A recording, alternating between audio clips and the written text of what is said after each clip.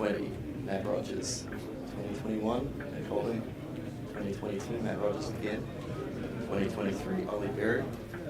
Welcome to New Zealand National Championship, everyone. Who will join the illustrious list of New Zealand National Champions? My name's Kieran, aka Mr. Classic. I'm here with my main man, Ying. And I think we're about ready to just jump right into the action, right? Yeah, let's go. Okay, so I think we're just going to go straight to the game. We have our reigning national champion, Oliver Berry, playing Zen against noted Kano player, Kieran Carnegie. So it looks like we're about to kick things off. Here we go. So what are some of the cards that you might be looking out for?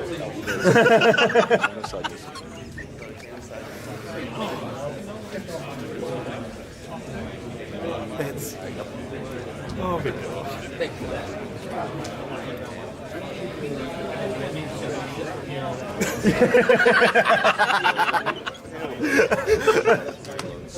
Appreciate the honesty. Should I go for the kill? Yes. Ignore me. Have a look. Stretching. In order to set up this like really giant sort of 5, 6, 7 card hand to combo off. But of course, when you're playing Kano, a little bit more difficult when they don't actually attack you to crack those, isn't it? 100%. I think you are definitely rocking with probably 2 spell voids and 2 no runes. Yep.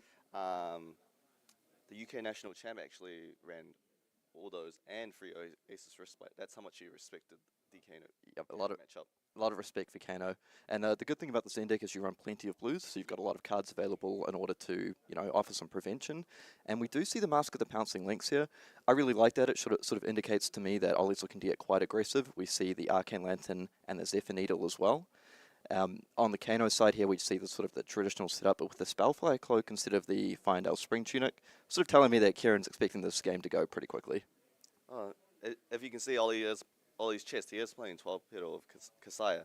Yep, so it does offer a little some additional resources, perhaps if you want to transcend. But yeah, so looking like he has the AB3, not the Spell Void setup as well that we might have been thinking. So it looks like Kieran's going to kick things off here. Just with it. Looks like he's just kicked things off with an Aether Quickening Red for 5. So if this deals more than 4 damage, we'll gain go again. Most likely going to see Ollie look to prevent some of this damage here. But this will be leaking 2 damage. Yep. Interesting, Ollie is also playing the Zephyr Needle. Yeah, so the Zephyr Needle, that's sort of something I remember way back from this Iron to Kano back in the day in Blitz. I think it's one of these things where you can put them in a position, looks like Ollie, by the way, just preventing 3 of that damage here. You can put them in the position if they want to crack your Zephyr Needle by defending with a 3 defense card. It kind of allows you to set up this big turn to perhaps combo through and push a lot more damage. Yeah, the thing is, Zen doesn't really need his weapon, right? Yep, that's absolutely true. You're probably attacking with it, once or twice a game. The other thing I'll be looking for on the Zen side here, some of the key cards to look out for, things like Art of War, of course, particularly when you transcend twice in a turn, get the resource off the 12-petal chest, and then look to perhaps just fetch up a target, banish it to Art of War, and get things going. Yeah, and also important card is Ancestral Harmony. Okay, sorry, just one moment.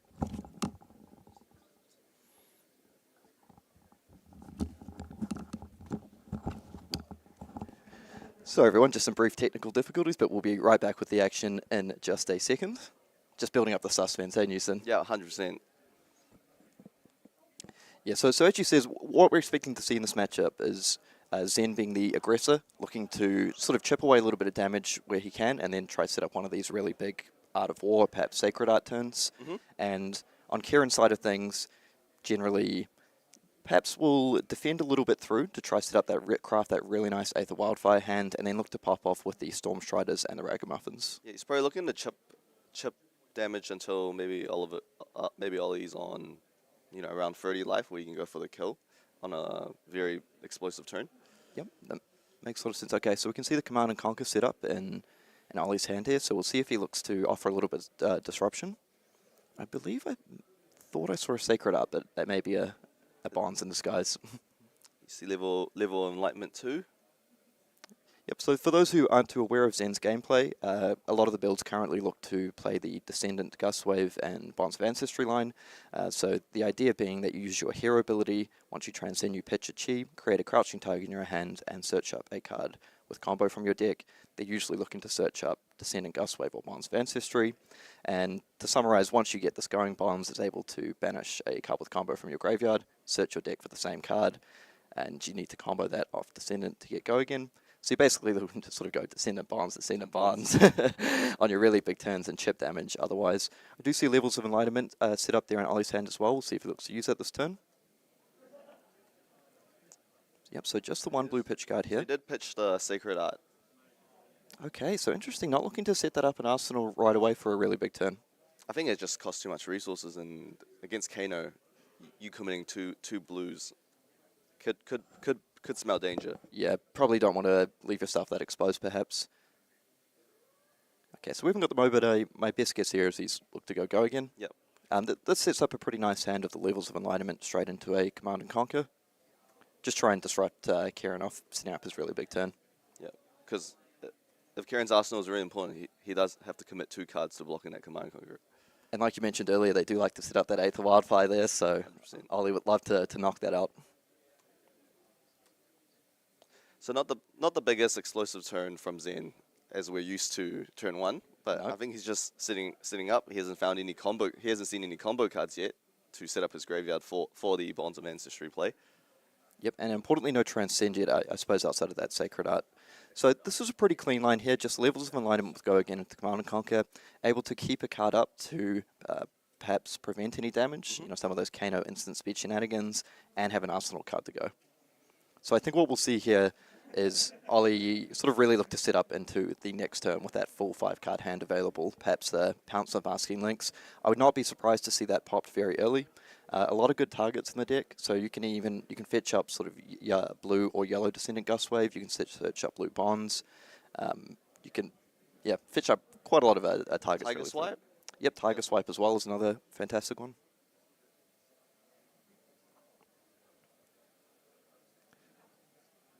Yep, so we'll see how Kieran looks to address this. I mean, what are you thinking here, Newson? We thinking Kieran's just going to push 2 cards in front here and move on with his life to the next turn? I do believe so. Block of 2 cards and then just play out your hand. Maybe chip some more damage. Maybe a for Spindle or another quick, or just a 1-cost or 2-cost burn spell, basically, right? Yeah, I feel Kano plays very nicely off 2-card hands Yeah. in these early turns. Just defend with 2 cards, patch, which is exactly what he's going to do here. Like he's not being pressured at the moment. Like he's not being dealt 20+ damage. Yep. Just protect your life total while you can, and that all-important Arsenal card. Kano has great options. Just pitching to the Crucible into something like an 8th of Spindle would be fantastic, like you say. That comes through. If Ollie doesn't prevent, allows you to set up your next hand. Okay, and players look like they're just making sure everything's all sorted. So Ollie did Arsenal his 2nd level of Enlightenment. Yep. What Zen's love doing is, pitching a blue, play levels, and then use a Transcend card, and then use Zen's ability, and then get 2 modes, and then that'll give you 2 blues in the pitch and give you 2 modes for levels of Enlightenment. Yeah, it's quite a cool sort of little pocket play I see a lot of the part the Mistveil heroes doing. I think Levels of Enlightenment, undisputably one of the best Majestics coming out of the set. 100%. And yeah, like you mentioned, it's just a cool little play. You go pitch, Levels of Enlightenment, maybe without go again, just for 5 or draw a card. Immediately Transcend, also getting the resource of the Kasaya, which is really nice. And yeah, then as you mentioned, you get 2 modes. And drawing a card in Zen is so important. There's so many great cards you can draw. Like, I think the 90% of the Zen deck is live. Yep. Cards that you want to draw. There aren't that many sort of dead cards, so to speak, like dead Arsenal cards. If you think of some other traditional ninja aggro decks, for example, Katsu, we've all been on that spot where you hit off the Mask of Momentum, you draw like the blue Whelming Gustwave or something, and you're like, I guess it's okay. Or But blue Flusterfist. yeah, blue Flusterfist, and I guess it's okay, not really what I wanted to see. Whereas then if you pick up, say, a Transcend card and put into Arsenal, that's the absolute dream, right? You're off to the races. 100%. It's just... Okay. So, kicking things, so just an Aether Wildfire on his own turn, but like we said, he's just operating off these 2-card hands here, coming in for 5. Even if Ollie does AB3 it, he's still leaking 2 damage, right? Yep. And I think Kieran's happy with that. I think, as you say, each additional card is so important to Zen with how wide they like to go with their big combo turns, that if he takes a card out of Ollie's hand here and is able to push 2 damage and just keep playing towards that longer game for the big setup, I believe he'll be happy enough with that here. Important to note that that is 1 Aether Wildfire gone from the deck. I mean, Kano doesn't necessarily need that card to kill you, but honestly, it helps quite a lot, doesn't it? It kind of just tells me his Arsenal could be the second Aether Wildfire, because he's very happy just to get rid of that. why while would you retaining just his play one arsenal. from your hand? Why don't you just play the card in your Arsenal first, and then Arsenal the Wildfire, right? Yep. Yeah. Potentially something like a Gaze the Ages as well. Is an additional card just to get that extra card in hand effectively. Okay, so we're back to Ollie now. It looks like they did did pitch a blue to prevent 3 damage. Yep, so just leaking that 2 damage here. He does have the levels and alignment set up in Arsenal. I believe I see a Flusterfist, an Ancestral Harmony, and perhaps a Bonds in hand. It's a little bit awkward to work with if I'm correct on those. Wonder if we'll see him. So he hasn't looked to use the Zephyr Needle just yet. We'll see how he wants to use in this matchup, because I feel he doesn't want to burn it unless he's looking to set up a bigger turn. 100%. You just can't attack with your Zephyr Needle and not follow up with more damage, right? Yeah. It's just you're basically losing your weapon, because most of the time they're gonna block it. So it looks like that is a blue 100 wins coming in for just 1. So importantly, his Transcend is now online. Kieran will be aware of that. But it doesn't look like he has one. Yeah, I do believe that's a Bonds in hand. So, okay, just immediately cracking the Pouncing Links. Now, I really like that play here because his hand is very awkward. Right, it's difficult to get a blue into pitch zone without giving up that Zephyr Needle. Or to try to get 2 blues into pitch zone. You kind of don't want to just level some alignment for like 2 here. For 3. So he's picking up that Descendant Gust Wave, most likely yellow would be my guess. He does have the Bonds of Ancestry in hand. So now this sets him up to actually craft a pretty cool line here of going Descendant, Bonds, banishing the 100 wins, picking up the 100 wins. I believe he may be a resource short of also cracking that Ancestral Harmony to really ramp up this turn. But I like that Ollie is not just content to like leave it at, right, I'm just going to do like a 4 damage turn and pass all the tempo back to you. And he can follow up with his levels to draw a card at the end for an Arsenal as well. Yeah, which is really nice, right? Just trying to string together these 5-card hands. But I think Kieran on his side is probably going to be pretty happy with how this turn cycle plays out. You know, the Mask of the Pouncing Links is gone. You're not facing down that threatening a turn. We're probably seeing like 2 damage. We'll see what color that Bonds is, like 2 into 4, into 4, into 3. I mean, it's actually not that much damage, right? Maybe around... I mean, it's pretty good, but in the terms of what Zen can do. It looks like it's yellow. Okay. So looking about 6 damage for the turn so far, followed up by the 100 wins red, putting us up to about 9. And then levels for another 3. Yeah, then probably levels draw a card like you mentioned, just trying to string together these big hands. I mean, does have the spare resource to commit the Zephyr Needle, but I believe, like we mentioned, he may look to potentially hold that back unless Ollie's made the call that it's really important to try strip another card from Kieran's hand here. I mean, if he does tackle Zephyr Needle and levels, that means he'll have no resources left. Yep. And Kano has Storm Striders ready to go whenever. Yeah, it's a little bit scary even at 36 life, isn't it? 100%. So particularly, it looks like Kieran has not committed any cards to defense here, so perhaps that may be the deciding factor one way or the other. I think Kieran's just happy to trade damage for trade life for how the turn turns out. Yep, and we'll see one thing to watch out for as well. With the levels enlightenment, we're thinking it's most likely draw a card. We'll look to see if Kieran wants to respond to that before the card is drawn, because the last thing he wants to do is sort of let Ollie off for free by drawing a blue and being able to prevent a ton of damage. Whereas if he puts him down to 1 resource, then it's starting to look a little bit scary. Okay, so he is able to pull 1 card out of the hand here, less than Liver. Now I believe Ollie's considering, do I put the needle in here? I've got 1 card out of his hand. Is it worth the trade-off in this spot? I've got my opponent down to 21 life. If I can set up the 5-card hand next turn, mitigate how much damage I take. And he does commit it here, and I do kind of like this play. I think he's thinking, look, if I pull another card out of Kieran's hand, I may be taking, 2 damage back? And now I get to set up the levels, the 5-card hand into next turn. Oh, Ooh, and the Tome of Find Owl, that's a nice one to grab. yep. So Ollie looking to choose the mode here, draw a card. Kieran lets that resolve with a 2-card hand, probably pretty difficult to pop off here. And I think Ollie's navigated that turn really well. I really like the aggressive use of the Mask of the Pouncing Lynx. That went from sort of a nothing turn, in all honesty, to pushing your opponent down to 18 life, retaining the 5-card hand, probably only leaking about 2 damage back here. Oh. Okay, so we see Aether Spindle for 5. So Kieran will be, at minimum, be opting to, trying to find those blues. Maybe we'll see him go off next turn. Yep, so the good thing about the Aether Spindle for 5 is if your opponent doesn't prevent it, you kind of, in the dream scenarios, you get to set up your 4-card hand and leave the perfect card on top. Yep. So you know what your next Kano is going to be. So we'll see how Ollie wants to. I think if Ollie's hand is good enough, he may consider taking it, but it would have to be very good. Because I think Zen is quite happy to sort of operate off these 3-card hands, if need be. And critically as well, one thing I feel like we perhaps didn't put emphasis on is because the Zephyr Needle was blocked by Tome, it did not crack. Yep. And that's a bit of a bad beat there. Very unfortunate for Kieran. So it looks like Ollie's choosing to prevent 3 damage there. And now we see the first Transcend card in Arsenal. So coming in with the Zephyr Needle. Didn't quite catch what he arsenaled there, but I think if Ollie's able to Transcend on this turn, he's going to be very happy about that and look to push a bit of damage. So Kieran's letting the Zephyr Needle hit. It means he likes his hand. Yep, so I think that might set off a few alarm bells for Ollie and may influence how he looks to play this turn. Okay, looks like, is that just a chase the tail? Yep. So coming in for 4, no go again, holding back that blue in hand. I think like you mentioned, because the Zephyr Needle perhaps got a little bit of information there that Kieran really liked this hand, Ollie's thinking, I don't want to perhaps go for a Transcend, but before the Transcend resolves, so I'm full shields down, no cards in hand, no resource available, Kieran pops off and kills me, which Kano can very easily do into no resources from 34 life.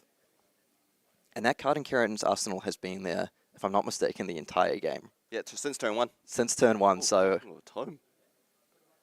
Okay, Tome of Aether, I'm going to come in here, defend for 2. Pass party. Okay. Okay, we'll see what Kieran can string together here. I wonder if he's going to look to use his Kano a little bit aggressively here. I feel he'd probably love even to just get something like an energy potion established down, really open up how big that turn can be. Kieran Carnegie has been a noted Kano player for a long time, so you know he knows the stick very well. I believe that's an Aether Flare red off the top, so that's a nice one.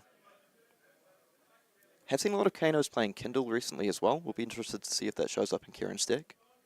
Yeah, Kindle, the newest support for Wizard and part of Mistveil. Yep. And I've seen that card do some crazy things. Yeah, I've seen some pretty crazy turns off the back of Kindle. Yeah, that amp one really matters. Yeah, when you put that on like an Aether Flare or Aether Wildfire, pretty nice. Ollie, of course, winning national championships, I believe last year with the Icelanders, so it's all about these blue heavy decks. Zen seems like a natural fit. Okay, so we're going to see a second Kano activation. Is that another Aether? No, it looks like a... Can't quite make that one out. Okay, so we see the Tome of the Aether one committed here to draw 2 cards. Kieran really looking for blues here, pitching a blue Aether Dart.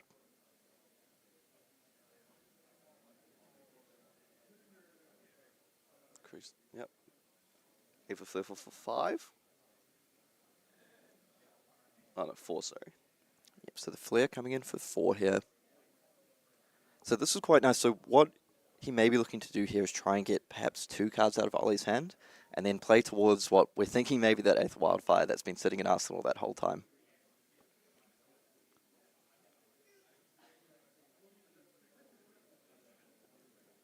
Okay, so looks like a preserved tradition being played out here.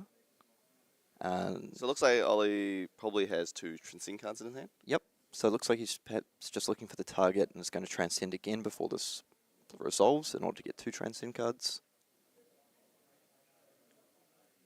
Oh, and that's the Sacred Art. So that would have been pitched very early, but because then you shuffle your deck quite a lot, looks like it's come back to his hand. Sacred Art is... So that's going to get him 2 tigers into hand. They're both going to transcend. He's going to get a resource off the chest here. So setting up a lot of resources and potentially a very, very powerful hand for next turn. So the one thing is here, he is giving up the Anthem effect. So giving your Crouching Tigers +1 for the turn. It appears Ollie's making the call here that getting the additional resources from the chest. So you pick up 2 resources kind of for free in a way here. So if he's able to put 2 of these into the 8th of Flare to stop 2 of that damage, keep his entire hand, I think we might see the fireworks coming down from his inside. And Ollie does have an Art of War in his hand as well. The other thing to note as well is that the chest can set up a Zen State token. So while we might not necessarily see him committed here, that is one option to set up, because it's pretty nice when Kano looks to quite sort of go these wide arcane turns, right? The Aether Wildfire into maybe 3 or 4 other burn spells as well. When you have the Zen State there, just chipping away, stopping 1 from each of those, really nice setup. So 2 resources available. So Ollie's hand is currently 2 energies, 2 Crouching Tigers, and Art of War, I believe. Well, that's a pretty nice hand, my friend. Yeah. I think when you've got the Art of War set up, you're thinking, well, hey, maybe I am able to afford to go up the Anthem effect off the Sacred Art here. It looks like he's playing Art of War. Okay. Okay, so looking maybe just to sort of get rid of one of those Tigers, pick up 2 more cards here. And I believe you just found another Transcend card. And the Descendant. So now he's crafted quite a nice hand. So he has the Cheese available. He has both Descendant, Gust Wave, and Bonds of Ancestry available in the graveyard. He has the Cheese set up for his turn as well. Plenty of resources available. We'll see how much respect he gives the Aether Flare. Okay, so it looks like he's going to prevent 3 of that damage. Just take 1. Then have 1 resource to stop the follow-up burn spell as well, which should be coming in for 2, I believe. Yeah, I believe that's a blue. So that is just going to be, is that a Prognosticate? So it may be coming in for just 2 damage here.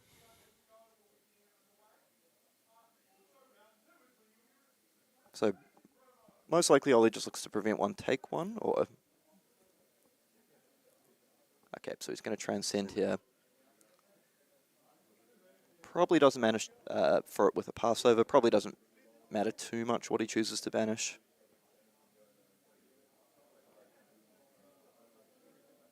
So this is indicating to me that most likely that the Descendant in his hand is not blue. Otherwise I may have seen him look to play out the blue Descendants and save that Transcend card for his turn in order to generate the additional resources. But just really good resource efficiency here, right? Like he's generated 3 resources now off the 12 petal this turn. Kieran going for 1 more Kano. So if we see here now, I believe Ollie has... Okay, is that a Cindering Foresight? So just looking to opt and set up a hand a little bit here. Put the reds to the bottom. So I think very nicely done from Ollie. Probably quite confident that that's an Aether Wildfire in Kieran's arsenal. So he's basically managed to prevent the vast majority of the damage that turn and still retain, I believe, a 4-card hand plus arsenal. Yeah, no, it's very interesting how normally most players wouldn't Art of War on their opponent's turn, especially against Kano, just to fix their hands and make use of the extra resources. Because Ollie did have 2 floating resources after his transcending from Katsaya. You know, it'd be very tempting there just to hold everything and say, look, I'm going for the full Sacred Art of War turn. But Ollie instead, you're choosing to take the slightly more conservative route to keep his life total high. And we see the Descendant Gust Wave, a red come in here for 3, 2 resources available. Still a Chi available in hand.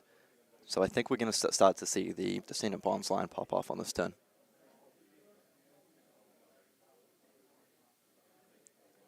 Let's see if he can follow up with his Tigers. Maybe a Tiger Swipe or another Chase the Tail. Because his arsenal is unknown to us at the moment. Yeah, and I mean, maybe it's not the full Descendant Bonds pop off. He may wish to sort of craft a slightly more, I don't know, go tall with the big Tiger Swipes.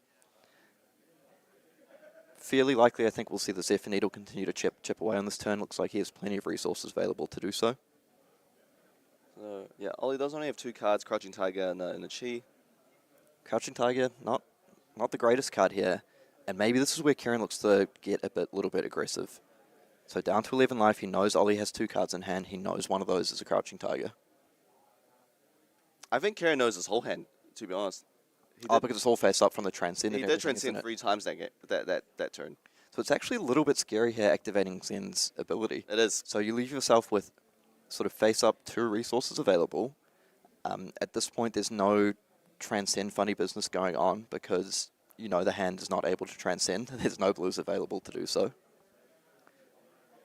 So this is a very... It's funny, look at the life title will say 33 to 11, but I think this is a very scary spot for Ollie here. But if he doesn't use Zen's ability, his turn's just not strong enough. It's not threatening enough. Yeah, I think you can't play safe forever. If you play safe forever into Kano, they're just going to thank you for that time. Say, thank you for letting me sit up, my friend. You know, I'll wait here, I'll go down to 1 if I need to. So we see Zen activation. So we'll see how Kieran wants to play. This is quite an interesting one to me here because he thinks he doesn't necessarily need to respond to this right now. So I think he knows the bonds is coming, but what might be crossing his mind is, look, do I try bait him in a little bit here? Do I get him to commit the bonds and then pay a resource for potentially Zephyr Needle and a resource for Descendant, so I can just like really get him full shields down, and you know there's no Arcane Void, there's no Spell Void, there's only the Arcane Barrier here available. I think Kieran's happy to go to 1 life just to find more information about this turn. Yeah, I think it's perfectly fine to, let this ability resolve. One thing maybe he's keeping in mind is, do I want to give him another Tiger? Is there maybe another Art of War available here? But he already has a Tiger in hand, so I think that's fine. I think just continue to get the information, see what he fetches up. I mean, if it was Art of War, it would have been used. Oh, yeah, it would have been used onto the Cinder Gust Wave attack, right? Well, most likely, but you yeah. never know.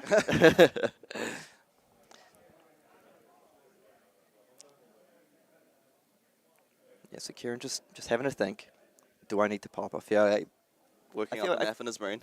Yeah, I feel you don't, honestly. I think you let them, you get a bit more information, see what they want to search up, and hopefully get them to commit more and more resources so you're able to go off. I mean, one thing as well, he may be sort of thinking, do I have the hand available to push it in here? Like, you probably want at least 3 blues. Yeah, 100%. 3 blues. I believe I saw a Cindering Foresight. It's a very tense. I feel like this is, to me, one of the major turning points of the game here, how this turn goes. If Kieran goes to pop off here and can't quite get there, can't quite push enough damage, that puts Ollie in a very commanding position. Alright, so we're going for it, Kieran. Okay, Storm Stride is committed. Energy Potion pitched here. So we've got 2 resources available. Crucible committed as well, down to 1. Are we going to see the Aether Wildfire come out here? Yes, we are. So from hand as well. Oh, okay. We see Metacarpus. Metacarpus trigger put on the chain. Ragamuffin's hat. So 1 card in hand now. We're going to switch these out. Or he's going to draw a card, put a card on top. So with only 2 resources available, I feel this is a very good time to pop off for Kieran here. Okay, we see another Kano. Is this going to be something like a Tome to continue draw more cards? Gaze the ages, very nice here. So Gaze, this is going to allow him to opt to, and almost more importantly, this is going to come back to his hand to enable another Kano generation, another Kano effect. So it does look like he's still missing quite a lot. He needs to find the lessons and have access to Blazing Aether as well. Yeah, so he's probably potentially looking for something like a lessons, maybe like a Chain Lightning to unlock a Blazing Aether in Arsenal. I believe things like Tome of Find Out, Tome of Aetherwind to draw you more cards and extend the turn. Also perfectly good hits here. Now I wonder what's in his arsenal now. Yeah, it's been there for a long, long time. I mean, it could be another Wildfire. He's looking to just go Wildfire into something like Blazing Aether for lethal. So this Wildfire currently is coming in for 6. So I think 5. So I believe he's put the Metacarpus trigger on, but hasn't used it just yet. But coming in for most likely 6 damage. So outside of something like an Oasis Respite, that's going to be pushing through 4. Okay, what was the hit here? And it's... Okay, he's making us wait. Oh, the Kindle. Oh, that's cool. So he draws a card and then activates Kano. So probably stacking a blue. Yep, so the card we were talking about earlier, the Kindle, has come down. Oh, and there's the Tome of Fyendale as well. Oh, an absolutely fantastic hit there. I mean, seen off the top, most likely from the gaze. Okay, so we see another Kano activation. This is one of those spots when you're on the other side, you're just like, please don't kill me. Oh, and a Tome of the Aether Wind! Absolutely massive hit here. So that does have an amp effect. Well, not quite an amp, but you can sort of pump up your next spell by 2 damage. I think Kieran is actually potentially considering that here. Most likely going to draw 2 cards. That's, the most commonly used mode. But it is crossing his mind. I mean, if he does choose that effect, this Aether Wildfire could come in for about 9. Yep. So this is all being so Tome is to the next one played, I believe, but the amp is coming on. Yeah, so that wouldn't amp it up, but the Kindle is going to affect the Wildfire here. So this is going to be a massive Aether Wildfire, and we see an Aether Flare off the top as well. Aether Wildfire into Aether Flare is massive. You're getting like basically this double amped up effect. Oh, and the my blazing gosh! Aether. And we can actually hear the players laughing in the background. This is sort of the absolute dream hand here. What a turn from Kieran. So we have an Aether Wildfire coming in for probably about 7, and that's going to, for those who aren't too familiar with Kano and how it plays, that's going to give, assuming Ollie prevents 2, +5 to all his other arcane damage for the turn. Aether Flare as well gives your next, arcane damage, gives a bonus. Oh my god, gosh. hit the So I'm going to stop that explanation. He just had a less than 5 off the top as well. To summarize, basically what he's doing here is amping up. He's chaining together multiple arcane damage spells that amp up either all your spells for the turn or your next one. So his Wildfire's coming for 7, probably going to push through 5 damage. That means the Aether Flare is going to come in for 8. Any damage the Aether Flare does is then added on to your next arcane damage effect, which is also buffed up by the Aether Wildfire. So we are going to see a ton of damage come through this turn. Fireworks, basically. So we see this followed up by the Aether Flare. This is going to come in for 8.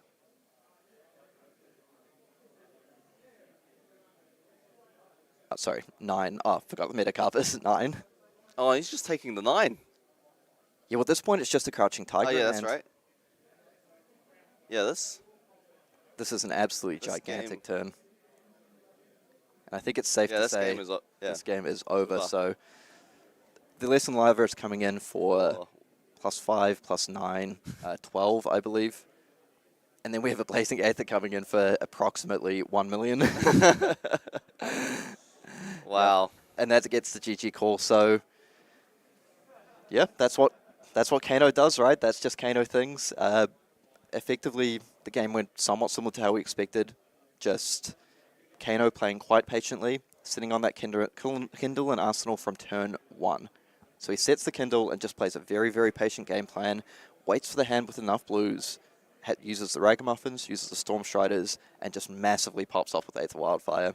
It just showcases how good Kindle was releasing a part of Mistveil, right? Kindle was absolutely fantastic there, like getting the additional amp onto the Aether Wildfire and drawing the additional card. Which he knew from Gaze as well. Yep, so he gazed to set up, so he drew the card he wanted, most likely a blue, and set the Tome of Fyendale on top of the deck to draw 2 more cards, and to Tome of Aetherwind to draw more cards, banishes the Blazing Aether, banishes the Lesson Lava. That's just everything you want. When you go to bed the night before Nationals and you think, what would I like round 1 of my Kano game? Probably an Aether Wildfire into multiple draw effects into Kindle. Yeah. I think he drew 5 cards that turn. Yeah, and very well played by Ollie. There we saw him play quite a patient game plan, I believe, trying to protect his life total as much as possible. He looked like he played that turn quite conservatively the turn before the pop-off turn, and unfortunately it left him a little bit shields down in the end. Yeah, we did see a slow start from him as well. Yeah, to be fair, he was kind of forced to use that Mask of the Pouncing Links quite early to get a bit aggressive. I'm sure he would have loved to maybe reserve that for like a very wide turn. We didn't really see any aggressive Art of Wars or aggressive Sacred Arts. They were used defensively in order to retain the stamina to manage resources. And so he did his job. He chipped a little bit of damage where he could, but ultimately the national champion going down in round 1.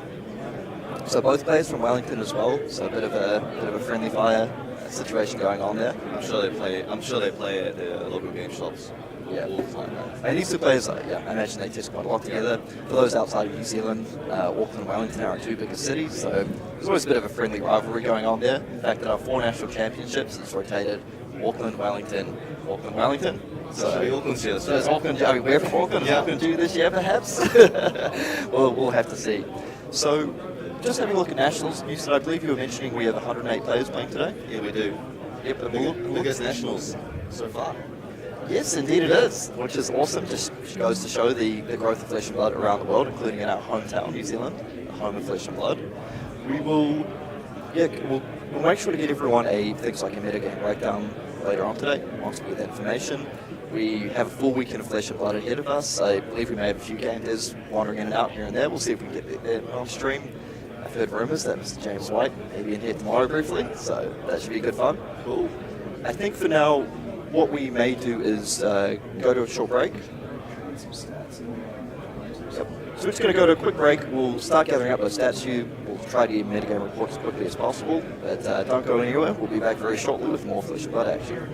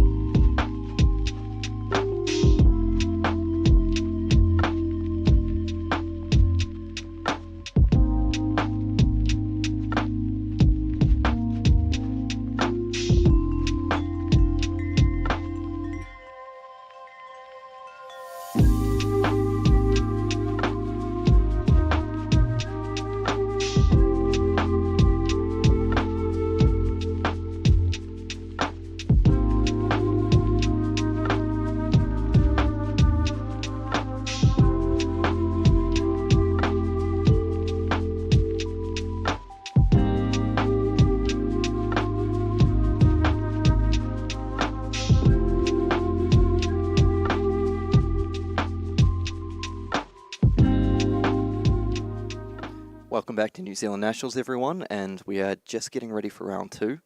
And we've got a bit of a throwback. Welcome to Wraith, Arcane Rising, Azalea vs Dorinthea coming up, featuring none other than Darryn Ying, our Calling Queenstown champion, playing up against Caleb.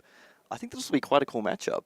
I'm actually kind of curious to see if Dorinthea is going to present the Dawnblade, take it back old school, or go with maybe that Hatchet Dory build that Max Klein played to fantastic success. Yeah, it's very interesting versing Warriors these days because they have two different builds that they can play. But you don't know until they flip up the equipment. So when you're siding, you actually have to guess what they're playing, right? Yeah, because they play quite differently in a way, right? The Hatchets is more this really numbers, consistent value, reset your dynamo over and over again.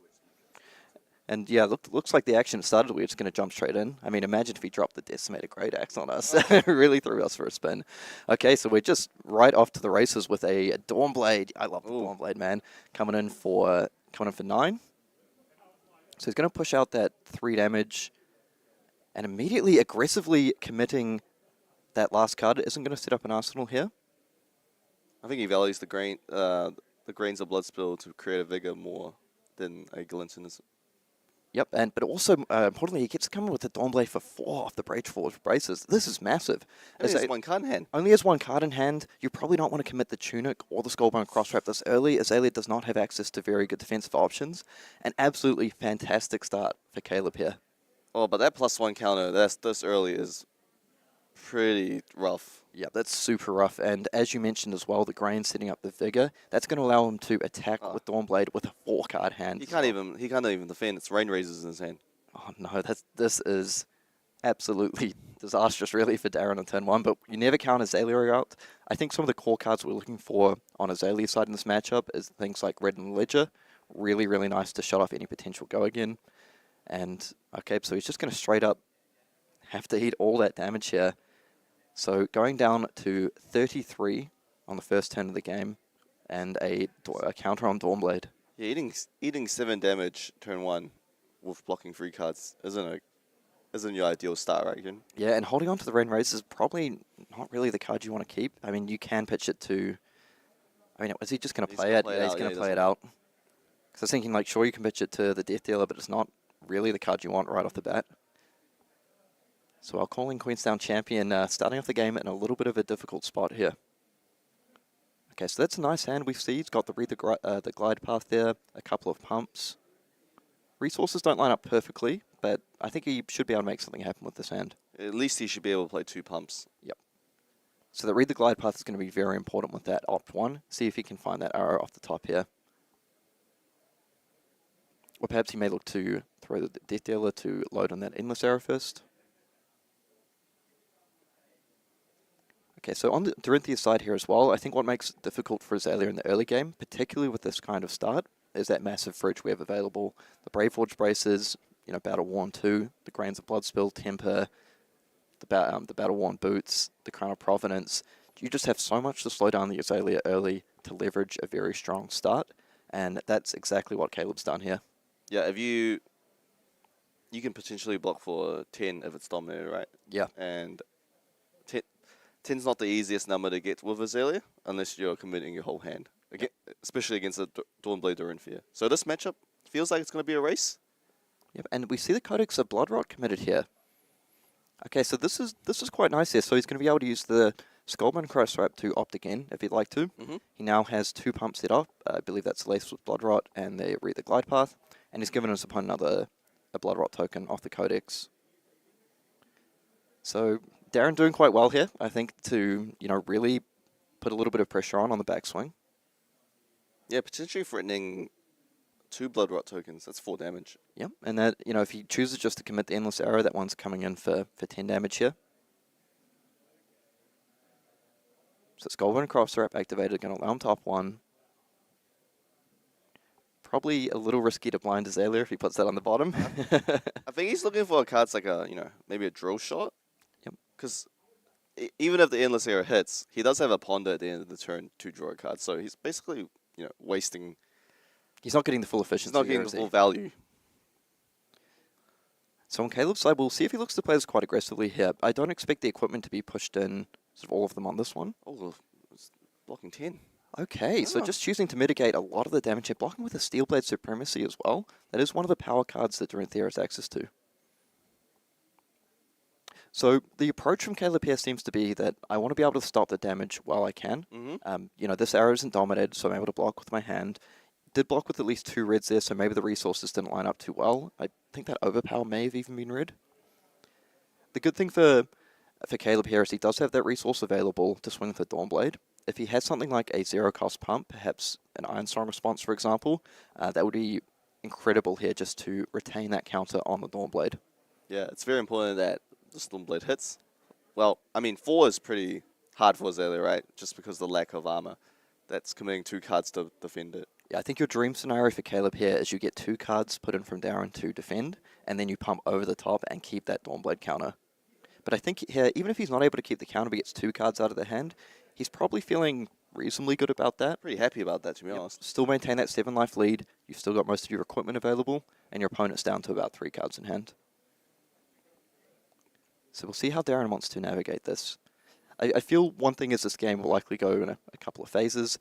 I mean, on Azalea's mind, phase 1 is chipping away that equipment, right? Try and get away some of those big blocks, so then you can move on to phase 2, where your dominated arrows are actually pushing quite a lot of damage. On Caleb's side, he's going to want to try and maintain those Dawnblade counters, or build them as quickly as possible, and just make this really irritating for Azalea. Azalea is a hero that traditionally does not play a lot of attack reactions. Okay, so choosing to defend with 2 cards here. 2 take aims. And he knocks off the Dawnblade counter, and he's going to get 2 damage from Bloodrot. So I think Darryn will be breathing a sigh of relief here. He didn't get hit by the Ironstorm response for +3. Yep. Now the game sort of resets just a tiny bit. That's actually one of your worst nightmares, right? Yeah. Just getting hit by an Iron Song all of a sudden and just get completely blown out. So Skullbone Crosser appears. You're able to turn a face-down card in Arsenal face-up in order to opt 1. It synergizes really nicely with its hero ability. We're able to spin a card from Arsenal onto the bottom and put a card face-up into Arsenal. If it's an arrow, it gains Dominate. And that's going to be your bread and butter game plan, isn't it? Sort of play a bunch of pumps. So we are going to see these Azalea spun here into a Red in the Ledger with Dominate. This is one of the key cards in the matchup. This is coming in for 8 Dominate. So we may see some of the equips pushed in here, getting through that first phase of the game. Darryn keeping it cool after that very rough start. So the cool thing about Dawnblade Dorinthea is it doesn't really need that go again since it runs all reactions. So maybe just pitching a blue, attacking with Dawnblade, playing 2 to 3 reactions. Red and Ledger doesn't really stop anything. You're still leaking damage. That is true, and we do have the Lace with Frailty on top of this. So that's going to be really nice for just bringing down that Dawnblade a little bit. Frailty giving weapon attacks and cards played from Arsenal -1 power for the turn. You are correct, Newson. You don't necessarily need that go again. Oh, okay, so it looks like he needs it this turn. So, defending for 6 here. Are we going to see a card pushed in from hand to bring it up to 8? 100%, yep. And a Glint the Quicksilver moved in as well. So defending for 9. So there we go. I mean, we're through phase 1 of the game. That didn't take too long, did it? So you are correct in that you do not need the go again necessarily, but crucially, if you don't have the go again, it shuts off that ability to build these Dawnblade counters. Now, I am curious to see on this turn if he's going to look to aggressively use those Refraction Bolters, having pushed in a lot of equips to shut off that Ledger. And the Steelblade Supremacy comes down. This makes starting to make a lot of sense. Coming with Warrior's Valor as well. So now the Steelblade Supremacy and Warrior's Valor means this weapon attack is coming for 8. Steelblade Supremacy, whenever your next weapon attack gets +2, and the on hit you're going to draw a card. Sorry, my apologies, until end of turn, gaining 2, so this is really big. But critically here, Darryn does not have any resources available. So it looks like he's representing something like, you know, Iron Song response. So this is the trickiest situation, right? You have 1 card left in hand, no resources. Surely I just block it out. And then you just get blown out by an Iron Song response, right? Yeah, so Iron Song response, 0 cost attack reaction, reprise. So if they defend with a card from hand, it gives your weapon +3. Now this is quite tricky. Like, if Darryn is able to sort of shut this down with a full hand block, okay, he's not going to respect the Iron Song. So we're defending for 8 here. Oh, what is the Blade Flurry? That's even better. That is even better. That Blade Flurry is fantastic here because not only does it pump up this attack, it's pumping up the next one as well. So I think Caleb really wants to see something like a blue off the top here. Perfect. Gets that hold the line blue. He's able to generate a Vigor token. This is also going to allow him to use the Brave Forge Braces to pump up that next Dawnblade attack. So that'll be coming in for 2, 3, 2, 1. So 5, 7, 8. So guaranteed a counter and drawing a card for his arsenal. Yep. No wonder he shoved his equipment into that Red and Ledger. Yeah, so absolutely explosive turns. Absolutely massive turn here. So it looks like he was heavily representing that 0 cost attack reaction, and Darryn perhaps feeling he wasn't able to play around that here. Yep, so this coming in for 7. Oh, so it looks like he chose not to activate the Brave Forge Braces. Potentially what he's thinking here is, look, I already have the breakpoint. I want to retain that resource to create another Vigor token off the grains. So he's going to set up this 5-card hand for Arsenal, have 2 resources available for next turn, and a Dawnblade counter. I guess he doesn't really need the +1 because he already knows it's hitting. Yeah. Because Darryn only has 1 card in hand. Yep. It is possible here with enough 2 blocks, Darryn felt he wasn't able to play around the Iron Song response at all, but perhaps wasn't expecting the Blade Flurry there. Next. Okay, so a Codex of Frailty here is a pretty nice crackback. So you're going to give your opponent a Frailty to at least mitigate that counter on the Dawnblade here. Picking up the Red in the Ledger, he's going to get the Ponder token, and he's able to fire this off the Tunic as well. Yep. So really, really efficient 1-card hand from Darryn here. Now with a lot of the equipments pushed in, Caleb's going to have to give up that Grains if he wants to defend this for 5, assuming no defense reactions. Oh, it's not dominated, so he can just throw 2 cards. So he can just throw 2 cards, yeah. Which is alright because he already has 2 resources from the 2 Vigors next turn. So, And that's so frustrating to play against when you're playing against Dorinthea, who sort of wants to have that information advantage. When they're able to attack with a 4-power Dawnblade with a resource floating without committing any cards in hand, so good. So scary. So at least like we mentioned, the Frailty token is going to bring that Dawnblade down to 3 for the turn, which is really nice, and he is going to get that Ponder card. But I feel for Darryn to get back in the game here, he's really wanting Caleb to have maybe like just a little bit of an off turn. Yeah. Allow Darryn to set up some sort of big dominated attack, perhaps something like a Ridden Ledger to knock off that Dawnblade counter. Defending for 1 here. Does he have... Oh, the sink below. The sink below being that last card drop supremacy just lined up perfect. And we see the smile from Darryn. Maybe just saying, oh, mate, sometimes when it's not your day, it's not your day. All right, Darryn drawing an Amplify Arrow. Arsenal that. Pretty good card to interact with your pumps there. Okay, so we're... Wait, so 4-card hand, 2 resources. All right. Okay, so the Dawnblade coming in for 3 with Go Again because of the Frailty token, 2 resources available, hit and run, giving this Go Again. Very, very scary hand to defend against. We do see the Ridden Ledger in Darryn's hand. Yeah, I only see a Rain Razors too.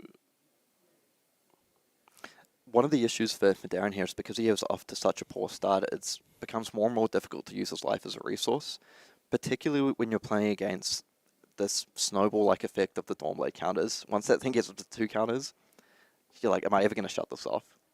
Well, once it gets to that point, you just have to throw your whole hand down and just hope they don't have enough pumps to go over it, right? Yep, so many options available here to Caleb. Something like the Singing Steel Blade to fetch up a pump.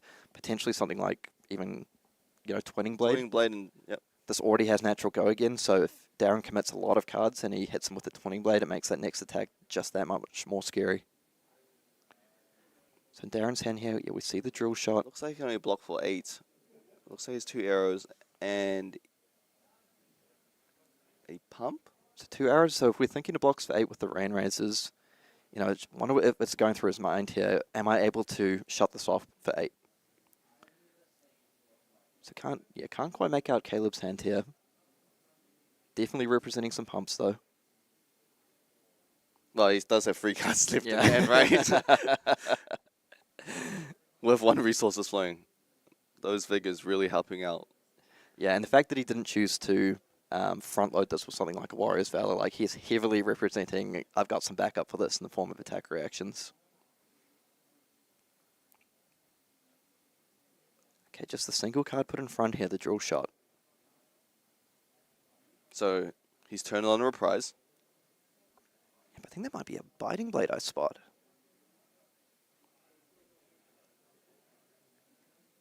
Oh, it is. Now that's a throwback card. It's been a minute since we've seen that card.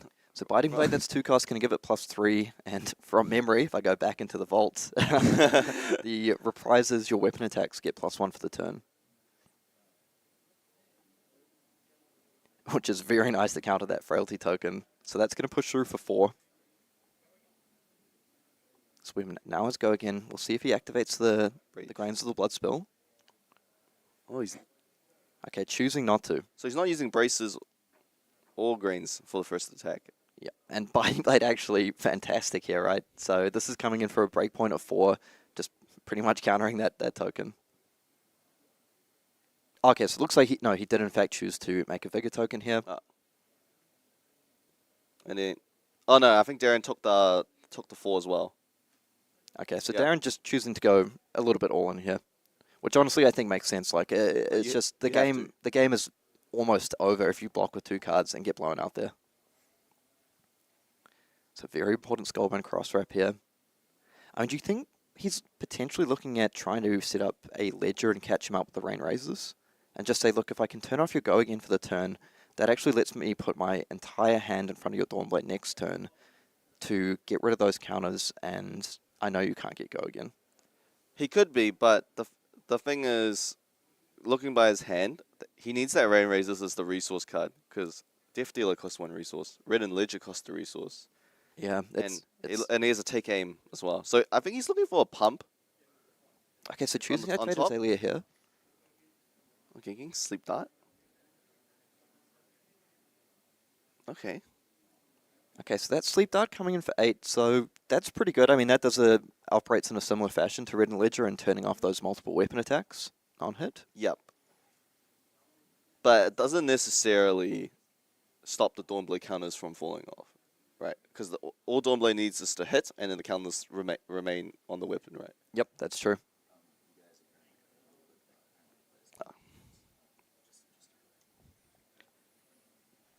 Okay, so the Sleep Dart coming in for 8 here.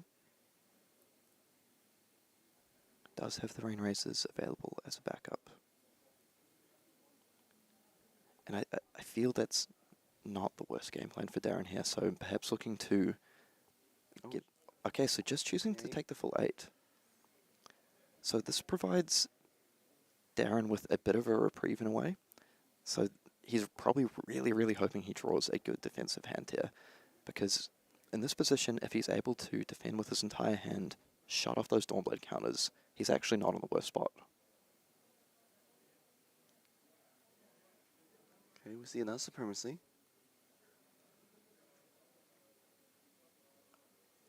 Oh, but you know what gets around Sleep Dart? It's Twinning Blade. Oh. Allowing that weapon to attack potentially an additional time, so he's setting up the trap a little bit in a way here. So this is coming for 7. So this is Breakpoint. coming in for 7.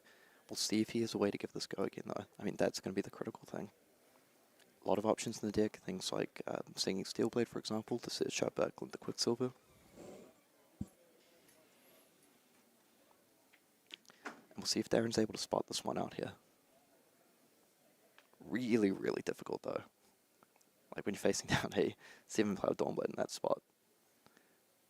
I think versing a Dorinthea is one of the scariest things you can do, because once they have counters and they have the tempo, it's so hard to get back unless they just fully don't draw anything. Yeah, definitely. It's a really good learning opportunity actually playing against Dorinthea, trying to get... Okay, so coming in we see the Blade Flurry with the 20 blade attached, and of course he actually doesn't necessarily need to go get Enable because he has the Refraction Bolters available.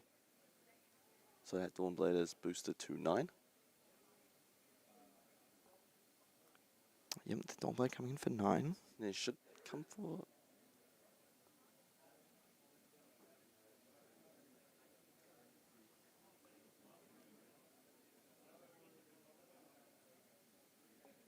So it's going to draw a card from Supremacy. Crack the Refraction Bolters to give a go again. It looks like...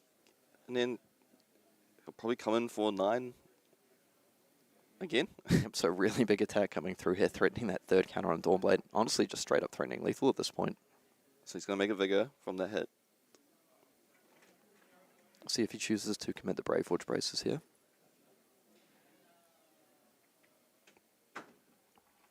This is such a threatening attack.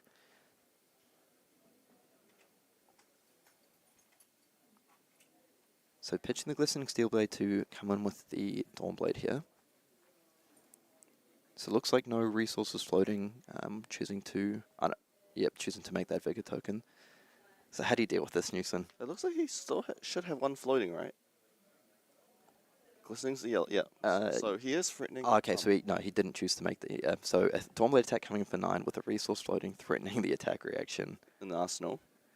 Yeah, how do you deal with this? Because the problem is if you lay down your whole hand here, you're still facing down a Dawnblade for 5 coming in on future turns. But if you don't, it just gets completely out of control. Yeah, I think you just have to throw your hand down and hope for the best. Or I think you just... Yep, I think one available option, throw down the entire hand, hope your opponent bricks a little bit and throw down the entire hand again. Yep. And that's sort of your your hope to get back in the game. Start chaining together some random ledgers perhaps.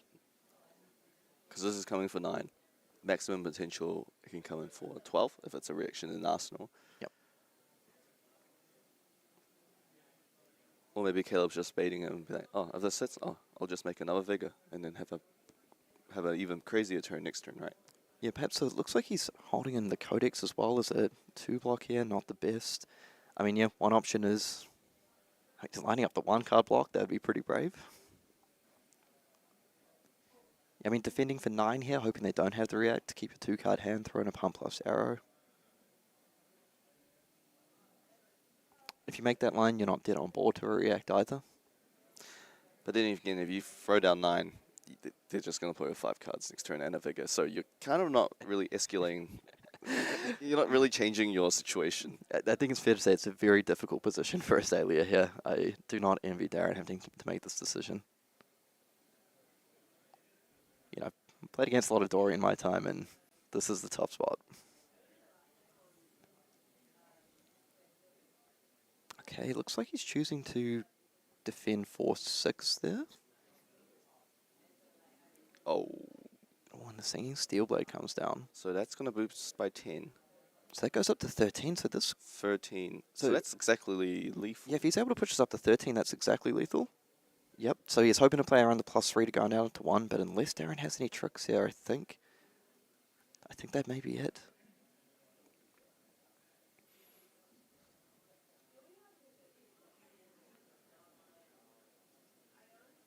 Yep, and that'll get the fist bump. So that's it, GG. Well played by Caleb Sinclair. And honestly, Newson, I feel it doesn't get much better than that as a start for Dorinthea, right? You're able to establish your Dawnblade counter on turn 1, push a ton of damage into a Azalea player. This is a deck that does not have access to good defensive equipment, generally does not have access to defense reactions, as it doesn't really mesh with your core game plan of pumps plus arrows. Just very, very difficult to come back from that spot in the early game, isn't it? And they generally don't have much free blocks, right? Most of their pumps are 2 blocks. So there's awkward hands that where sometimes you can't block the, 6 and 9 points that Dorinthea struggles with. Yeah, because it means sometimes, as you say in Dorinthea, your breakpoint becomes 6 instead of 7, which is fantastic. Also, the way Azalea plays as a deck, it's what a lot of players call the sort of A plus B deck. The A is pumps, the B is arrows, or the other way around if you want. What this means as well, to your point, is your best defensive cards are generally your arrows. But you don't necessarily... You get a little bit trapped, right? Because if I want to defend for 9, if I push my 3 arrows in front and keep my pumps, then my hand doesn't do anything. Exactly. So... But if you throw down your pumps, 1, they block for 2. 2, if you throw an arrow, it's only coming for 5. Yeah. So... Not enough to threaten through the fridge. It's very important to keep cards in your hand as Azalea, which Darryn tried to do, but when you're versing a Dawnblade Dory, it's really hard to race them, especially because your arrows don't really threaten as much as other heroes, like say Zen or the Gold White decks, because Ren and Ledger just basically stops their turn. Yep. But when you swing a Ren Ledger into a Dorinthea, the Dorinthea might be like, oh, that's fine. I have all these reactions. I can threaten, 9 to 12 damage without having go again. It becomes not necessarily a must block, does it? At that stage, because you say it's not ideal because I'm not able to stack up the counters on Dawnblade. But at the end of the day, if I push 12 damage into you pushing 3, who cares? Yeah, exactly right.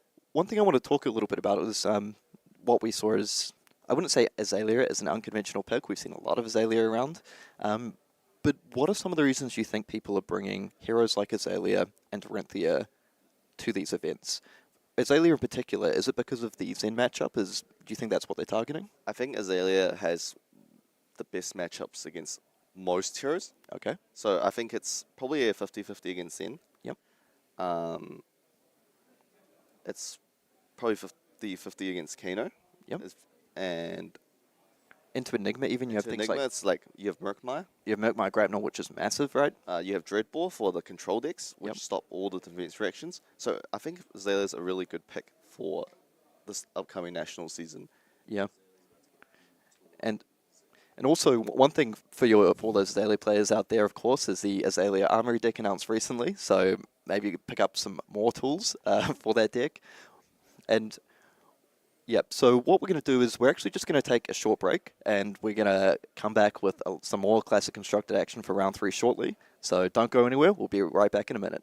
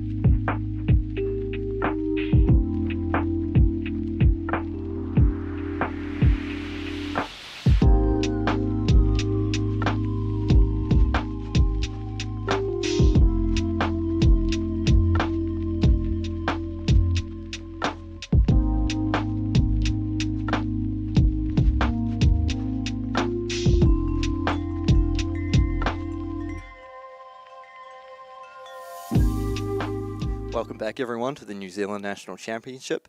And we've got a bit of a banger lined up for round 3, don't we, Ro? Yeah, we do, actually. Yeah, so we've got Ben Dodd, the Assassin Master, your Calling Melbourne champion on Azuri, getting, the first Premier win for Azuri. Also came top 16 at Pro Tour Los Angeles. So he's brought new to the table today, so I'm very excited to see that.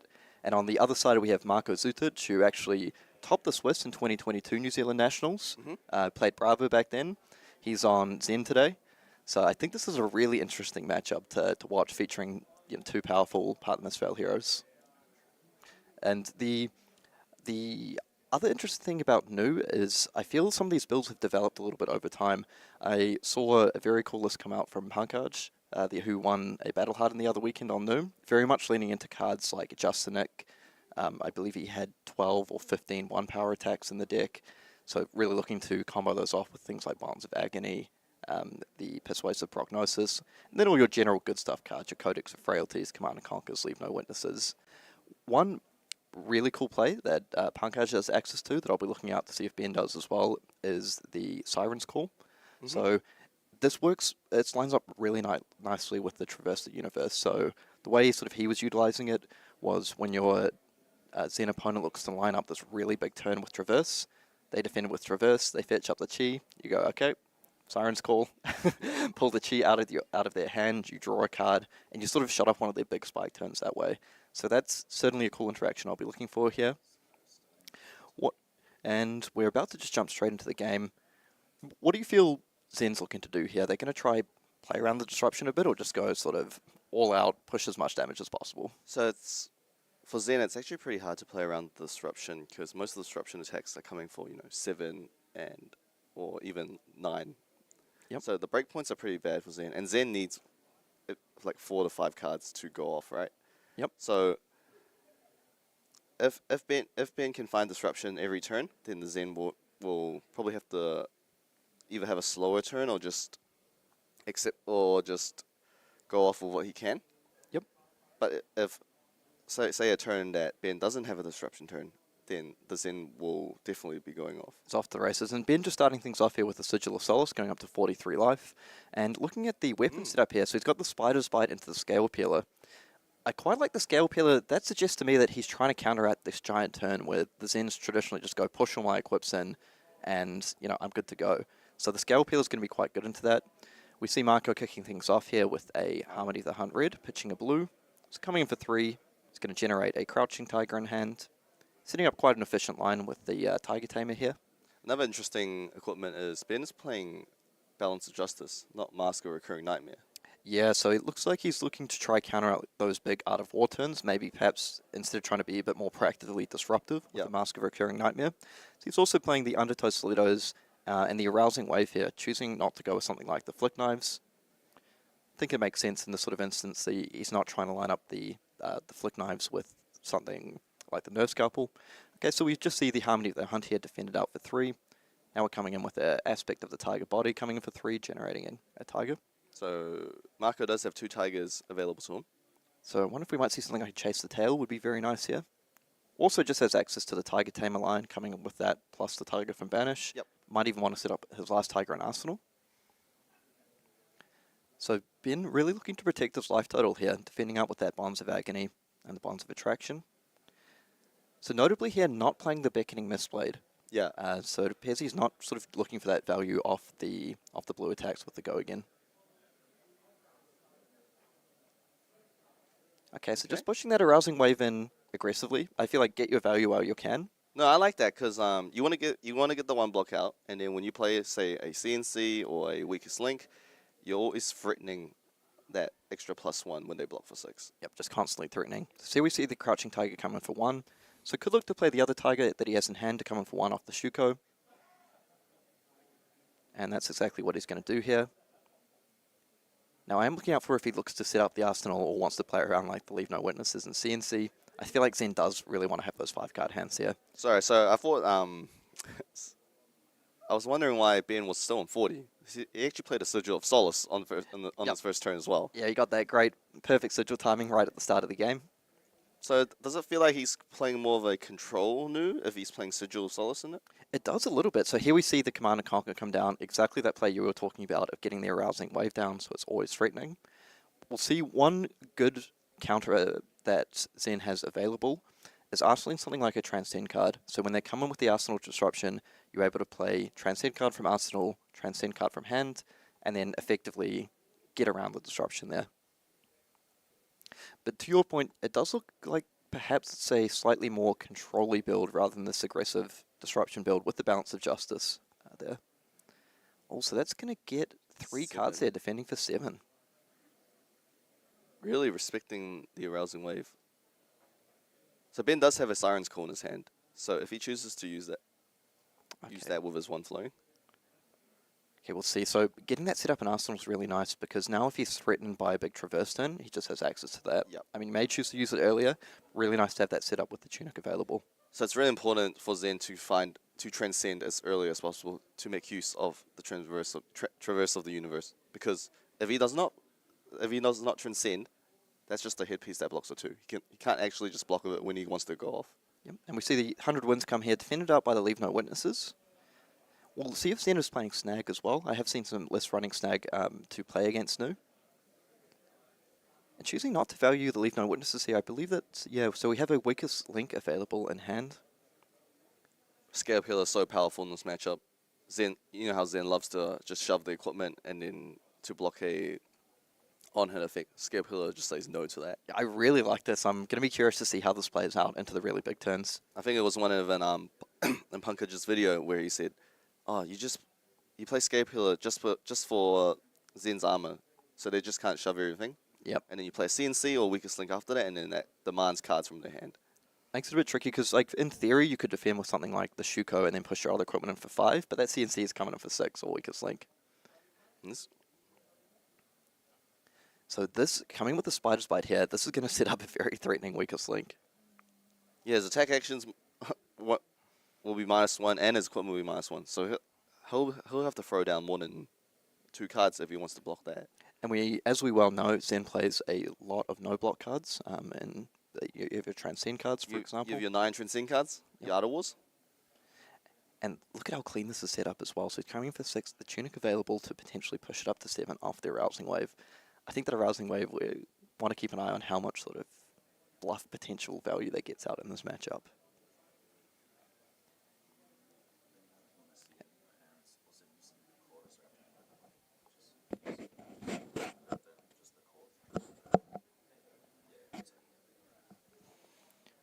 Very difficult block coming up for Marko here. I mean, ideally, he doesn't have any cards that get hit by the Weakest Link, so this is... I think that's his best outcome, to be honest. Yeah. Okay. So playing out the Snag. Okay. Playing out the Snag. So he's probably going to let this hit, and then the Weakest Link won't rip the Snag and then draw him a card as well. That looks to be exactly what's happening here. So quite nice for Ben here that he will get full information of the hand, now that it's revealed. And not a particularly good one there. So we see 2 blue 100 wins and the red Descendant Gust Wave. Not exactly sure what's in Marko's arsenal. Thought it might have looked like a blue card there. If it's Transcend, this hand could start making something happen. So like you said, if you would see Snag, we do see Snag. The Zen players are really respecting it. And Snag's not actually that bad of a card in Zen, because it's another blue, and you can use it to Transcend as well. It does basically everything you want it to. So far I feel Ben has executed his game plan really nicely. He's chipping away a little bit of damage. He's trying to offer disruption each turn. He's so far has achieved that really well. Okay, so we see the Tiger Tamer come into the Descendant for 3. 1 card available in here, 1 card in Arsenal. So from Ben's perspective, Marko could be presenting a lot of things. Double Transcend into Bonds, for example.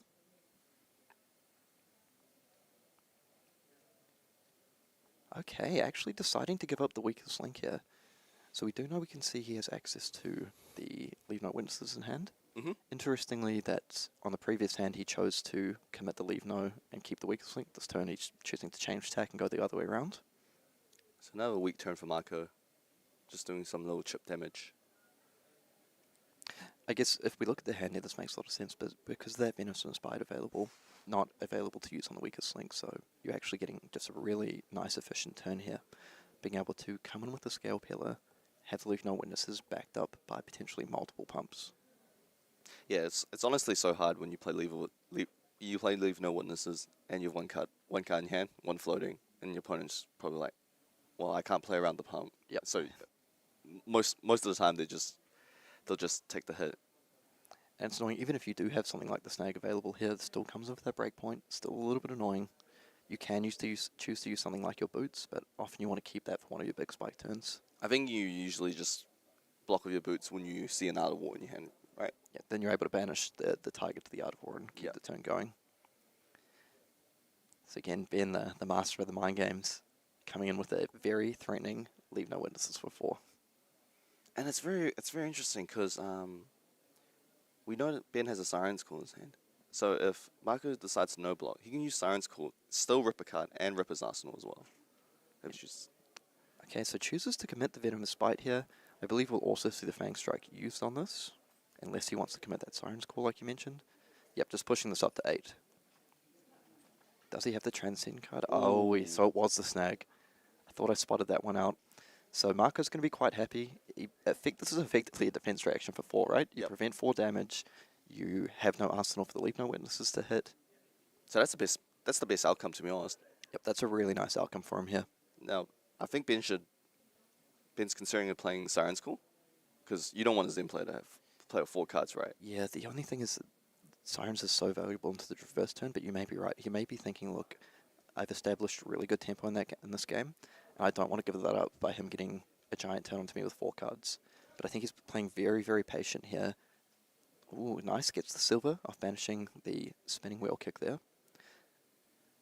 I think he's prepared to be a little bit patient with that because he's got that 10 life lead, and he's thinking, I'm going to need this for that turn to stop the one where he tries to push reverse in.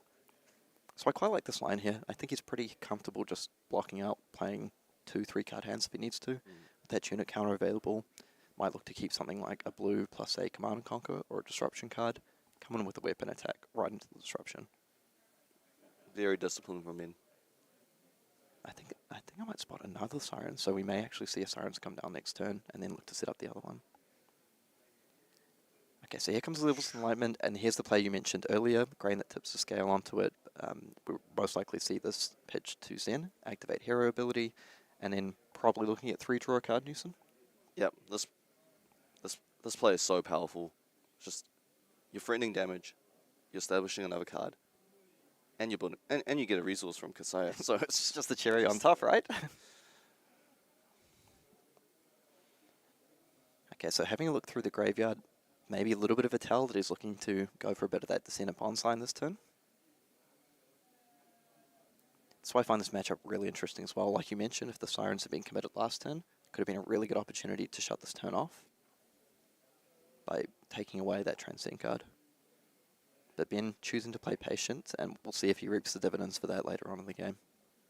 So the Bonds of Ancestry Red pulled up here. Now, if I was a betting man, Newson, I would say he probably has a Descendants in hand. Descendant Gustwave. let's see what card he drew. So 3 resources available.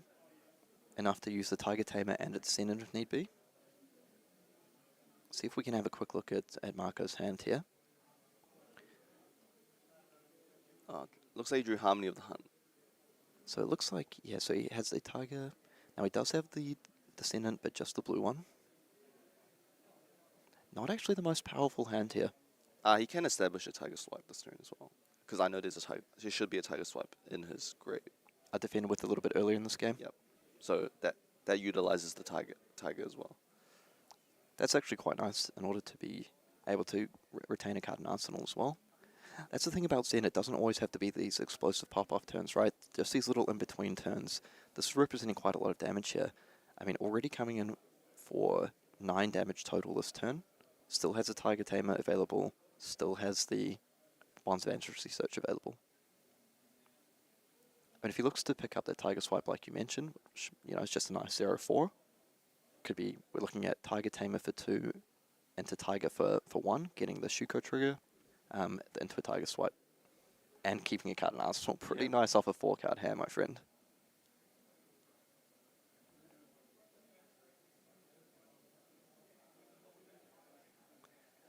So, yes, we'll look to see how Ben wants to approach this. Still has that 5 life lead. So far been somewhat conservative with his life total.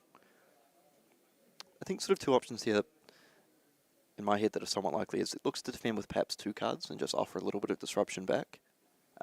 Potentially could take the full thing, dropping down to about 25-ish and trying to utilize that full hand. But I kind of expect just to see maybe weapon into disruptive card, potentially leaving up something for that Sirens. Defending out with the Censor, a nice hate card to play into Zen. What would you call, Kieran? Oh, what's that, sorry? If you played Censor, what would you call? Ooh, probably Descendant of Bonds, right? Okay, yeah.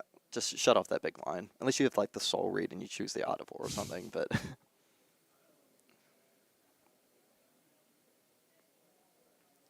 Tiger Tamer coming in for 2. So it seems like almost certainly we're going to see that line that you mentioned here. So Tiger Tamer for 2. So we've got 2 plus 2 on the Crouching Tiger coming, plus another 4 from Tiger Swipe. Another 8 damage straight in on this turn. And also, what you mentioned earlier on the broadcast as well about Zen not really having many dead cards to Arsenal, that Blue Harmony of the Hunt is just completely fine, right? Yeah. Comes in for 1, generates a Tiger, sets up your Transcend for a future turn.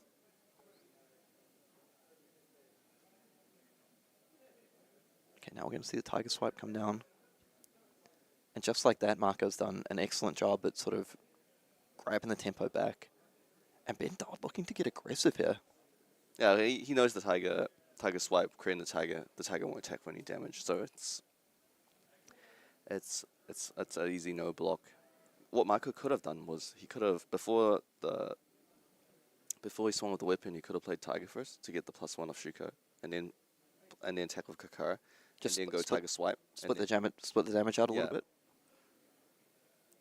Okay, so Ben choosing to keep 3 cards in hand here. So is able to offer up some pretty good disruption here. Now, I wonder if alarm bells are ringing to Marko's head here. When you see the Tunic lined up and the blue pitched to here, you might be thinking, isn't this sort of usually just a weapon into Surgical off Tunic? Choosing to hold cards back, not defend with them on his turn, and choosing not to do that. I guess we have both the Arousing Wave being threatened here, plus the potential for Sirens. Or any pump, or any hiss, or venomous spy, right? Yep, a lot of potential cards that can be played out here. Like this could potentially be 7 or 8. Very, very difficult to block. And I think Ben knows that this turn has to be impactful. You know, he's given up the life lead to Zen. Zen still has all the equipments available. But I think he knows here that he wants to sort of look to take 2 to 3 cards out of Zen's hand here. It's interesting since if Marko decides to throw his equipment out, he has double Sirens Call to rip 2 cards out. That would be huge. Like you mentioned, the importance of transcending early as well. Marko has managed to do that.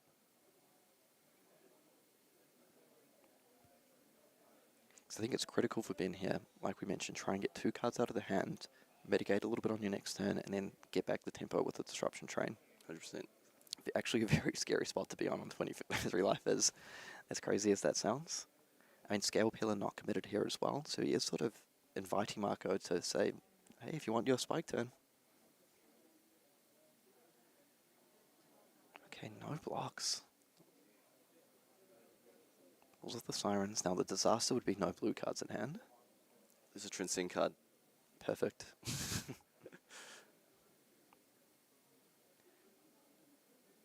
So we'll see if he's able to respond here. I mean, if he had the double, I mean, it doesn't do that much because the cheese probably still getting ripped anyway.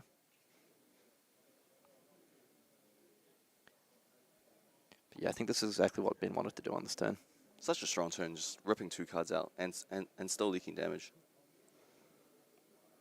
Okay, so the path well traveled. Probably wants to take this because you don't want to get the Harmony of the Hunt here because it's added as a defending card.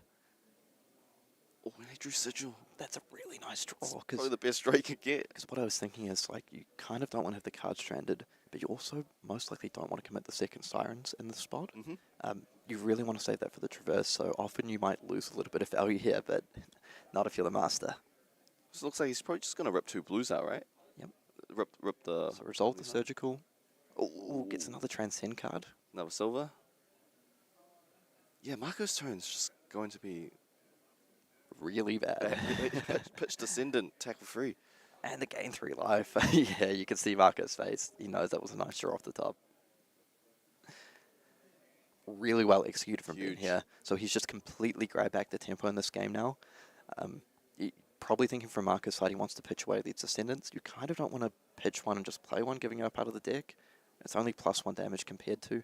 I mean, the other option is you pitch one, play out the Harmony, the Hunt for 0, set up that other one in Arsenal, and then look to push out a really big turn. Okay, actually choosing to play the Descendant.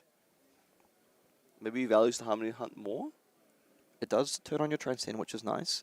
I did think one available line there was what we mentioned. So you play out the Harmony for no value effectively, keep the Descendant in Arsenal, and then you have your big equipment block into the Descendant already established for a gigantic turn.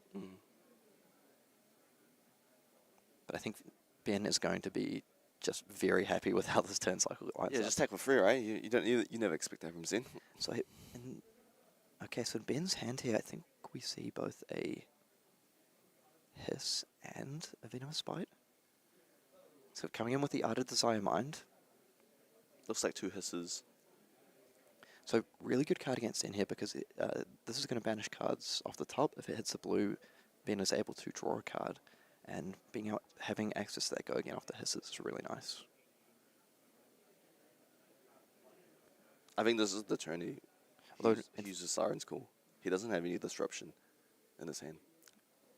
Yep, that is interesting. The other thing is I didn't quite catch the color of those hisses, but if they're both red, it means he won't satisfy that condition of pitching a blue to get the Slither, which is a bit of a downside. Yeah, kind of a weaker turn for Ben. It is. I mean, he operated that turn cycle nicely, but it looks like he's bricked just a little bit on this turn. He really needs the other side to hit so he can draw a card, potentially draw a disruption card. Oh, wait, actually, he does have the blue available in hand. But that is also his follow-up attack, so it's a little bit tricky for him here. Okay, so pitching the pick to pieces, again, not a particularly strong card, mainly in there for the... Okay. Just kidding. So like you mentioned, is actually going for the Siren's Call here. So that is going to pull a card from the hand, but it does leave him a little bit shields down. Oh, okay, another Transcend card. Kieran, that's a strong hand. Yeah, that is a very powerful hand. So if he pulls a Transcend card here, that's actually... Okay, considering the Ancestral Harmony, very possible.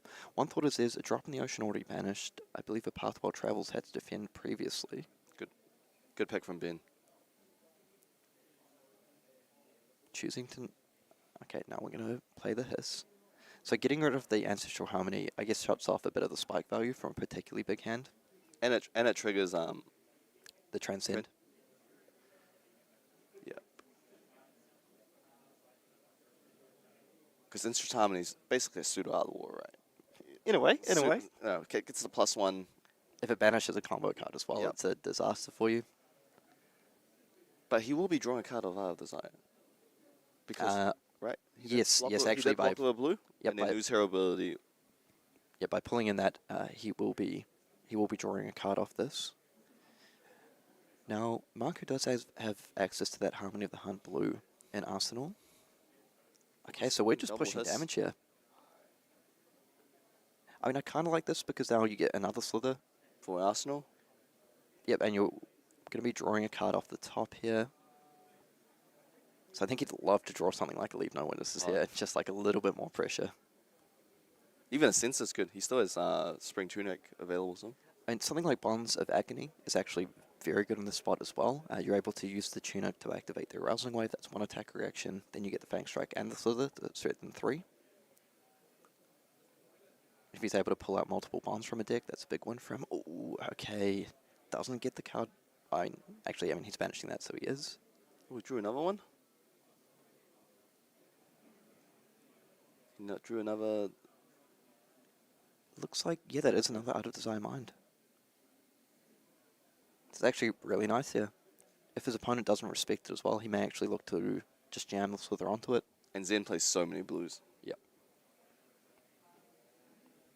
So looking back to what Marko may be trying to craft his hand for the swing back here, I mean, he could transcend, but it would, he could pitch the red, play the harmony, transcend, try push towards a Descendant Bonds turn. It wouldn't be the biggest Descendant Bonds turn, but it could still push some amount of damage. And then just patiently chipping away. I think Marko's happy to take this. Yeah, it's kind of not the end of the world. You're giving your opponent a card potentially, but you know he has a Slither in hand. It only becomes a little bit rough if he draws the disruption piece off the top. It's quite the gamble, to be honest. Yeah. And also, if you commit the Slither and you don't get the card draw, then you've given up that value.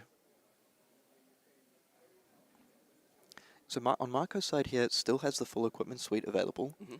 Importantly, he has seen Ben play 2 Siren's Call now. So he knows that when he pushes in his reverse, it might be somewhat safe. All right, Ben's risking it. All right. And your odds are pretty good to hit the blue. Ooh, misses. Sometimes you don't actually want to keep that Slither nasty as well. It can get trapped, particularly if you're playing towards sort of a defensive Codex turn. There's nothing worse than being out wanting to play a Codex and you're sort of stuck there. So I think the gamble made sense. And like we said, Zen plays so many blues that it's usually fine to jam that here.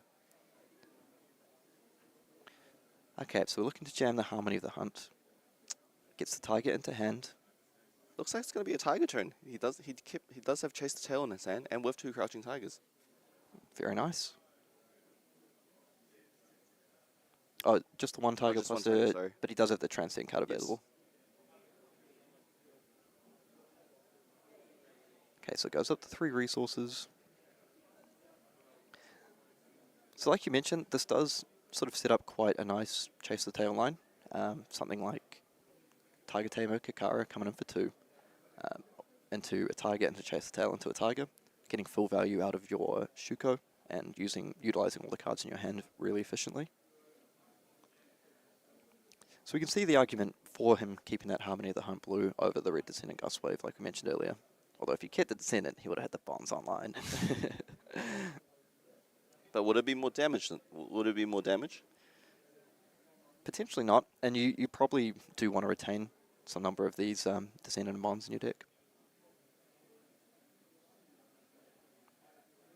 So still has a fetch available as well. Thinking maybe something like a Mauling Key or a Tiger Swipe to finish off how this line operates. So I don't think you get the full value out of another Chase the Tail here. Looks like he's eyeing out Tiger Swipe.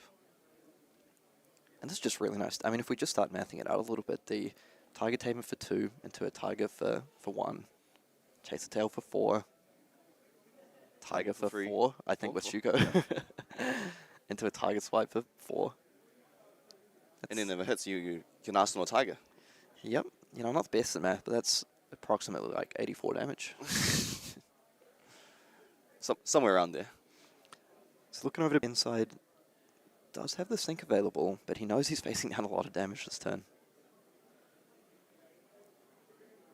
Looks like he's a lot of Arsenal Disruption, which isn't the best. No.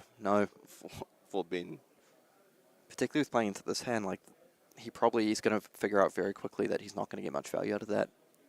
May even look to defend with that if need be. I have Tiger coming off for 2, the Shuko is triggered. So it seems pretty face up here, well, at least for us, because we've seen all the cards. Actually, even for Ben off that Siren's Call, so now he's going to play the Chase the Tail coming in for 4. And then he has another 7 damage lined up on top of this after. Alright, sinking. Oh, looks like he drew the Bonds of Agony. So that's a disruption card for him. We'll see if he looks to push in the Command and Conquer here as a defensive card. Because like I mentioned earlier, the Bonds of Agony is pretty good in this spot. Actually, it might be a little tricky for him to get up to those 3 attack reactions based on his resources. I think the math here for the Command and Conquer is, do I defend this now because I'm not getting value on this turn, or try to retain it for a future turn? Oh, okay. It's just blocking it out. Just going to hold on to the Bonds of Agony here.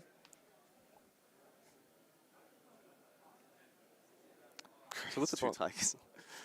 So with the Bonds here, I mean, he can use the Tunic to activate the Rousing Wave to get up to 1 attack reaction into the Fang Strike, but that doesn't seem like quite enough to get there. Looks like... Does have 3 silver available, like may even crack this to try find a better card. Yep, other options to Arsenal, I mean, honestly, it's a fantastic card to have in Arsenal once you draw any of your Transcend as well. Oh, looks like Marko does have Art of War. Now, does he have the Transcend available to get the full value? Because the absolute dream turn here, right, is the double Transcend, get the resources. Doesn't look like he does there. It's actually really good that Ben didn't attack. If Ben attacked, Marko can just shove his equipment to make his turn even crazier. Yep. Right? So... And the last thing... Denying those equipment blocks is very beneficial for Ben. Yeah, and particularly when it's just the Bonds that isn't threatening enough. I mean, I think you're right, that even if he had something like Leave No Witnesses there, would have been probably a wise play just to get that in Arsenal. You know, you don't have the Disruption available. I don't want to give that Zen a 6-card hand when the life totals are even. So is he going to look to get aggressive? Okay, just going to kick things off with a Descendant. Looks like there may actually be a blue Bonds available in hand as well. And again, that's just a little bit of chip damage. Just going to save Art of War in Arsenal. Yep, Descendant into Bonds. Getting the value off the Shuko here. Is choosing to search up maybe 100 wins. It's all spinning wheel kick. Yes, I think the 100 wins just because you can utilize resources off the Kakari here. So you just end up netting 1 more damage. But yeah, this upcoming turn is very scary for Ben. Yellow. I know, I think it's a blue Bonds buffed off the Shuko. Oh. That's so much value from Shuko as well. So much value. I think he's had like plus 6 or 7 this game already. Yeah, but that's been a lot. So threatening at least 5 more damage on board here. And this next turn coming up for Ben is absolutely critical. He needs to be able to offer some sort of relevant disruption. Well, it looks like it's just the Nick in his hand. So okay, that is actually one of the perfect cards here. So with the Bonds set up in Arsenal nicely here, and the Tunic available, that is actually going to let you get that Just Nick high enough. Sorry, get the Bonds.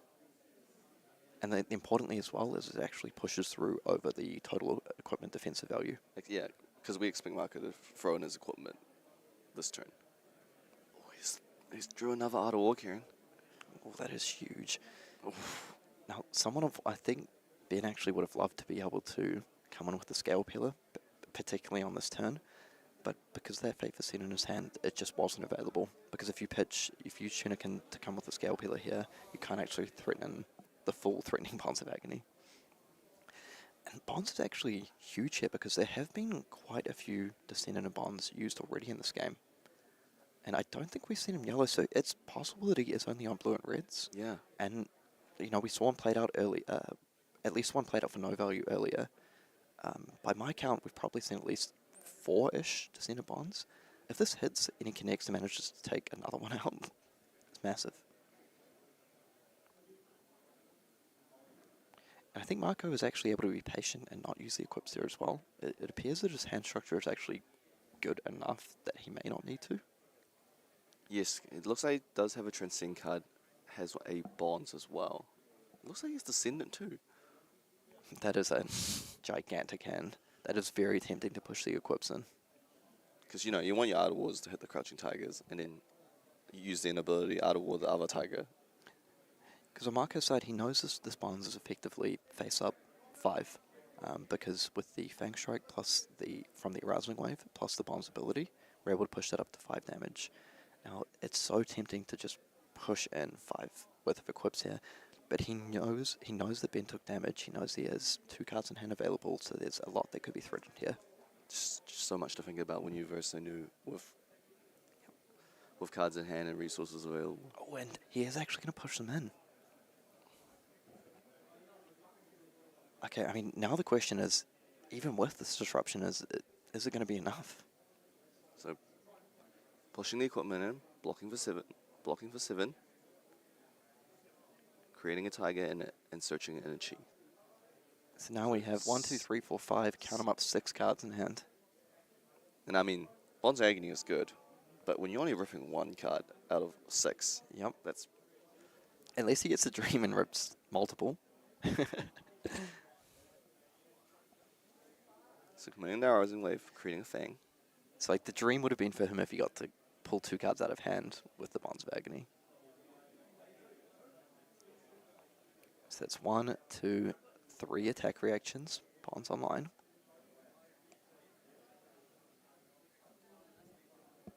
We're going to push this up to about 10. Yep, pick up the other dice. So that's 3 damage coming in. Now, one thing on Ben's side is he has set himself up quite nicely for this big turn. He is going to rip a card out with the bonds. So, with the Bonds of Agony. We'll see what he chooses to go for here. Oh, if he chooses Art War, he's going to be so shocked when there's Art War in his arsenal too. I mean, do you actually consider choosing the Descendant here? I mean, I guess not, because then they just search up the other combo piece off the... Like, maybe it is just Art of War. Kieran, does Bonds banish from the arsenal as well? No. So, when Marko only shows him 1 Art of War from his deck... Yep, he'll actually get that information. That's a really good point. So he'll actually, if he chooses that and searches through the deck... actually, I guess no matter what he chooses here, really good insight, he'll actually know for sure what the card is. I mean, it probably gets played out immediately, so it's not the biggest deal, but it's still something. That is actually a really tough choice, man. Because let's say you want to take the bonds here, then they play the Descendant, they can transcend off the drops, they have 2 Gs available. You're probably not... Yeah, you might play this... You have to play the Descendant for the bonds. But maybe he looks to take one of these 2 so it's not sort of starting to loop multiple times. Because if you take the Art of War, for example, and they go activate Zen, pick up a Descendant or Bonds, and then they go Descendant Bonds. Yep. So ripping Art of War. Yep. And let's see if he spots this out.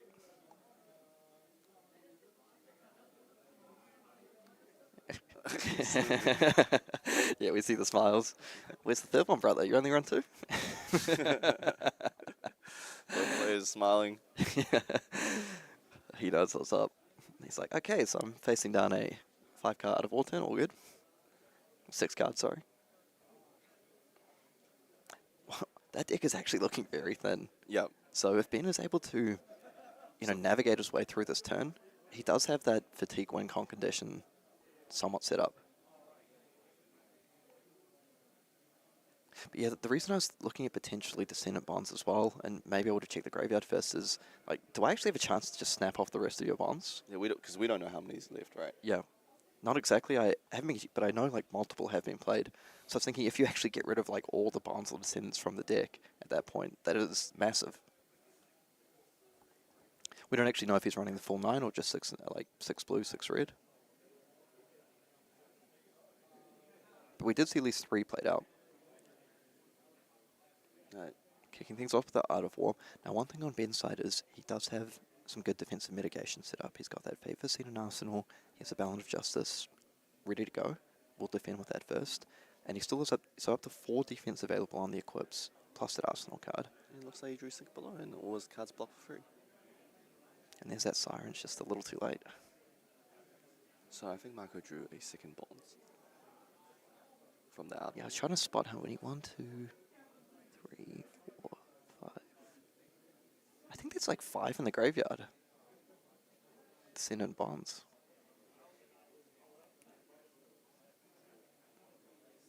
That is a big hand. That is a massive hand. But if there's like 5 in graveyard, 3 in hand, means there's only 1 left in the deck. But one's all he needs. He has Yeah. double bonds. He has double bonds. I guess what I'm sort of looking at here is that I think this is kind of the last-ditch effort for Marko. And it's going to be a gigantic one, don't get me wrong. It's not like some desperation swing. You have a gigantic, amazing hand set up. But if Ben is able to mitigate this, keep his life total just high enough to not get chipped down, I think he's actually not in a bad position this game. But first of all, he has to get through the turn, and it's going to be very rough. So red bonds. Probably looking to banish another bonds. Yep. Does he still have another red one in his deck? No, that's the last one. So he did play one earlier in this game.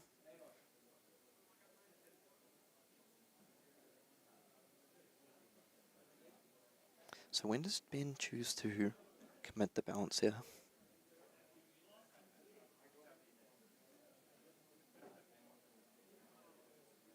Okay, is it be right back? Need to mentally prepare myself for this massive turn. Okay, so it looks like potentially they're just sorting it out with the judges. Actually, when he's looking through his deck, yes, I saw. Oh, so it says, oh, it still has one more red bonds. Okay, looks like I got that one wrong. It must have been pitched earlier.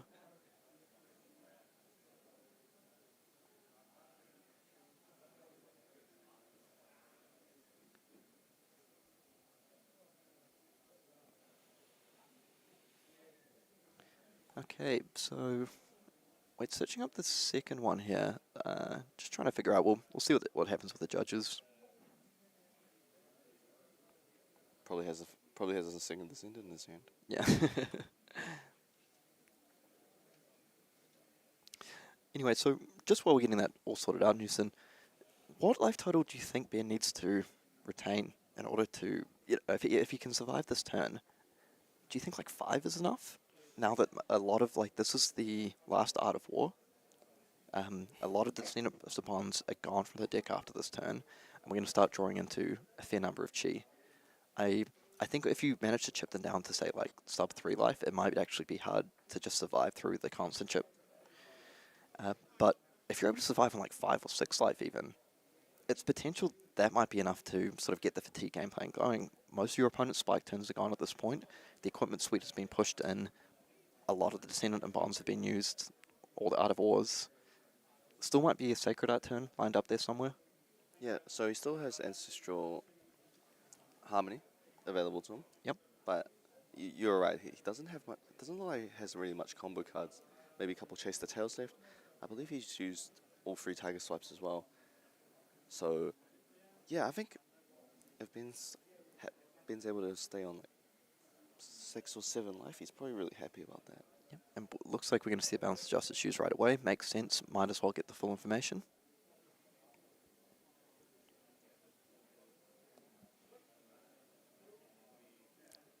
Okay, actually, maybe could have used that Fate first before cracking the balance, just to, if you can spike another D-React, it's probably going to be pretty nice in this turn. So we did see opted the E-Strike. See if he wants to put that sort of back on the bottom. So Ben's hand does block for 16. Four free blocks and a sink, I believe. That's pretty nice. So if we add in the equips there, that's up to 18. So we are going to expect, a lot of damage coming down from Marko. So if we have so it's going to chip one here, drop himself down to 14 life, then we're going to see sort of another Descendant Bonds into probably something like 100 wins. That Bonds is representing at least 5 it's the red Descendants. That would have been the one he pitched earlier as well, I believe. So this is coming in for 4. So face up, we're looking at least 9 plus probably 100 wins for 4. 13 damage plus the 2 cards remaining in hand. I believe the last 2 cards is a chi that he searched from Traverse last turn. Yep. So still has access to the Zen ability as well. So we could see something just without knowing everything here. So Descendant Bonds into Chi, get a tiger, tiger swipe. And that tiger swipe is actually somewhat threatening with the Art of War available here. We have seen a couple of Chase the Tails played out. Marko just counting what he's available, what's left in his deck. Yeah, might be some spinning wheel kicks available as well.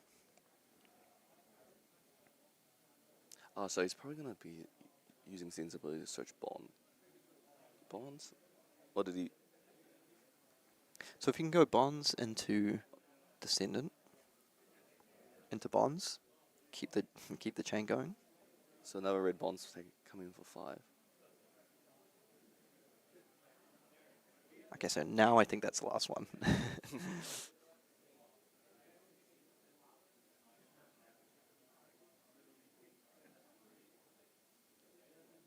In fact, I can see 2 in the combat chain, 1 in banish, so I can confirm. Eyeing out Chase the Tail.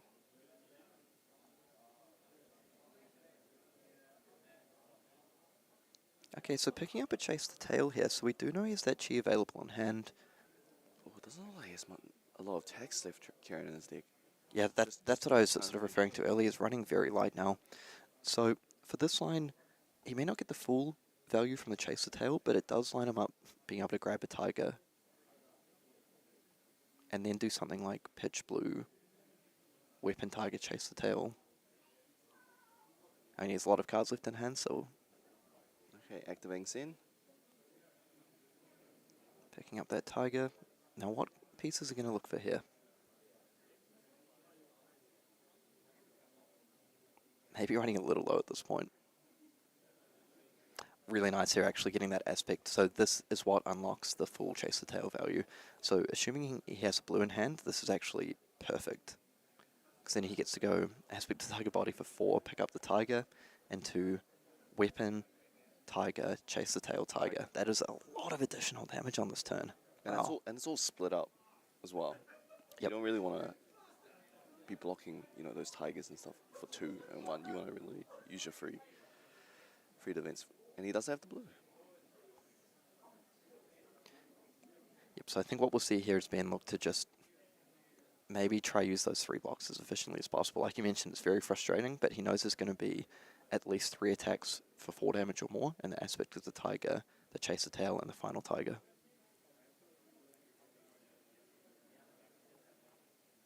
So defending this out for 1.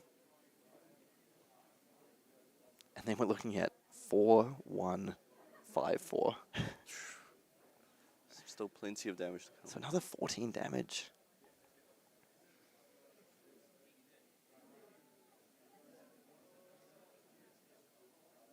I think I might have even missed one in between there somewhere. So 5, 4, and 4, I believe. Because that Crouching Tiger will be +3 from Chase the Tail and +1 from Art of War, I believe. Okay, and let's see what the final life total is here. So this one's going to come in. It should be on 5. Yeah.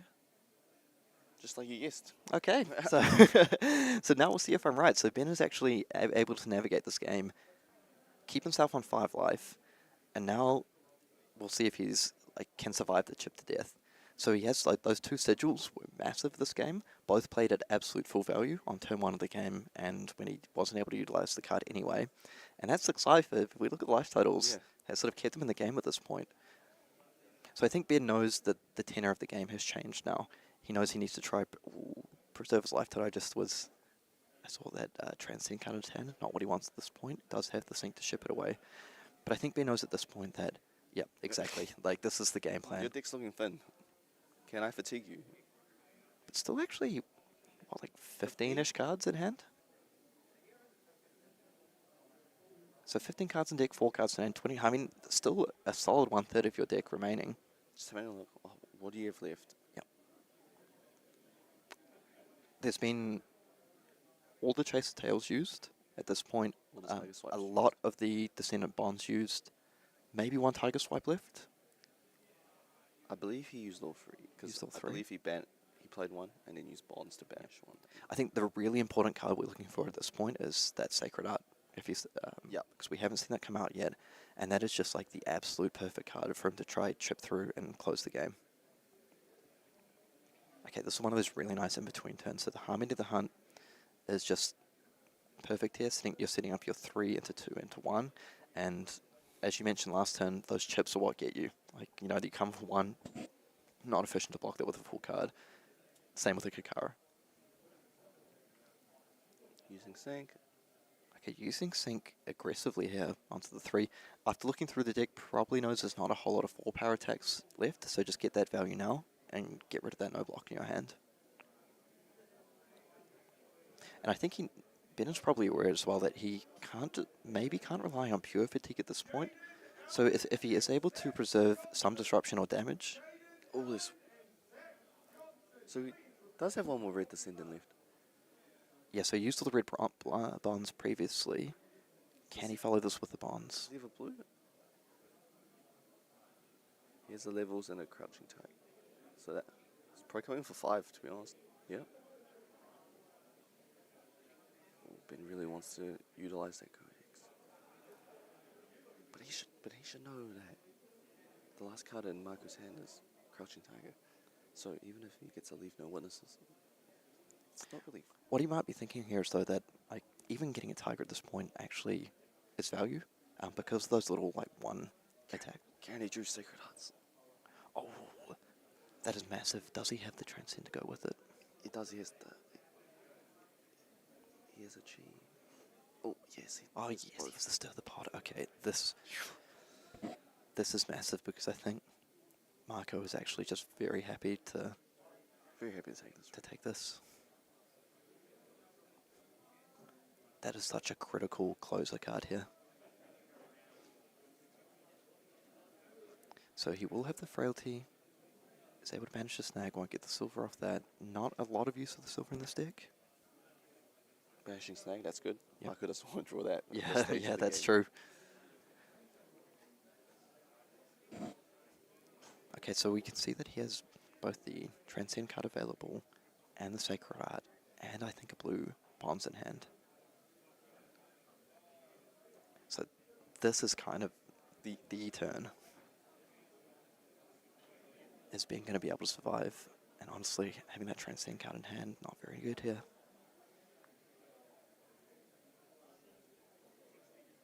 So the Frailty token is nice, just shutting off at least 1 damage from the weapon. Just leading up, Stir the Pot, and then he's going to respond. Okay. Sacred Art. Okay. Ben very calm here. So creating 2 tigers.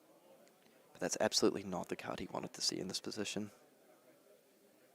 I think he was really hoping that he'd get at least 1 more disruption turn before that would come down, because he knows this is one of the final spike turns remaining in the deck. Oh, look at that hand, 5 cards again. Yep. So at least all the Art of Wars are gone. I think what we are going to see here is a lot of tigers come down. Now, critically, does he... So pitching another Chi, I think he has 1 Chi left in hand. Yep. Critically, is he going to be able to throw off a Descendant Bonds on top of this? We'll find. So frustrating, this coming in for 2. Oh, the hold the line, nice. Oh, but... Won't get the full value out of it. But hey, drawing that off the pond is pretty good. Yep, exactly. Particularly at this point in the game. Looks like Marko's special and free energies. Okay, so it might just be the Spinning Wheel kit left at this point. I think I saw a... No more Chase the Tails? No, I think there's 100 wins and a Spinning Wheel 1 kick. bonds, so no Descendant. But the Spinning Wheel is so good here.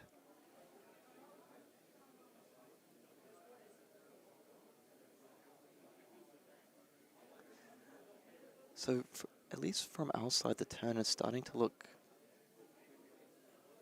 Wait, did he fit? Yeah, he did fetch the Spinning Wheel. So he's got 2 more Tigers and a Spinning Wheel. Because I don't think he can play that last card in hand. So it looks like if that is a blue Bonds, he might actually be able to just survive this. Now, will this get the Tunic block? 100%. Yes. 100%. You have to at this point, right? You're not throwing down a free block to block. What is that last card in hand? It looks like bonds. So this is going to rip 2 cards as well. he's saying, please don't play another card, please don't play another card. Oh, and he gets out of there. So survived on 1 life through the Sacred Art turn. That's kind of the final big spike turn gone from the deck, but critically, he is down to 1 life now. And 1 life is really frustrating because they're able to, particularly with number of chi left in the deck at this point, they're able to really utilize just that chip of the Tiger Tamer into any Tiger Tamer plus Tiger hand is going to rip 2 cards. His hand's Ben's hand's not bad, Kieran. Yeah, and actually, one other thing I guess we haven't mentioned, I've just been totally engrossed in this game, is that we have about 1.5 minutes remaining. It looks like Marko conceded. So we're not quite sure what's happened. We'll get the details from the players. So this turn Ben had prognosis and he had a passover to give it a go again. So Yeah, the path well travelled. Yep. So he hit it. Okay, so it looks like we have an update.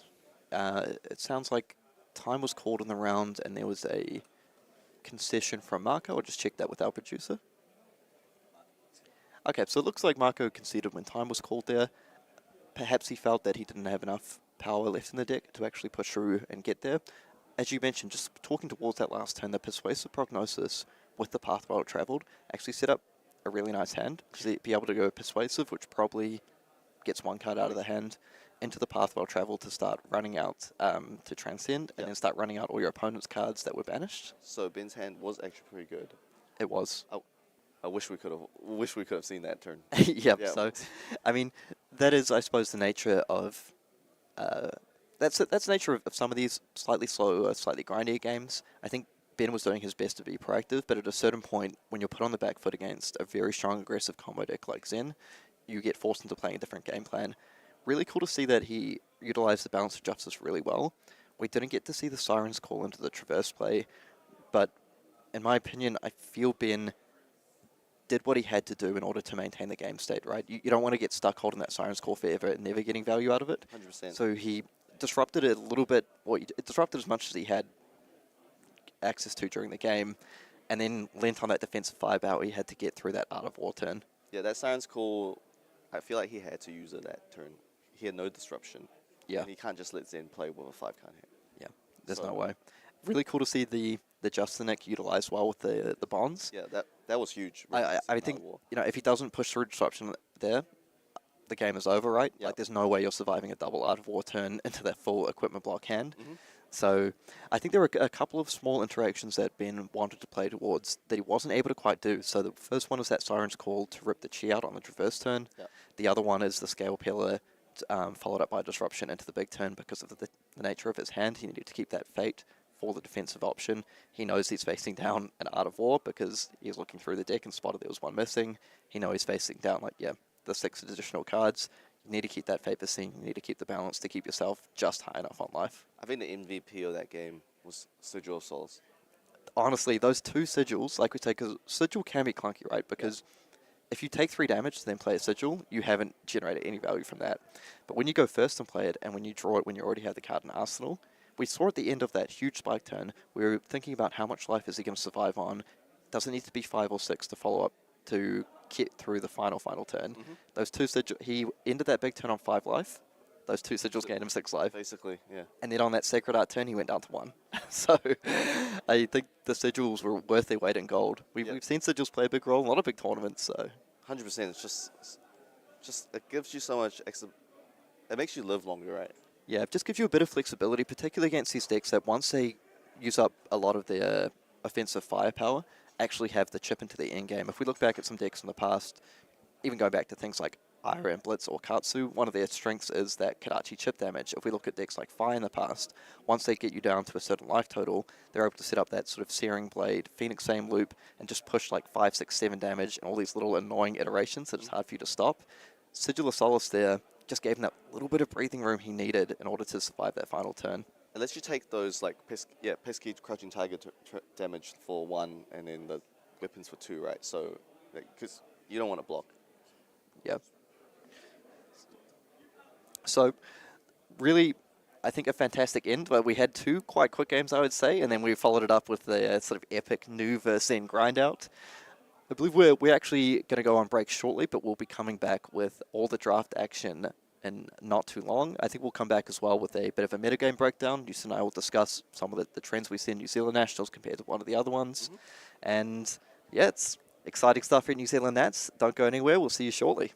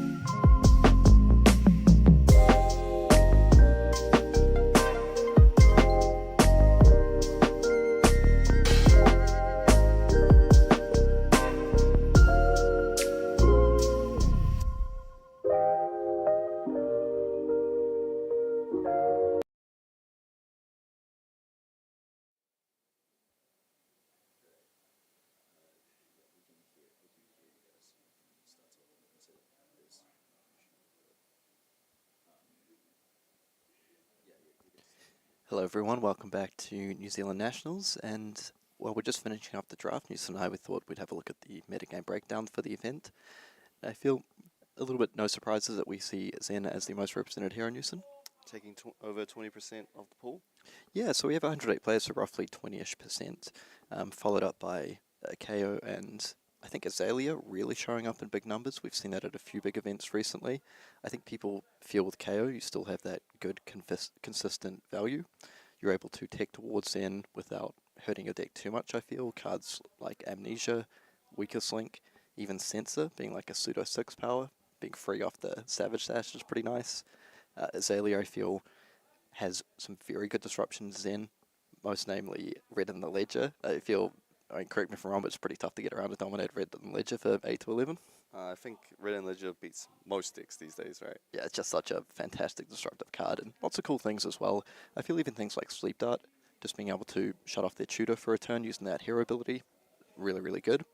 Moving on, we see Nu, and I think it makes sense why we see some new players after watching that last game. I had a chat to the players in between rounds, and Marko was saying he conceded because they just kind of figured that Ben was going to get there in the end, that persuasive prognosis that we mentioned at the very end, that was going to gain some life, maybe get him out of the chip range.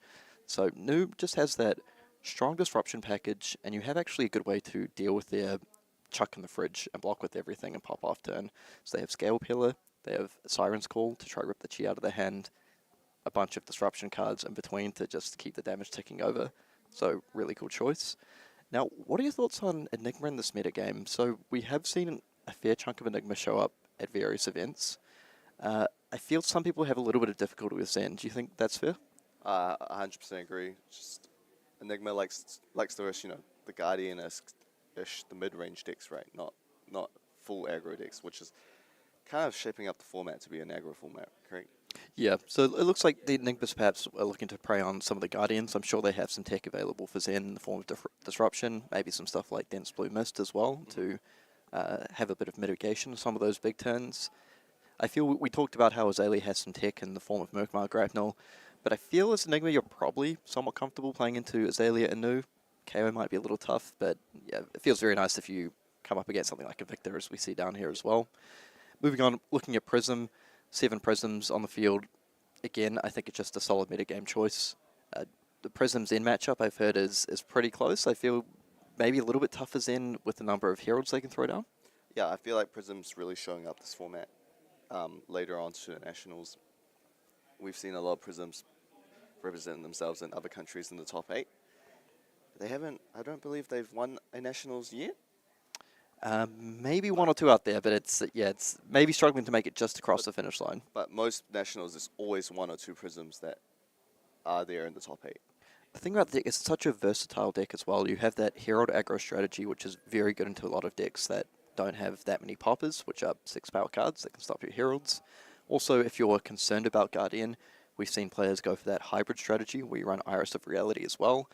The Aura package is just very, very difficult for the Guardians and some other decks to deal with, so it makes a lot of sense.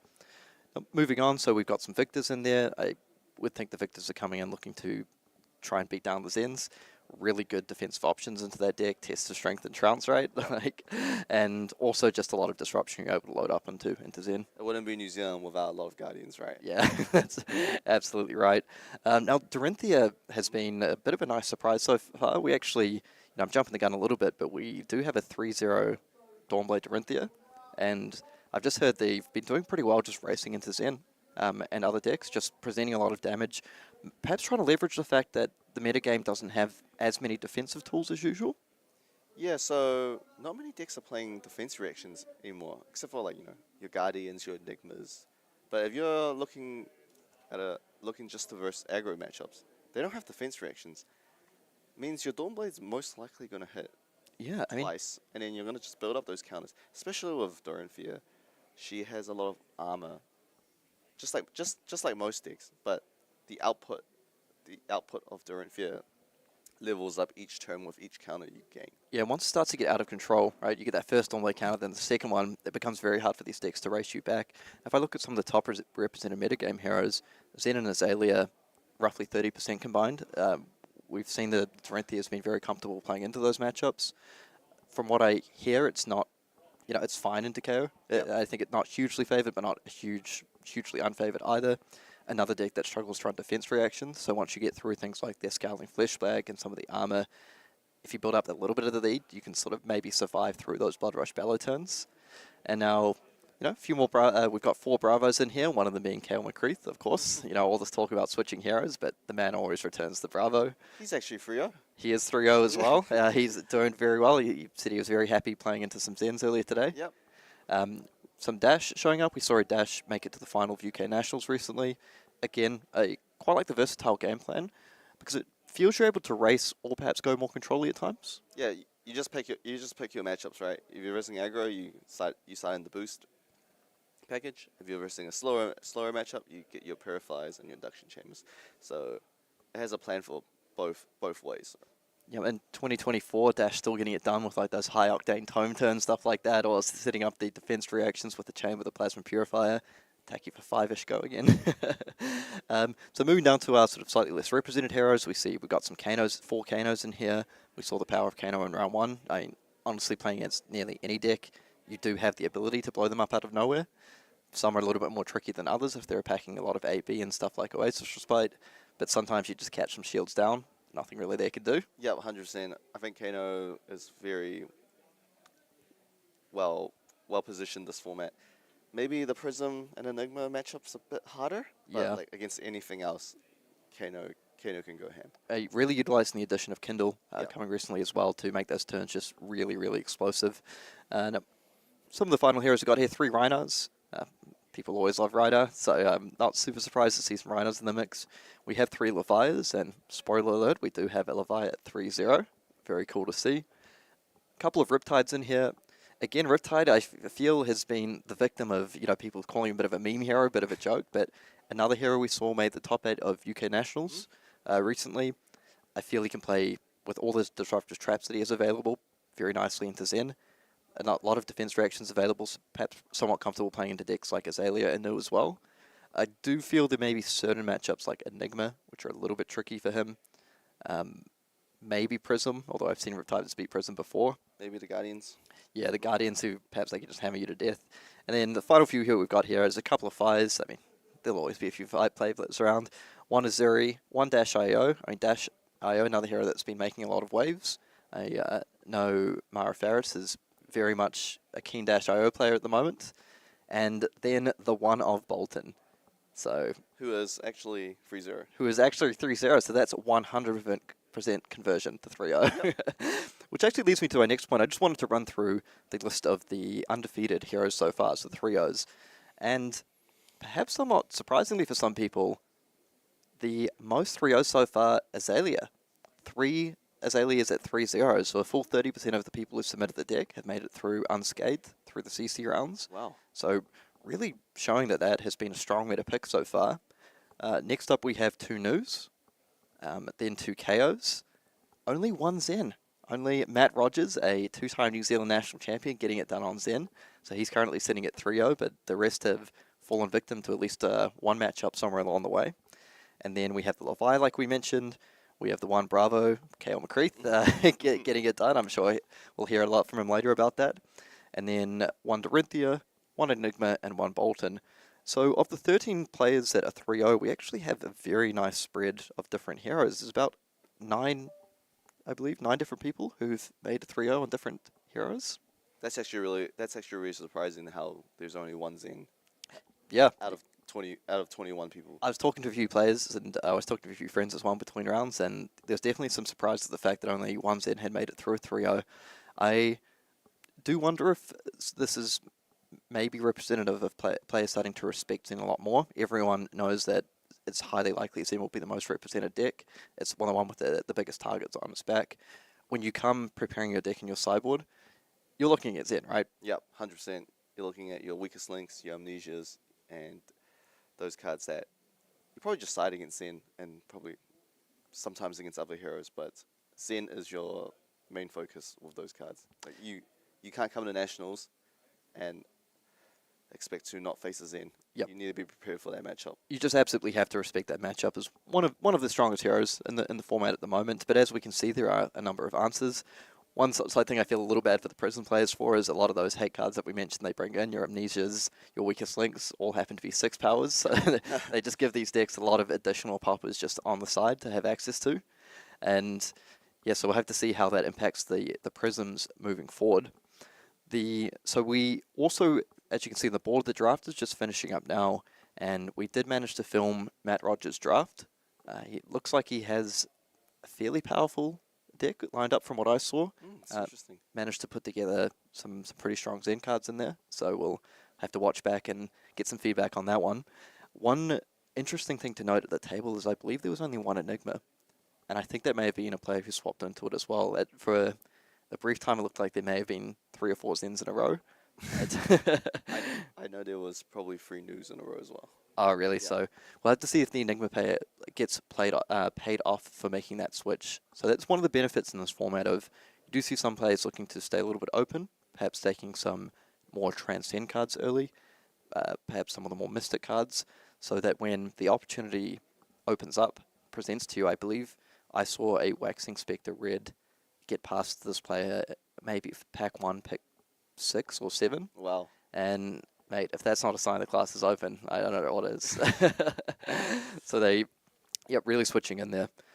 Now, just going back to to having a look at this constructed metagame here, I feel, what are some of your maybe dark horses? You can take them out of the 3Os if you want to maybe make a big run at it, taking out this whole tournament. First of all, I always got to believe in Kale McCreef. Okay, okay.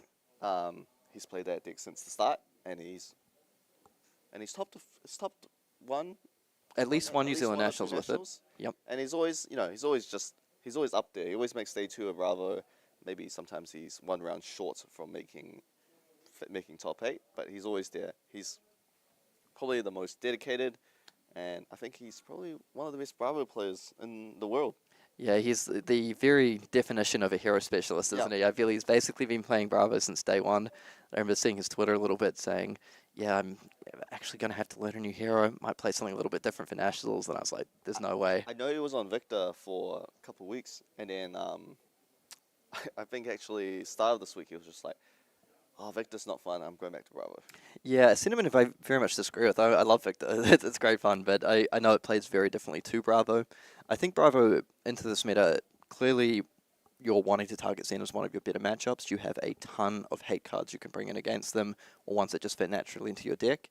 Things obviously like Spinal Crush, being able to dominate on tap from the hero ability on that. Starstruck. A lot of Bravos are now playing cards like Crush the Week as well. Just completely shut off an entire turn a lot of the time. Choke Slam. The list goes on and on and on. Of course, can't forget Crippling Crush. I mean, of course, Crippling Crush, right? Your Command and Conquers, your Pummels, and all the hate cards like the Amnesias, the Weakest Links, just slot in very, very nicely into that deck as well. So, props to Kale to sticking with it and really making a bit of a splash here. I want to talk a little bit about Bolton. Mm-hmm. So we do have the Bolton Armory deck as well, providing some new tools for that deck. And Bolton, I'm really interested to see if this player is going more for the Sabres build or perhaps a Raiden build.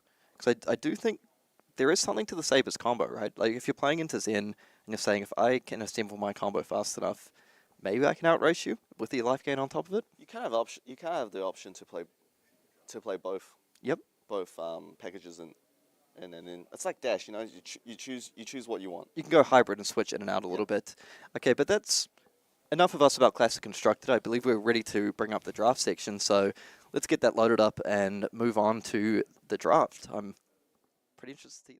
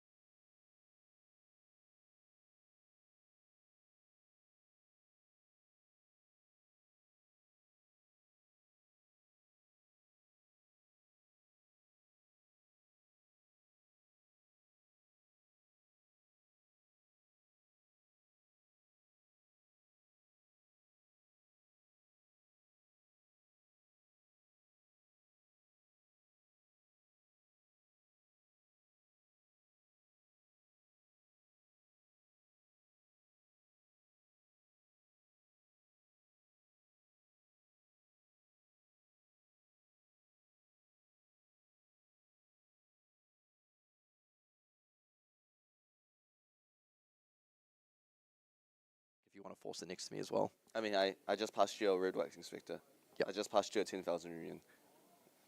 And I'm not an Enigma.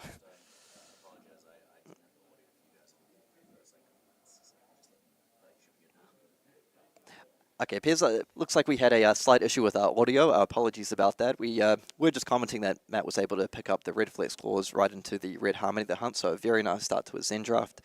Passing the red wax inspector as well, and passing a red venomous bite, perhaps trying to send some signals to the other players there that, look, I'm not prioritizing these assassin and illusionist cards.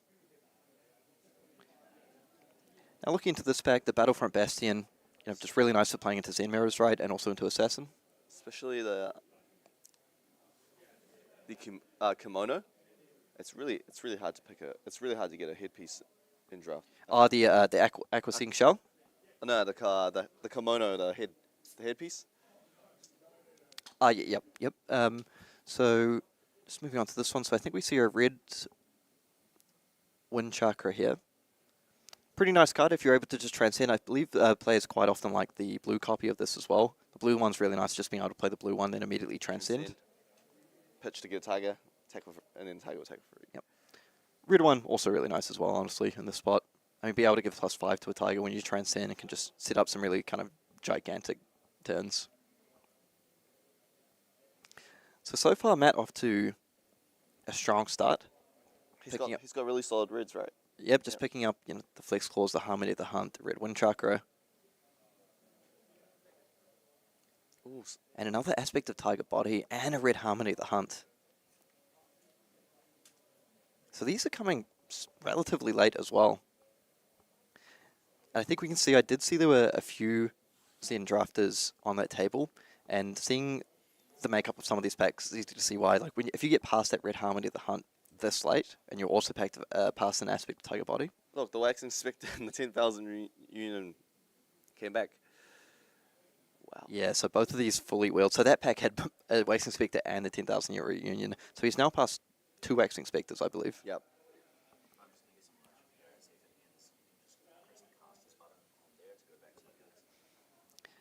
Yeah, so this is likely the spot where the player to his left switched into Enigma. Like, if he picked up both those wax inspectors, you're actually very nicely set up here. You're pretty happy about that, right? Yeah. 2 power cards. And Matt able to pick up the title surge here. Just a powerful card. It's a blue that can turn into a 7 power. If you're paired into news, you're generally able to side it out for a different card. Our Nimblism, Companion of the Claw, takes Nimblism over the additional Tiger generation. It is another Transcend Enabler, being a 0-cost card. We also know there's Nimble Strike in this format, so it has sort of a lot of utility. And I was just picking up the equip there. That's always good, right? Yeah, that's really good for a 6-pick. 6-pick. I think even later than that, but yeah, very, very nice for Matt there. Yep, blue Companion of the Claw, just a nice card to pick up here. Another Transcend Enabler, another blue.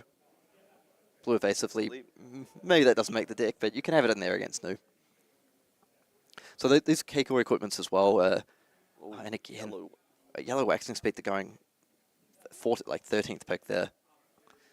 So the player to his left is picking up these signals. Matt's hoping he's put him firmly into Illusionist here. Look about the Keikois. They are very strong. I feel they're particularly good against Nu at times when you're playing Zen, just being able to shut off those beckoning Mistblades. So Matt hasn't drafted a single Chi card, Transcend card yet. He's got 1 piece of equipment. So mainly just focusing on the red attacks for pack 1. Yeah, so it looks like he just wanted to pick up some of that raw power. So he's got some nice blue cards that are either transcend as enablers or they operate quite strongly, like the Second Tenant of the Chi-Man there or the Battlefront Bastion, these utility cards, and the Companion of the Claw. Then he's just picked up really powerful red cards and 1 piece of equipment. I'm sure Matt has a good idea of how many transcend card he wants to have in his deck. He probably feels that he's going to be able to pick some of these up later on in the pack and really just wants to establish his hero and establish some signals early on in pack 1. So we're moving on to pack 2. And moving on What's to pack Matt 2. really looking for this pack? I think he wants to start. The other thing that he doesn't have a lot of at this point is combo cards. So I think he's really wanting to see stuff like perhaps Pouncing Key. Oh, okay. that exact card there at the top of our pack. That is probably pretty close to a slam dunk pick because you want to have enough combo cards to be able to use your hero ability to search for. So he does still want, he needs to be able to ensure he can pick up some combo cards. Probably wants just a few more target generators as well. But I think the order of the day here is make sure you have the combo cards and Transcend. If he sees any premium equipment, things like Strider of Reprisal or Master of Wise and Whiskers, I think we'll see him look to pick those up as well. Oh, there's a... Okay, there's an Orihon there. Orihon? Yep, so that can be a bit of a bomb at times, right? Particularly if you're able to pitch the Chi. The Harmony of the Hunt must be very tempting here, though. Kind of ticks all the boxes. It's go again and makes a Tiger. The Orihon's kind of unreliable, right? It doesn't block. Yeah, so it is a really fantastic spike card, but it might be a little bit win more for Matt here. He just wants to pick up these great cards that defend for 3 of go again, make Tigers that do it all. Another red Wind Chakra here. Okay, but he may be looking towards that Passover. As you mentioned, Newson, he wants to make sure that he doesn't get stuck on Transcend cards.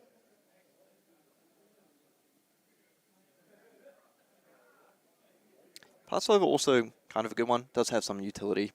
I mean, you can counter Preserved Traditions at times. Just sort of random stuff like that. Maybe even shut down a Mask of Wise and Whiskers.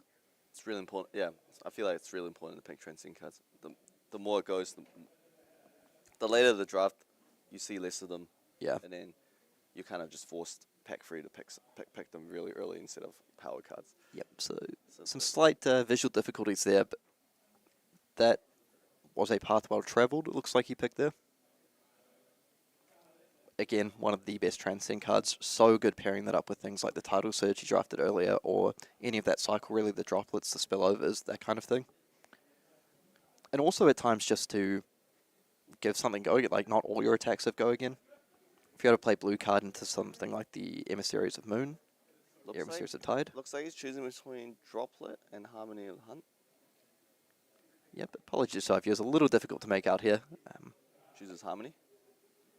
With Blue Harmony of the Hunt, though, again, Transcend, like we keep sort of rattling on about this, but having these Transcend enablers is just very, very important. On that This pack has 1 Zen card left. So that might be part of what I sort of noticed on the table. I think there were multiple Zens to his right as well. Okay, looks like he just picked up the first tenant there. So Matt making sure he's establishing his blue base. Still a little bit light on equips at this point with just the one.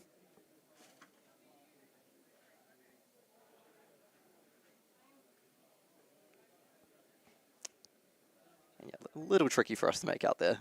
Looked like that may have been an equipment though.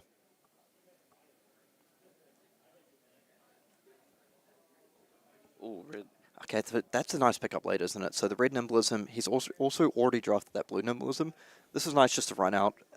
With the right hand, it effectively reads as like red head jab, 0-3 go again. And with 2 Nimblisms as well, I feel he's going to be able to prioritize cards like red Nimble Strike a little bit higher. So the Coibless Kimono there for the chest. Very, very powerful. Really, really powerful. So now he has 2 pieces of equipment. If he gets into some of these close games, he might be able to manipulate his life total to go down to 1. And Zen makes very, very good use of that chi. Oh, there's a nice Majestic. Is that the Shifting Winds? Shifting Winds creating 2 Tigers. Wow, that's a really nice pickup this late. And now we see all the Illusionist cards coming. Yeah. kind of shows that in that draft there might only be 1 Illusionist player. So obviously in draft format, the Shifting Winds doesn't quite have that same spike potential as it does in Constructed. But again, like, it's a blue card. It's fine. Blocks for free. Yeah, blocks for 3. Contend on Transcend. If you're able to pitch a chi and utilize those Tigers, which sometimes you can between the weapon and your combo cards, does provide a bit of value. You know, pair it up with the Chase the Tail, pretty nice.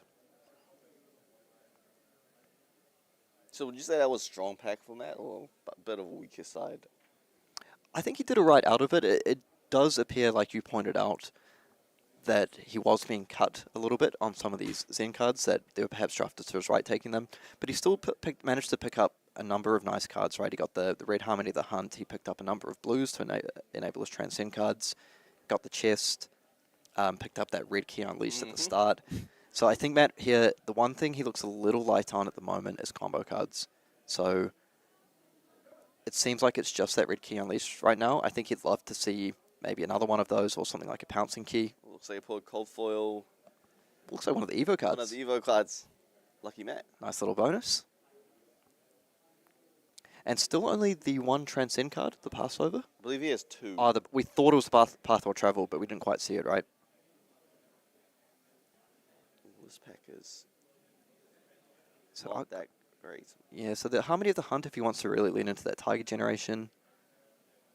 Face of Leap. Face of Leap's pretty nice against Nu, which can be one of your tougher matchups. But Matt just leaning into the power here. And the Red Harmony of the Hunt is just so good with blues. You pitch blue, attack for 1, attack with your weapon for 2. Sorry, attack for 3, attack for 2, attack for 1. 2 cards 6. 2 cards 6, which doesn't seem fantastic on paper, but the way it's broken up quite nicely, and the spike potential of it. And you're always leaking damage, right? Yeah, you generally manage to get some damage on them. Okay, so another Transcend card available here. Or the Wind Chakra. So does he want to lead into that consistency or just go for the spike power? The Wind Chakra on its own, the red one, just being 0+3 to Tiger, it's almost like a Nimblism style effect. Yeah, He does in fact decide to load up and go for the second one. I think that's the second copy.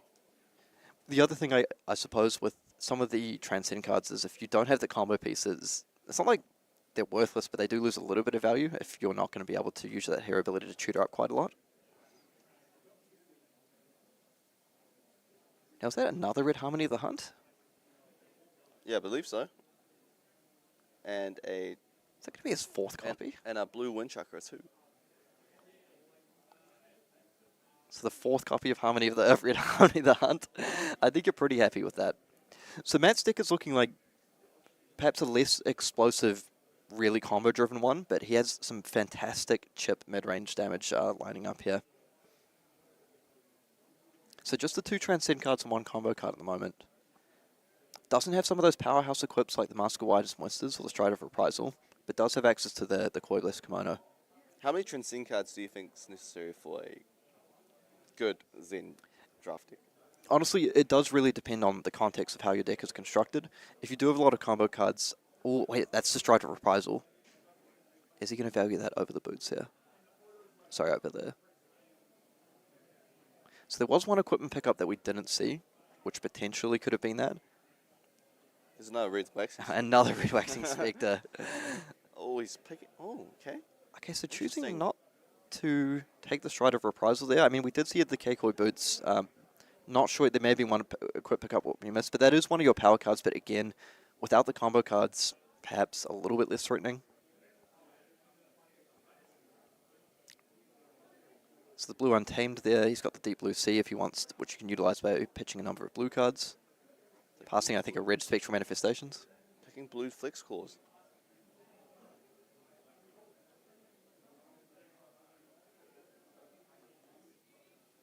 Okay, so going for the blue Flex Claws.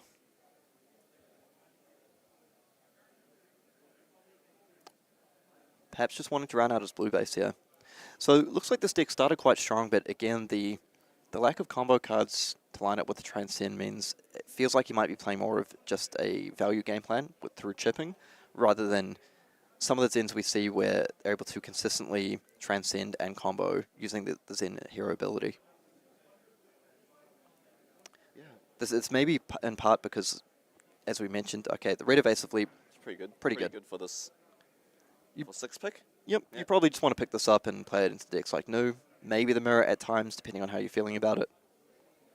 But I think the presence of multiple other Zen players at the table is probably starting to impact some of Matt's picks here. And look at that, 5 Illusionist cards. Yep, so probably just hate drafting the Red Haze Shelter there, makes sense. I think Matt's probably starting to realize as well that there might just be one Enigma at the table. Obviously, the player next to him didn't read the signal. Yeah. Read the signal, right? So it could be one of those drafts where you're like, come on, I'm sending you signals. I'm giving you all the Illusionist cards.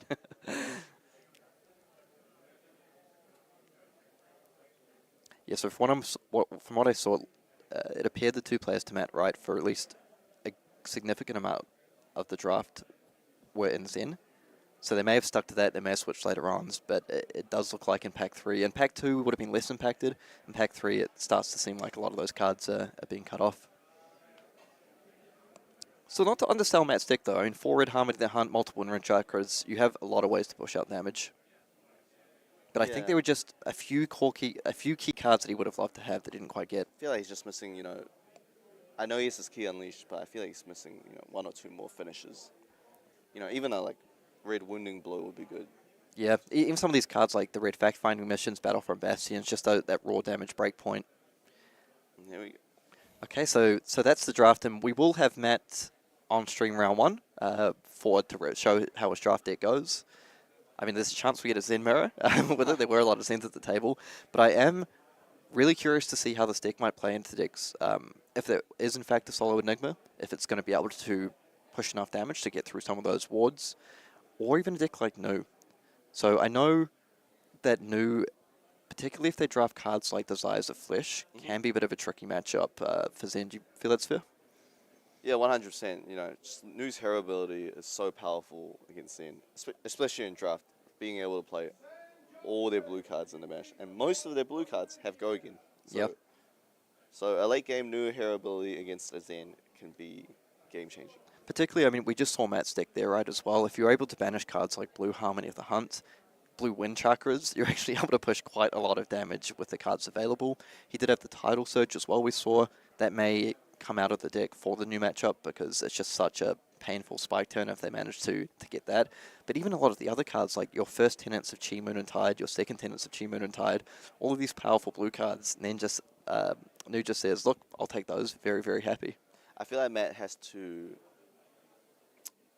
deal a lot of damage at the start of the game, right? He has all these powerful reds, but after using all of them, it starts to his deck gets less powerful and less powerful, and then he might not be able to finish off his opponent. Whereas Nu, most of their cards block for free.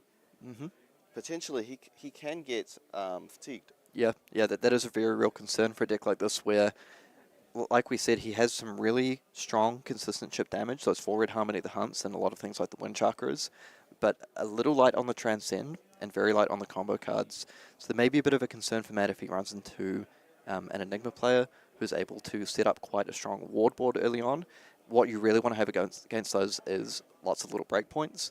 He does have a lot of ways to go sort of 3 into 2 into 1, but Enigma players, at times you really want to be doing things like 4 damage, like 7 damage, like these breakpoints where you force out their equips, you put a little bit of pressure on their wards. You don't want to let them get down things, something like a Spectral Manifestation, load up the Spectral Shield, which is attacking for, 4+ damage every single turn at no cost, and just let them be able to go block 3-4 cards, chip to death. Honestly, okay. So I think round 4 is about to begin. Yep, so it looks like the players are just getting set up for round 4. We're going to have Matt Rogers versus a mystery player. We don't quite know yet.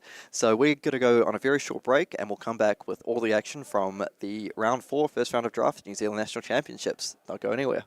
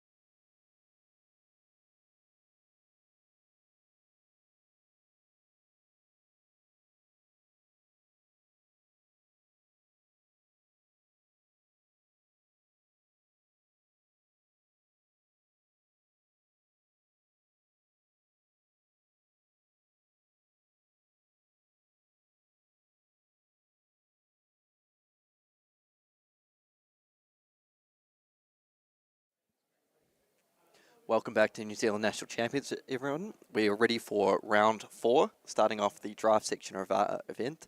And we have Matt Rogers on stream versus Gavin Wu. Now, we just went through having a look at Matt's Zindeck on stream. Looked quite strong, but it did appear there were a few pieces missing, didn't it? 100%. It's missing some. It's missing two very important pieces of equipment, being the mask and the strides. Yep. And it's also missing a few finishes as well. Yeah. So we did see, just as the one red key unleashed, didn't manage to find access to more copies of those, or things like the pouncing key, which can act as an extender, even up to some of the cards Majestic level, like Chase the Tail. So it feels like he will be relying quite heavily on the cards like the Harmony of the Hunts, the Wind Chakras, perhaps trying to line those up with the Transcend turns that he does have access to push through some big turns and then finish it off with little bits of chip damage here and there. So Matt Rogers, for those who aren't aware, is a 2-time New Zealand national champion, one of, a fantastic Flesh and Blood player. Gavin, also a great player, being part of the New Zealand scene for a long time, has been present at multiple national championships. Yep. And based in New Auckland as well, so we have an Auckland versus Auckland showdown. And I believe these players have played a few times before, so we'll see who comes out on top on this one. Now, you saw part of Gavin's deck, I believe, was he on... He was on new. Yep. So, yeah, his new deck's okay. It's not the best, but it's not the worst. So you give it, what, maybe a 6 out of 10? So, looks like we're just having a few issues with the camera we're having some difficulties with, so we're just going to go on break very quickly while we get that sorted out, and we'll be back very shortly.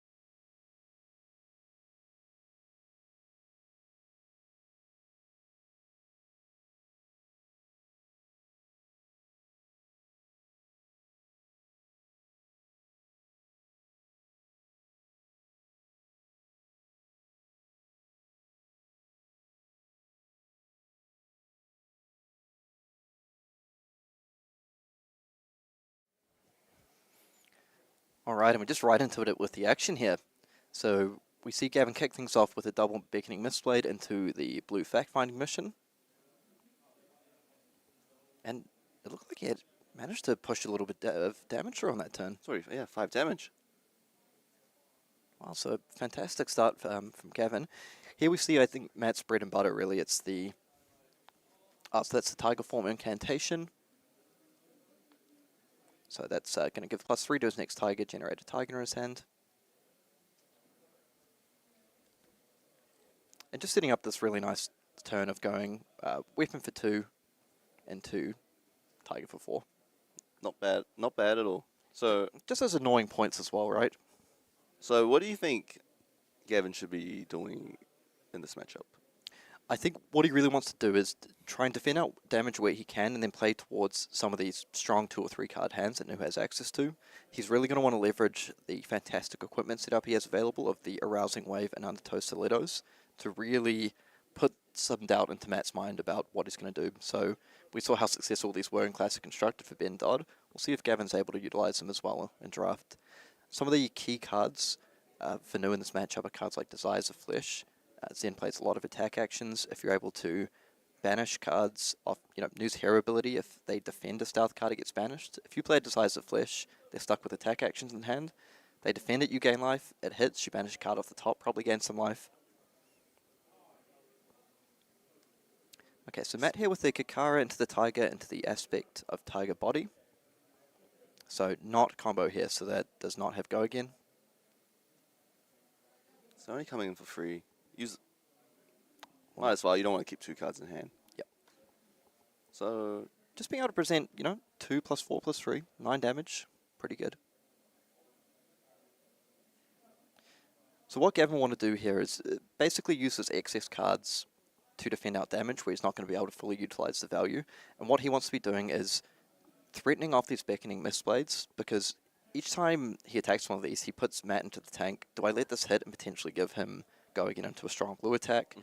When you're able to set up the hands as well, where you pitch a blue, come in with an attack, and also threaten some of Nu's premier attack reactions, things like Venomous Bite, things like Hiss as well. Even cards like Intermittent Inducement can help to mill out some of the key cards from Matt's deck. Yep. The beckoning Mistblades are really, it's a pain. It's a pain to block for Matt because he doesn't have much. He doesn't have much equipment. Yeah, so We usually block that that breakpoint of 1. That's an excellent point. One of the important things for Matt will be when to pull the trigger on using the defensive equipment. So I believe his legs should be the koi legs. So we know it's the boots. The other one's face down. Like we know what that is. It's the coiless. Well, Gavin does not. Okay. So Matt, happy to eat the 1 here. I think you can doom yourself by just trying to block out these beckoning Mistblades forever. So you just need to try and pick the correct spot.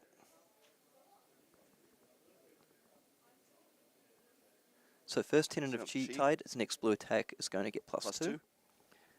Oh, and this is really nice here. So this is coming in with a Rising Tide. Because he's played a blue card, it will get plus 2 for the turn. So this one's going to come in for 8 with go again off the beckoning Mistblade. So no resources available here, but potentially Nu has access to a lot of the 0-cost stealth cards. Yeah, that's.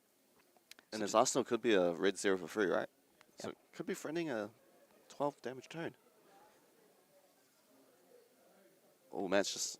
So Matt just choosing to take it all here feels his hand is probably too good not to. And I think Gavin's going to be really happy with that. So it doesn't have the follow-up there. But again, just a really clean use of his resources, right? Just comes in with 2 blue cards, pushes 8 damage. Good thing for Gavin is he does have those 2 pieces of equipment face up that do block for 1. Yep. So we'll look to see if when he wants to get the value of these here.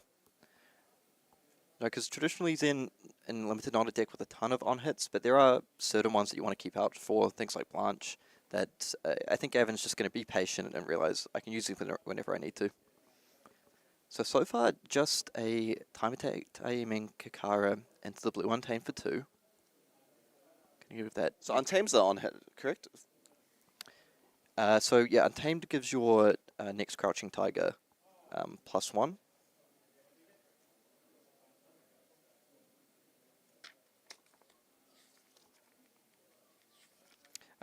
Also, sorry, just to clarify, that's not on hit, just just on play. So that's. So he's already building up the first Tiger here to be for plus 2. Maybe we're looking at a Transcend turn plus something like those Wind Chakras.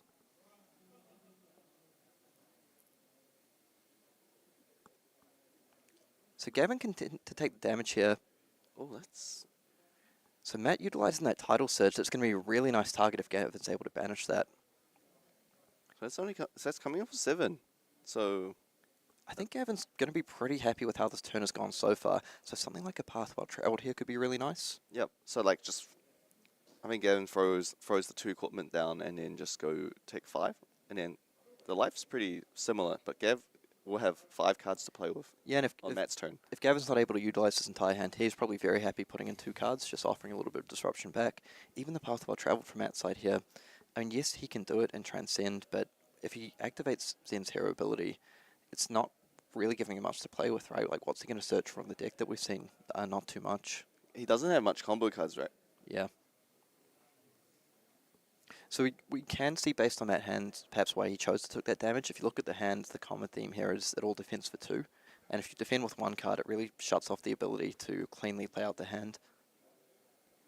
So Matt just choosing to say, look, I'm able to present 11 damage back to you with my hand. I'm still able to keep my card in arsenal. I still have my equipment available. That's good enough in this instance. Selecting to block for 4. And as you mentioned earlier, Nu has a very high density of 3 block cards with all all their stealth cards block for 3, their hiss, their venomous bite, all block for 3. So if he blocks for 4 here, he'd be taking 3 going down to 7, and he has unlocked that arousing wave. Kind of tells me that he might be using it next turn as well, right? Interesting to note, choosing not to use the boots here. So either could sort of mean one of two things for Matt. Either he's leaning on the Beckoning Mistblades here, or he feels he isn't able to utilize the go again on this turn. Or it's a sick bluff, and he does mean to use it, and he's like, you know what, I'll give up 1 life. Kieran, it looks like Gav has the same hand as last turn. Blue. So I can see a Transcend card in there. But you're right, it does actually look very, very similar. Getting a bit of deja vu.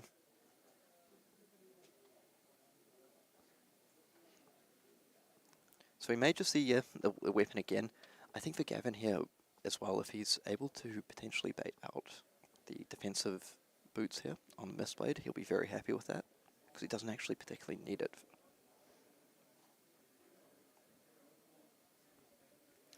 But if he is able to just replicate that hand from last turn, the first tenant into the Rising Tide, that's a fantastic turn. Like that plus a dagger represents up to 9 damage. Because his arsenal is still unknown. I think it's been there since turn 1.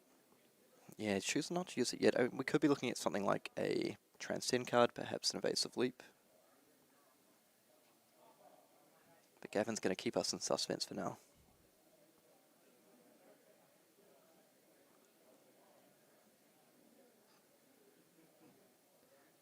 And that's... Okay, so that's the first tenant of Chi Wind, so that's going to come in for 5, and if you Transcended this turn, it will gain go again. So this is looking like a really nice hand for Gavin.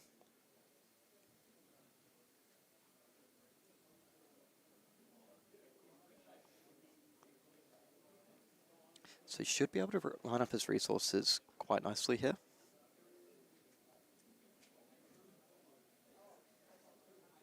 Oh, my apologies, got the wrong card there. It's the next blue getting go again. I mixed it up with the attack.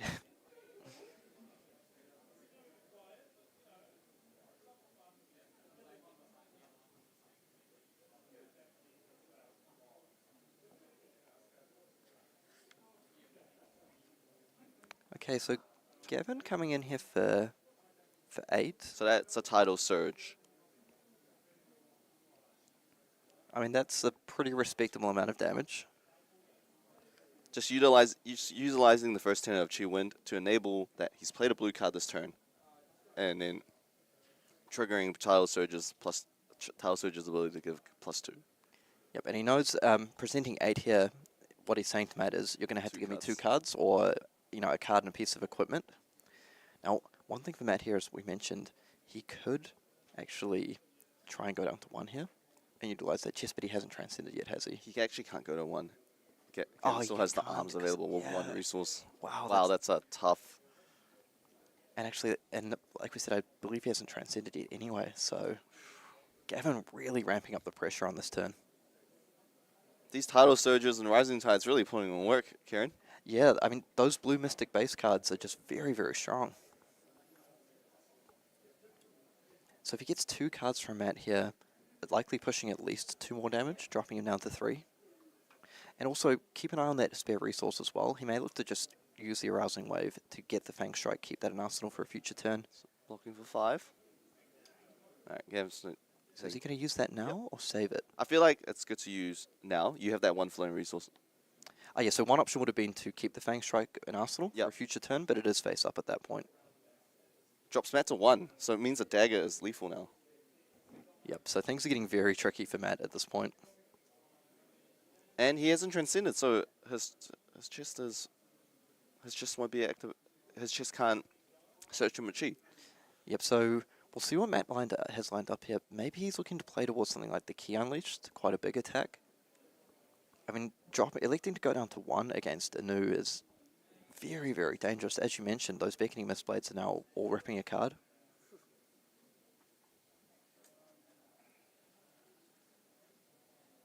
Okay, so it looks like that's the Tiger Form incantation. I feel like I may have been calling some of these, the Harmony of the Huns, that got them a little bit mixed up, so... So coming in for 2 and then in 4 off the Tiger, presenting at least 6 here. So Matt should have 2 cards in hand, and 1 being a Tiger? Yes. So I mean, one absolutely sick way for him to win here would be if one of those is a grain that tips the scale. And he comes in for exactly 7 over Gavin's no blocks, but I think Gavin would probably snuff that out and look to use the boots to defend for at least 1. Well, looks like Gavin has Battlefront Bastion as well. So that is pretty good. Now I think Gavin's goal for this turn, he wants to be able to retain enough resources to most likely go dagger into at least an attack. Strip 3 cards out. Yeah, I mean, he probably figures that Matt has at least 1 defensive piece of equipment available at this point, so he doesn't want to fall into the trap. Just a very clean Battlefront Bastion block there, like that, that's going to prevent 1 damage coming through on this one. So this is coming through for 4, but there is 1 prevention floating. So one trap that Gavin will want to avoid here is just giving up tempo completely, relying on those daggers and getting blown out by the boots, and for what Gavin knows, potentially the chest, preventing both daggers, Matt getting to keep a 5-card hand, and then just burning him down from 7. So this is actually somewhat of a tricky defensive decision. Okay, so he's going to take that's 3 here, drop down to 4. I'm sure Matt wanted a card from Gavin's hand. Yeah, for that I think he really wanted a card. That there was another attack coming. Yeah, I think he would have loved to get a card there. So I'm pretty sure we're going to see the boots used here. Oh, and that looks like a Venomous Bite in Gavin's hand. Yeah, being on 1 is so dangerous against New. Yeah, so you have so many reactions. Even the blue ones can kill you. Yeah, so from Matt's side of things here, now becomes very, very tricky. So not only does he have to deal with daggers, he has to try and play around multiple attack reactions. I mean, Matt does have a clean line here of defending the first dagger, potentially with the boots, and then seeing if he can... Like, does Gavin have the attack to put the pump on? That does. Oh, so it was a blue Venomous Bite. Having to be pitched here to come for 1. So Matt's arsenal is a evasive leap. Oh, that's so good. Yeah, that is so, so good. Probably going to see the boots usage.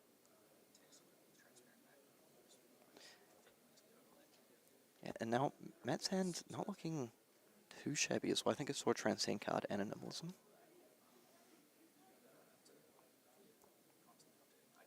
Okay, so the boots are going to stop that. Now Gavin has to weigh up if he thinks Matt has a defensive chest as well, because that could really impact whether he wants to come in with a second dagger or not. 100%. Because if he puts him on a defensive chest, and he's like, do I want to commit a card to dagger? And if I just get the chest here and only get 1 card out of his hand, is it starting to feel a little bit dangerous at this point? Did choose to pitch the attack reaction here as well. Maybe because of the pitch makeup of his hand. Oh, looks like he's pitching another card. He's going to go dagger attack. If he's able to string dagger into just like... And the dream for him would be dagger into a card that rips 2 cards from hand. That would be absolutely perfect. Dagger into 0-4. But also choosing to pitch the fact-finding mission. Oh, so it was the blue evasive leap. Yeah. Oof. What is and that's a yellow? Yellow Bonds of Memory coming through for 2. So 1 card. Now critically for Matt here is that he has a Transcend card in hand, so that evasive leap has now enabled him to potentially play that on Gavin's turn. Which will then let him actually search up that Key and Leech Stun deck. So Matt, I mean, obviously does have to defend against this, but he is actually starting to set up a kind of nice turn. It's still 4 cards in hand. Yeah, I mean, one line could even be if he really needs the Tiger, he could Transcend, pitch the Chi to get a Tiger in hand, and then use the chest to flip up on 1 life, fetch up that Chi again. So, I mean, he doesn't get the combo card there, but it gives him an additional Tiger if he needs it for some reason. So this one's going to come in for 2. Matt going to give up the red Nimblism. Another red Nimblism now. Is Gavin going to look to use... So one thing is here, Gavin may consider using those additional resources on the... probably not, but he could use it on Undertow Stilettos, but I think the one value feels very important here. It's too important right now. Yeah. Okay, so he has a Chi in hand. Might see a Key Unleashed's turn. Yep, so he did play the pass over there. Yeah, so he can use Zen, search Key Unleashed, have the Tiger and pitch a blue, and then just deal 7. Well, does his hand lined up nicely enough to do this? Looks like Evasive Leap and Wind Chakra. I mean, that's pretty good. So activate Zen. See, I mean, Matt does have options here. If he wants to get quite aggressive with this, if he has a blue in hand, he could go Weapon into Tiger into Key Unleashed. But I imagine on this life total that he probably wants to preserve that evasive for Arsenal.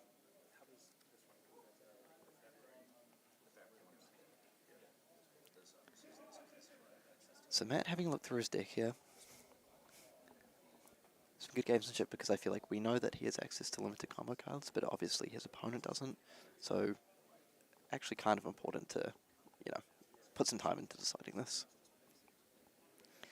Like the last thing you want to do is say, oh, well, I've only got one target, so...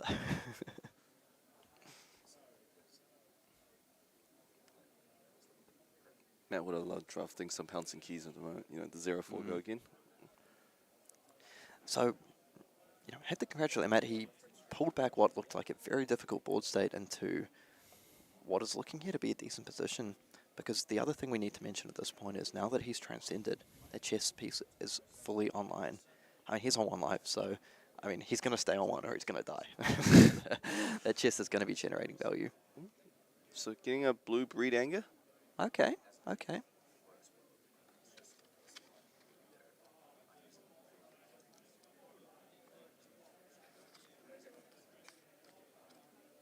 Oh, and that's a red Wind Chakra here as well. So it's only going to give the +3 since he did transcend on his opponent's turn. Yep.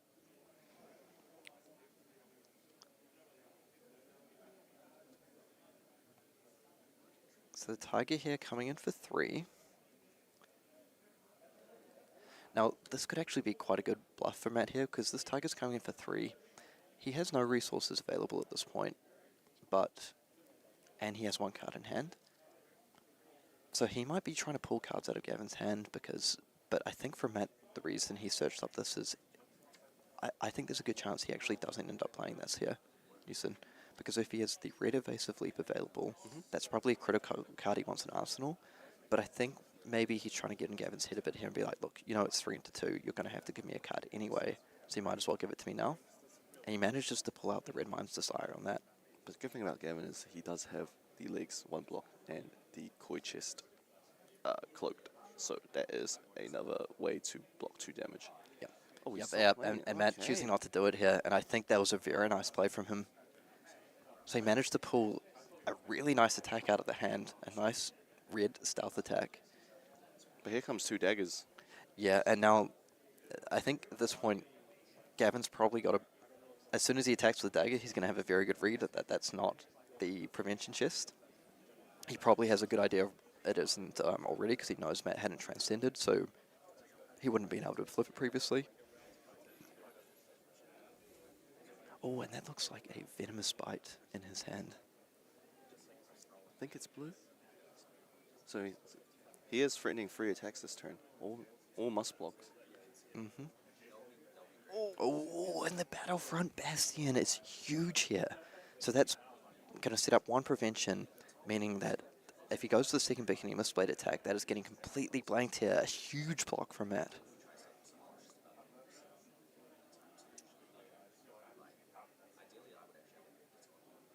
So this is going to get really interesting if he chooses to present an attack. Now, if that's a blue attack reaction, something like a Venomous Bite, that is... +2. Yeah, it's +2, so it gets just over the prevention plus the evasive. Oh, and it's a red attack as well. Oh, and that is a Desires of Flesh. That is absolutely the perfect card here. That's exactly the one we mentioned at the start of the match. If Matt defends with an attack action card, it's going to get banished. Gavin's going to gain a life. If he isn't able... Well, I guess the on-hit's not really relevant because he's dead if it on-hits. Matt's hand look. Oh, it's actually Impulsive Desire, not the... sorry, it's a little bit blurry, so we got that wrong. Matt's hand doesn't look that great, Kieran. No, I saw a Nimblism in there, so it's not actually the Desires of Flesh, but the... And he's a cheat card as well. Yep, but the Impulsive Desire will get the job done here as well. But this is very tricky. Gavin obviously repping an attack reaction here. Matt does have one prevention up.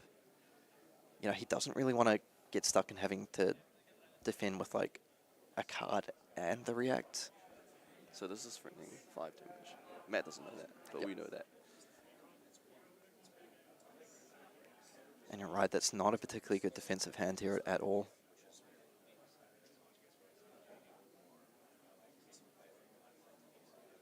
I think Matt went no block. Oh no.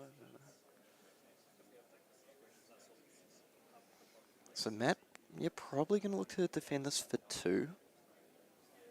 And use up the prevention. Oh, and if he overblocks, Gavin can just Arsenal defend with Spine. Yeah, so... But I think the good thing for Matt here is because he has that one prevention floating, if he defends for 2 here, he actually kind of says, like, you need to give me this if you want to go lethal. But that means he doesn't have to use this Fang as well. Yep, that's a really good point. Let's see if he ever knows that. So it's Yeah. for 1. Is he going to always using Fangs? Yeah, and that was actually a slight misstep there. Yeah, because he didn't need to use the Fang. Yeah, so you're absolutely right. That is, we'll see if that comes back to bite him. Unfortunately for Gavin, maybe a little bit hasty throwing that down, not double checking the game state because that was lethal without the Fang Strike. And if he is able to arsenal that Fang Strike, that makes things very tricky for Matt going forward because every attack is now 2 cards. But it's still very rough for Matt. Yep. His hand's not that good. It can't threaten that much damage. But as long as Matt has access to at least a yellow pitch card here, he's going to be able to threaten in 7 damage off the Key Unleashed.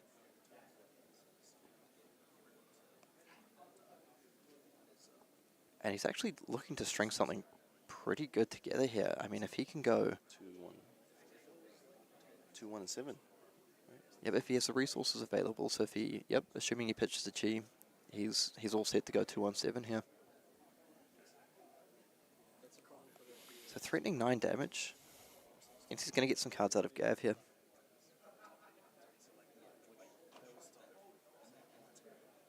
So pretty confident we're going to see, yep, the Key Unleash come down.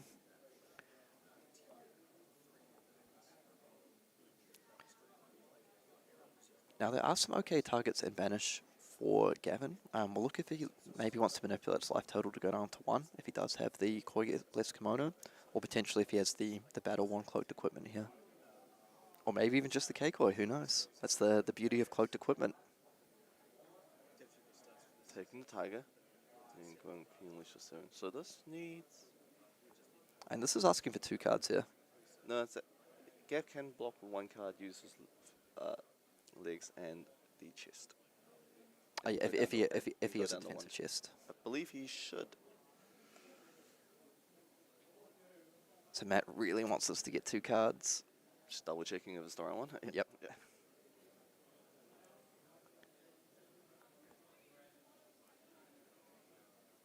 But Gavin with the clean block there.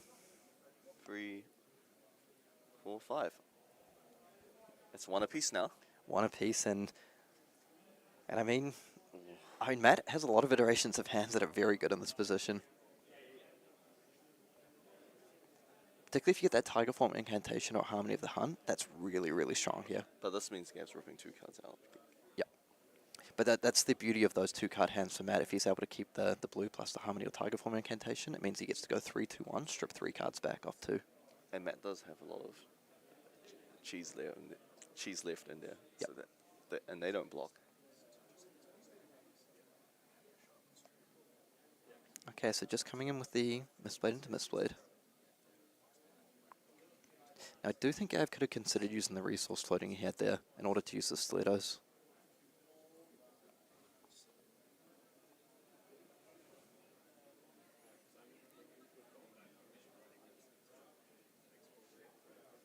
Alright, trading 2 cards for 2 cards. Yeah, now, importantly, giving up the hiss there, which is pretty big. I don't think you can use it.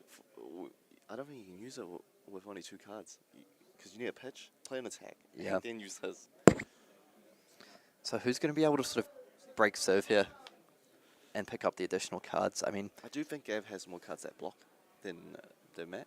yep. Ooh, that's, I think, the Tiger form or Harmony of the Hunt here. I think this could be that exact hand we were talking about earlier. No, I think, oh, he pitched it.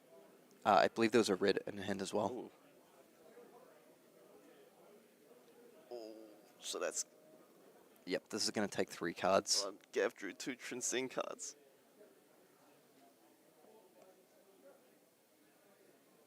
Oh, that might be it, unless it's Oh no, yeah, unless it's the he homage. does have Battle from Bastion.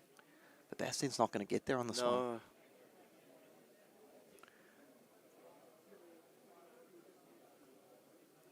He can't even block the Harmony of the... Oh, he can Oh, block so he the Harmony can of with the the Hunt. Bastion, but it's just a He'll die little with too it. late. It looks like has Matt pulled the rabbit out of the hat here?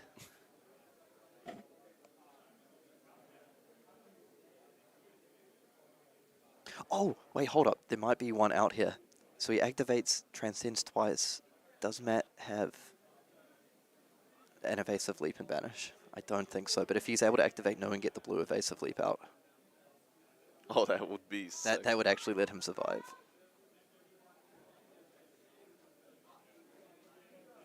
Wait, is that a... Is that the defense reaction? Oh, no, I thought for a second it was a defense reaction, but I... Oh. Oh, and he gets him. What an absolute thriller to kick off our draft rounds. So I was starting to get a little bit worried for Gavin when they got to that endgame spot, because we know, after seeing Matt's draft, that he has a lot of those Tiger Form incantations and Harmony of the Hunt reds. And those are the absolute dream 2-card hands in those positions, where you're able to use your 2 cards to threaten 3 of theirs. And Matt was able to threaten just enough damage to get it down to the 2 cards into the 2-card spot. And while the daggers are fine, it doesn't match up with attack. attacks. Yeah, 2 attacks is worse than 3, as you put. So, wow, but I think that was a fantastic showcase of part of the Mistveil Draft. What an incredible game there. I mean, the Fang Strike was an unfortunate slight blunder. It didn't end up impacting the game. But, yeah, what a fantastic game, honestly. I think we saw Matt really show the power of that mid-range chip game plan. We saw him be very, very patient as well with his use of Transcend, the cards that he searched for. I think when he searched up that Breed Anger Blue, that impacted Gavin in order to defend a card. Because when you attack for 3, your opponent's on 4 life, right? You're attacking for 3, representing I'm going 3 into 2. You're thinking, well, I may as well defend the 3 power card with my 3 block, and that's how I get my value. But instead, he gets a card out of Gavin's hand, arsenals the evasive leap, and I think that really was, in my head, one of the turning points of the game. Him able to take that additional red attack out of Gavin's hand, and he wasn't able to set that up in arsenal, wasn't able to play towards that as a finisher. I think the MVP for Matt was back-to-back evasive leap arsenals. Yeah, those were so strong. That blue one being able to block that dagger was huge. Yep, that was massive, because I thought it was a red, and I thought it's fine on this hand, but, you know, maybe it's not the absolute best, but in that spot, they were so good because it allowed him to transcend as well, right? And the first transcend let him set up that bluff, and then what that meant is his chest was now online as well, so the blue evasively, we saw it, and we were a little bit mocking, saying that might not make the draft deck, and that was an absolutely pivotal card towards winning that game. 100%. And showing the power of those cloaked equips as well, I think both players utilised those very well, saving them to the absolute last minute. You know, Matt was really hoping to rip 2 cards from Gavin's hand on one of those turns. Gavin, you know, saving that prevention chest right to the last second to use. Matt on the other side as well, using those boots critically at the last moment for a dagger, and then waiting, using that chest at the perfect time. Yeah. So that's round 4. Done. I think we'll be following Matt again. Yep, looks like we'll be following Matt for a bit of this draft, and we might have a few special guest casters coming in for next round as well. We're going to actually go to a short break, but don't go anywhere. We've got a lot more part of the Mistveil Draft action coming up very shortly. Can't wait. And it's going to get the fist bump. The Phoenix rises. What an incredible display by. Listen to this room right now. The room is erupting, celebrating our Flesh and Blood World Champion.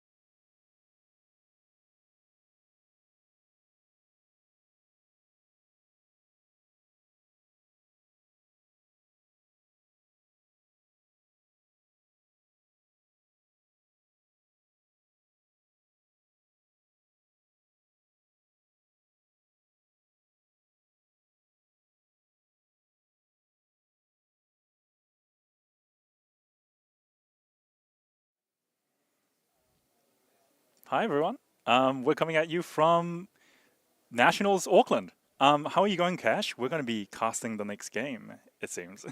Fantastic, Uyong. For those who don't know us, my name's Kishan. I'm the content editor at fabtcg.com, and this is Uyong, one of the game developers at Legend Story Studios. We are here at the Flesh and Blood National Championship of 2024, and it's all going down.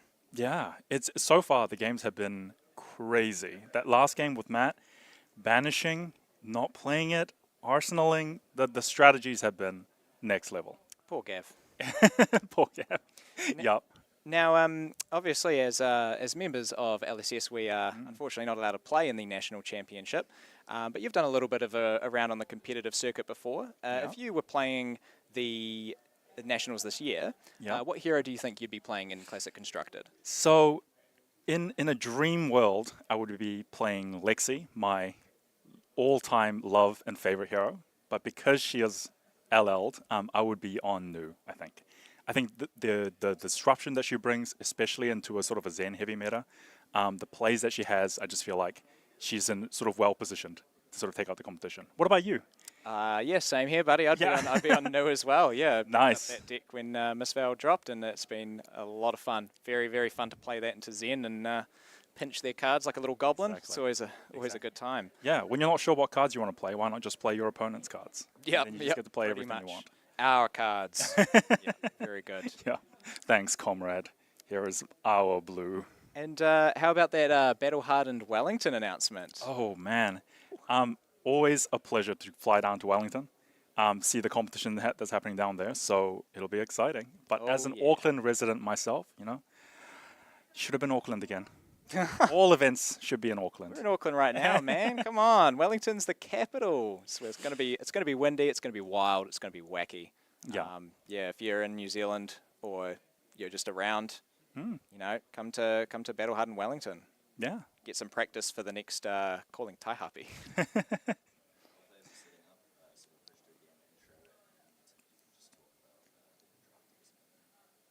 Cool.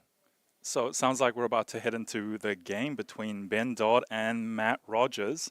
So how are you? What is your guess on who's going to win this matchup? What do you think? Ooh, it's a hard pick because both Matt and Ben had quite difficult seats in the draft pod. They're both 2 out of 4 Zen in the whole total of 8, and so a lot of them are just trying to work with a lot of random things that have kind of been cobbled together and hope that it kind of works out in their favor. But this is where pro players really shine in booster draft. Is you don't have everything to make a very smooth deck, but like you just work with what you have, and sometimes you find these crazy lines. So both these players are very capable of doing that, and I look forward to seeing how they put together their win. Yeah, so we have, immediately off the bat, the fact that Ben has 4 cloaked equipment against Matt's 2, huge advantage from the get-go. Absolutely. So we'll see how that sort of impacts the play patterns here. It looks like Ben has elected to go first.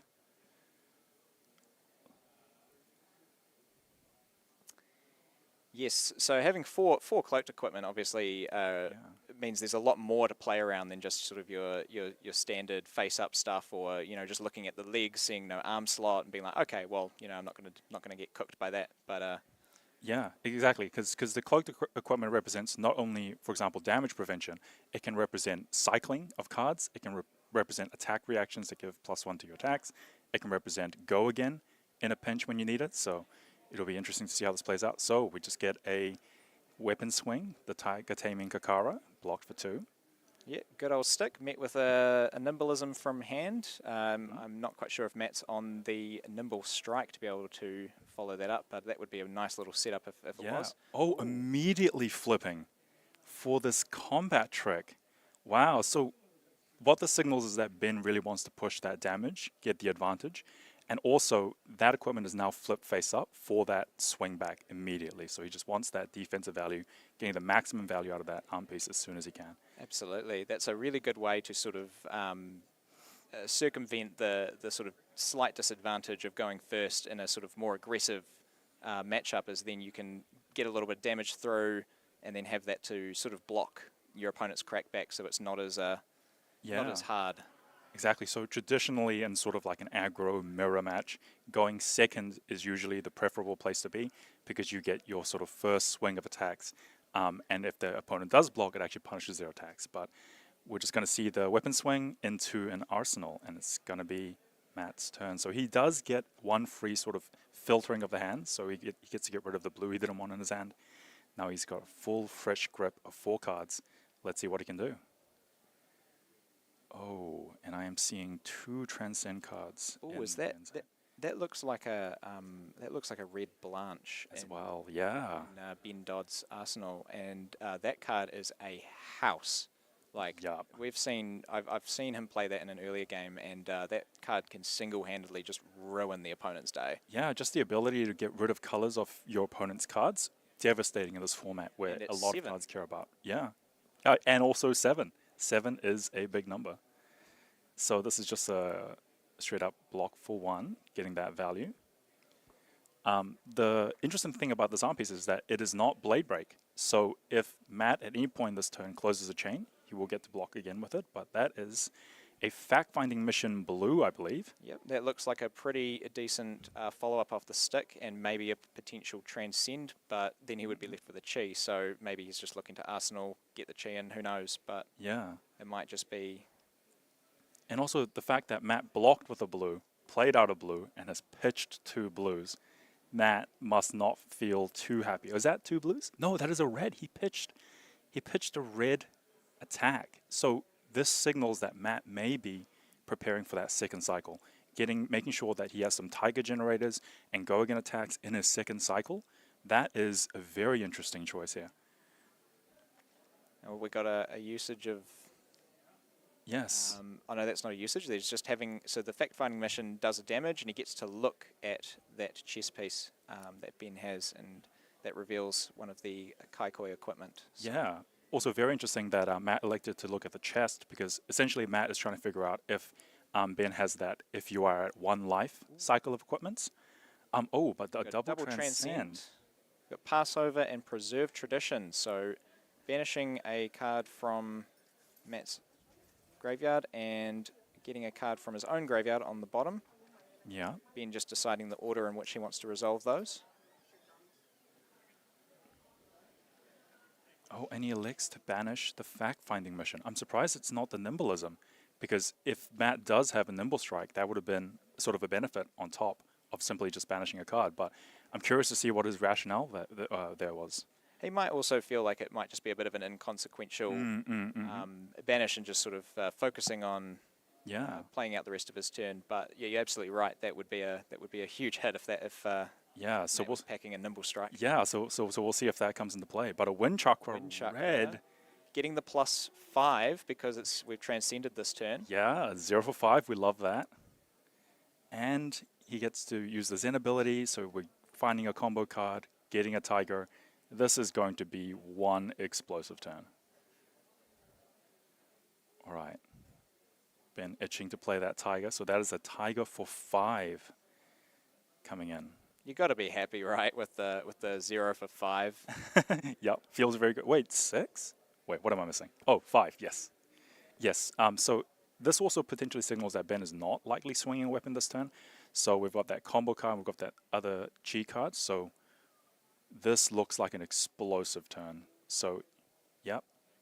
We saw also, we saw very briefly he kept that Passover in hand on turn 1. Oh, there's the Blanche. Yuck. End it off. End the turn. Well, if Matt was thinking about playing some cards, he might not here. I think he might just be happy throwing everything down here. Yep. So that is a 5 into a 4 into a 7. And if my math is correct, that is a 16 damage turn with on hit at the end. This is devastating. Yeah, Blanche we've seen doing the rounds. That card is crazy, especially in a deck like Zen, which doesn't typically have a lot of punishments for cards hitting and dealing no sort of hit triggers, but Blanche itself is just wow. So we'll see if Matt just needs to full block here, take a turn off, Or there's a potential that Matt's hand just does not block, and he is very upset to see this blanch. Let's see what happens here. There's also the possibility that maybe he's packing an evasive leap in his arsenal, and maybe that plus an equipment, plus a card from hand, maybe he can play something else, but at this stage he's already blocked, so yeah. We're just expecting him to just blocking survive. 6, taking 1, that seems like the wise play. That is just not a turn that you're allowed to do things, to be Yeah, honest. yeah. Sometimes your opponent just has a huge turn. You just block and you go, all right, let's reset. Yep. Let's go again. Let's see if he can do that again. So Matt simply passes back with the 1 card in his arsenal, doesn't like to play it. And here we go. Can All Ben right. keep up the tempo? Yeah, exactly. So he's got 4 cards again. Fresh grip. I do spy. Oh, all right. So it looks like we've got a tenant. Oh, and that looks like the Orihon of Mystic Tenants. Yes. The cost 4 instant, draw some cards, but if he can get a chi into it, he can draw more. Now, it might not work in this hand, but there's always the chance that Ben tries to pitch this and try and put it back into the deck near the chi, but Yeah. you also have to consider that Zen can shuffle his deck quite a lot of the time as well. So Yeah. So it'll be interesting to see if he elects to arsenal that card, because if he does, he is sort of committing to that play later on. Oh, okay. Untamed, good Red value. Untamed, Pitch yes. a blue, 2, 4, get +2 on your tiger. Can he Yeah. make a tiger? Is the Yeah. question. But so far, solid. Blue pitch. Swing with the weapon for 2. Swinging for 4. I mean, you've got to be pretty happy if you're Ben Dodd. Like, you've sort of put Matt on the back foot here, because now if Matt wants to pull off his own big turn, first he has to find a way to transcend. And he's also potentially facing like a huge amount of damage in order to pull that back. And with a lot of cloaked equipment still on Ben's side, Ben might just be very happy to defend that out and then just send back a really good value turn. Exactly. Currently, Ben definitely has the tempo in this mirror match. The fact that he is sort of almost 1 turn ahead in this damage race puts Matt in a very difficult position where he needs to figure out, can I keep blocking? Is my hand strong enough to sort of outrace this tempo disadvantage I have currently? So Matt really in the tank about whether to block this or not, and trying to figure out if his next turn will be enough to try clawback tempo if he takes this. I think the worst thing that could possibly happen to Matt right now is he takes a whole bunch of damage to send this big turn at Ben. Ben's had hit this Orihon and Arsenal and then just pitches a chi, draws 3, and Yeah. Oh my God. just goes off. That is probably a nightmare situation that well, Matt won't know about it, but you know, Yeah. We are currently. we'll be seeing if Ben's looking to pull that off or whether that's too risky. Yeah, Matt's still in the tank. This is a very, very tricky turn for him. He needs to do a lot of math right now, trying to figure out if this is worth it. Can he take this? I wonder what that card in his arsenal is. Yeah. Oh, Oh, and there it comes it out. is the just evasive as I said leap. it. There you Yeah. go. All right. So block Yeah. 3, take 1, into a fact-finding mission. Yes, Ben Dodd loves this yellow fact-finding mission. I actually watched him play a game with it earlier today in his last game, where he played it and then used his Aqualapse to give it go again into a aspect of Tiger Soul, which triggered the Wow. combo as Yep. a yellow card, which was absolutely crazy. Wow. You know, sometimes when you have a 4-Zen pod, you have yellow combo lines happening, Yeah. popping off. Yeah, Matt electing to take the whole 5 here. So he is saying my 4 cards is good enough to try clawback a 12 life deficit. He might also not have any other options. Like at Yeah. this point, if you keep defending against Zen and you're already behind, it's like, yeah, you will eventually. The break points will get you. Yeah, so let's see if we can do it. So red flex claws, great start. On hit, create a tiger, putting a bit of pressure on. This is definitely the way you want to start the turn. And he knows Ben's got that Kaikoi, so I guess he's hoping that this will force Ben to think about whether he's going to use one of the 3 defense cards in his hand, which sometimes they might block for 3, but you kind of need them. So Yeah. depending on what Ben's hand, it looks like we've got a.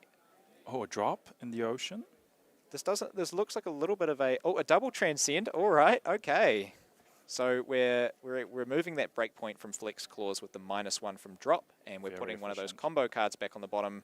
Ben Dodd just really scraping the absolute value out of these cards he's managed to pull together from that nightmare pod with 4 Zens. Yeah, this is so clean from Ben. And another fact-finding mission coming down, another one in yellow. That's a card of the day, isn't it? Yeah, both players just really loving this card. Just it's at the end of the day, it's just a big number, and sometimes that's what you need to sort of win this matchup. Now Ben has to think, it's only 5 damage, it would leave him at 13 and he'd be able to keep the 2 chi, and it looks like, yep, he's taking it. Yeah. So he has the ability to pitch something, search, make a tiger, come in with another combo card. So, you know, we could be looking at like the stick into a tiger for 1, into the pouncing key, into maybe the wounded bull. So like he's got enough to really pressure Matt back off, you know, 3 cards. So we'll see how we go. Yeah, so now Matt knows he's got the collapse. Yes, so now Matt also knows that Ben can get go again in a pinch if he needs it. So there is a lot for Matt to play around here, but we're just going to start off with another Tiger Taming Kakara for 2. And that's a lot. That is currently a third of Matt Rogers' life. So again, he's going to be deep in the tank trying to figure out how and what he needs to do to survive and swing back to put on enough pressure to try claw this game back. And he knows that Ben's got that chi, so he knows that at minimum Ben can go pitch, activate Zen, and he knows he's got a tiger for 1 and then a pouncing key for 4 with go again, and then a mystery card in hand. So there's a lot of danger here for Matt, and he really doesn't want to be in the position where he's now forced to block and doesn't have enough to force Ben to block. So this is a very, very dangerous position. He's going to have to pull off something wild. Yep. See, all right, just taking it. While you've got very little life total, it's just, you know, very few options. So yeah, take what you can get. Matt just needs more info on what's coming on this turn. And yes, it is the pouncing key again, the card that was put back into Ben's deck. And now it's coming out again. It's just a very efficient 0 for 4 go again. Now he has to think about what Ben's last card is. Yeah. So here is the tiger for 1. Into. And there we go. Comes down for 4. Now he's going to have to start defending because the cloak, I mean, if both of those face down equipment on Matt's side were Kaikoi's, he would very easily just be able to live at 1, but that's a rough number. Once you go down to 1, every tiger that swings for 1 becomes lethal. Yeah. So he does elect to block for 3. There's always a chance he's got an... Ooh. Oh, yeah, and there it is. Oh, it's only for 3. It's okay, only for 3. So it's not too... I mean, it's still going to require something from Matt here, but it's not as devastating as a red would have been. Yeah, so Matt has managed to save 2 cards in his hand, I believe, and 1 arsenal. So this is an 11 life point deficit. Let's see what Matt can do here. He really needs to be transcending, trying to get some of those bigger explosive turns online. I'm also interested to know what Matt's face-down chest equipment piece is. It may be one of those, if you're at 1 life, flip over sort of effects, but we are just starting with another Tiger Taming Kakara. Now, we know Matt's got a few of these. Here we go, Harmony of the Hunt. So making a tiger in hand, coming in for 3 because he's pitched blue. So he's going to be able to send 1. It's not hugely threatening for Ben at 11 life, but, you know, you just kind of have to do what you do and hopefully live through. We know Matt's got a lot of these 0 for 5, the wind chakras, and if he could just draw the double transcend like Ben has, it would be fantastic to be able to then, all right, claw back that life total for some big numbers, but... Yeah, Ben is just taking the damage here. He knows Matt is in a very precarious position. His 4 cards is going to deal damage, so he just knows he just needs to push. Take it, full send. Yeah. Give him the house. Take him to Christchurch. Take him to Christchurch, yes. Oh, that is a blue untamed. And what does that mean? Why does Ben swing with a blue attack? There may be a transcend card in his hand. Does he have another transcend card in his hand? And looks like maybe... Yes, there is Stir the Pot in there, so... Oh, goodness. He's drawing transcend cards for days. This is going to be another explosive turn. Oh, my. Oh. Now, the question is, if he pitches 2 blues here and gets 2 floating, does he have a key unbound in his deck? Oh, sorry, key unleashed to be able to pull out and hit for like 7 or something like that. But that would be devastating. We'll see how we go. Yeah. Tiger Taming Kakara coming in for 2, and this is, again, lethal on Matt's life total. There we go. Kaikoi soaking up, going to 1. Yeah. Matt doing what he can to try preserve his hand. Ooh. Yeah, there's a lot of acknowledgement with the transcend coming. If he can live through this turn, there's always a chance that with Ben Dodd at 7 that whatever his chess piece might claw him back in for another turn if it's like the Tiger Hide one that blocks for 3. Yeah, yeah. Or if it's the Kimono that can fetch a chi, but we haven't seen him transcend, so... Yeah. Yeah, and the thing as well is Matt being on 1, and there's the key unbound as well. It's a blue one, but it's still going to hit for 5. And yeah, the worst part about not transcending early is you tend to then draw those cards at the point where you need to be blocking. Now this could be it. Yeah, Key Unleashed for 5. Oh no, he lives. Block for All 5, right. so we're alive. He lives, but he's on 1. So now we're going to see if his equipment's going to help him survive. If it's the kimono, it's not going to do anything. Yeah. Looks like he's just passing. He is turn. just passing. That is unfortunate. Okay, Now so he's locked in. if you're Matt, what do you need to see from your opponent's hand? Four cheese to like survive? Oh, even then, that's not enough. I feel like Ben Yeah. can still fetch just some random cards. I think, yeah. Oh, but Ben does have, from what I can... Oh, no. There is a chi in there, so he's going to activate Zen's ability again. Because Stir the Pot shuffled the deck, so... Yeah, yeah. Yeah, that would have taken all those cheese on the bottom and distributed them in a fair manner. Yes. So Ben essentially just thinking through his turn. He can sense the victory in his grasp. Comfortable life lead. Yeah, just making sure he is sequencing this correctly to make sure there are no errors being made. Activating Zen. Yeah, it's a good way to start. Get the Tiger. Now, what's he got left in the deck? He should still have a few key unleashed. Oh, sorry, pouncing keys. Yeah, so is that a yellow pouncing key that I see? He could also go for his aspect of Tiger if he just wants another card. Oh yeah, and we've got it looks like Breed Anger. Yeah. Blue? Yes. I think it's a 1 for 2, and a Tiger was the last card. It makes another one, so... And we know that Ben does have a Tiger. Yeah, and he can't threaten those Tigers with extra damage from the arm piece because he's used that already, but there are a lot of different ways you can increase it, or sometimes just have a spare card to put in Arsenal. Yeah. Yeah, there's a lot that can go wrong, but Matt doesn't have a lot of options here. Yeah. Matt is just hoping that... He's getting flashbacks to calling Auckland back in 2020 with Ira Kadachi lock. Yeah. This is a real This blender is that like he's in. classic ninja gaming. Yeah. And that A one. droplet as Here comes well. the droplet, and I think it's active at 4. There we go, and that's going to seal the deal. Wow. Rough day at the office. Yeah. Ben drawing clean, playing clean, especially that turn 0, flipping up his arm piece, knowing that this is just a tempo race. He's going to play clean. I mean, his transcends were out of this world for this matchup. Yeah, the double transcend twice in a game. You got to be absolutely stoked with that. Yeah, and just taking down Matt, one of the best players. Matt Rogers, best players in New Zealand. 2-time national champion as well. Yeah, without breaking a sweat, it seems. Absolutely, yeah. And look at him, always got that smile on his face.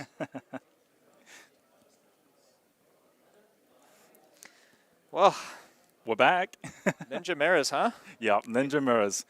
But what is surprising is that Ben went first, which is typically the non-ideal situation where you really want to go second for the tempo, but he still managed to go first and keep up the tempo and just outrace Matt in that matchup. His deck ran smooth that match. Yeah, and there's also, I guess, some added benefits of being able to set up a much bigger turn than your opponent and force them into that position that Matt was in, where it's like, well, here's cards, I'm not going to be able to throw any of them at you, but I can put them down and defend. So, because in that first turn, Ben arsenaled a red Blanche, and that was huge. Yeah, that red Blanche has been taking names all day. Like, yeah, that was a huge taking push, colours, especially off the back of that the wind chakra.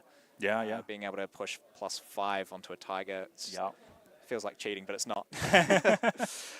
Oh, goodness gracious. So I'm curious to see what the next matchup is going to be, because I've heard that this pod has 1 Enigma. Yes, it was a bit of a rough pod for that top table. They had it was a little bit hard for them to read some signals, and some people like Matt Rogers stayed open as long as they could, knowing that they'd passed some quite powerful Enigma cards already and seeing nothing from the new card pool, deciding that, okay, well, Zen's the only choice, and then unfortunately finding out that there's 2 Zen drafters on the other side. So like it can be really rough when you're in a pool. And yes, there was the one drafter, I believe, Mason Wintle, who saw the signals, saw these great Enigma cards, and was just like, "Yep, I'm going to scoop them up." And now just has this crazy deck. The one of Enigma. You're gonna I don't know what his record is, but it would be surely top tables, but we'll see. Absolutely. Yeah. Cool. All right. So we've just been informed that we're about to head to a break, and then we'll be back for a winner's interview. So stay tuned. Let's see how the rest of the games go for this Nationals. Catch you later.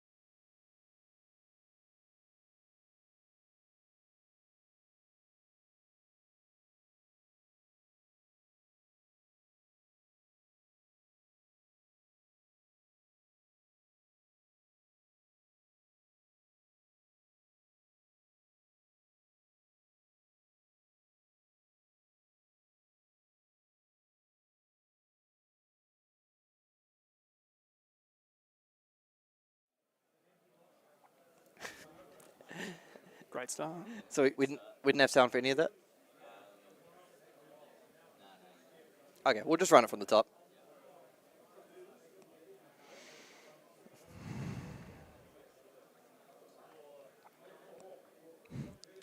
All right, hello everyone. So we had a few audio issues, but we're back. So I'm here with Ben Dodd, absolute legend of the game, the Azuri Master, winning of the Calling Melbourne, Azuri's first Premier Tournament victory. So now 5-0 in Swiss, so crushing it today. Just wanted to ask you a couple questions about your Nationals experience so far in the lead-up. So you've chosen to play New today, which we got to see on stream. Just want to ask you why you decided to go with New for your tournament pick. Yeah, well, I love the Assassin's game plan and style of play. You've got a lot of hand agency. Am I blocking this turn, blocking out Arsenal? Or New especially, more so than Azuri, can play out 5-card hand, go again off the dagger. And I like that feeling of control and agency as I play. And I think she's a good pick for this meta. You need to be able to beat Zen.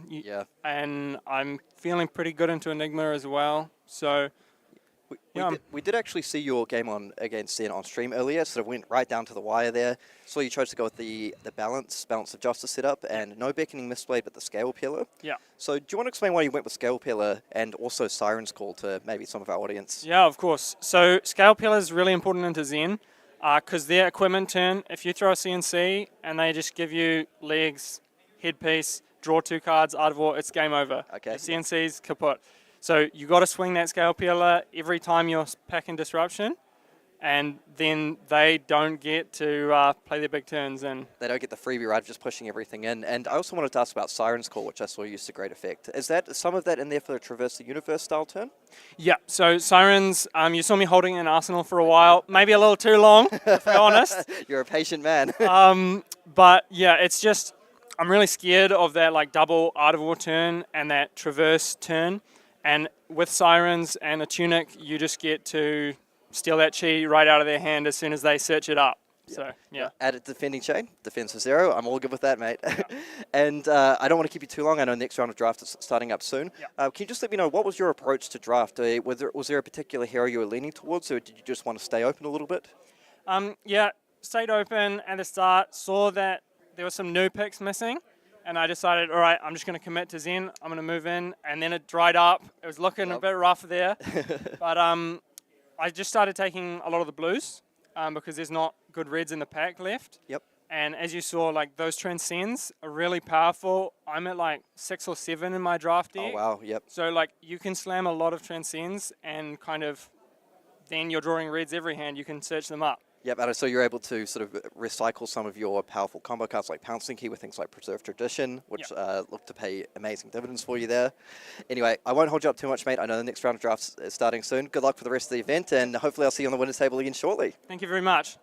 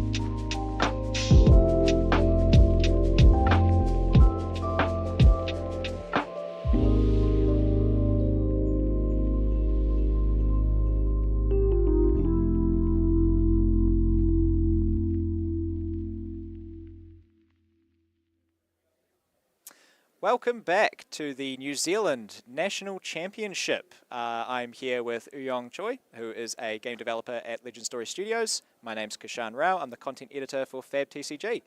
We're having a great day at Nationals today. We've got all of our players are ready for the final round of the first draft of day one.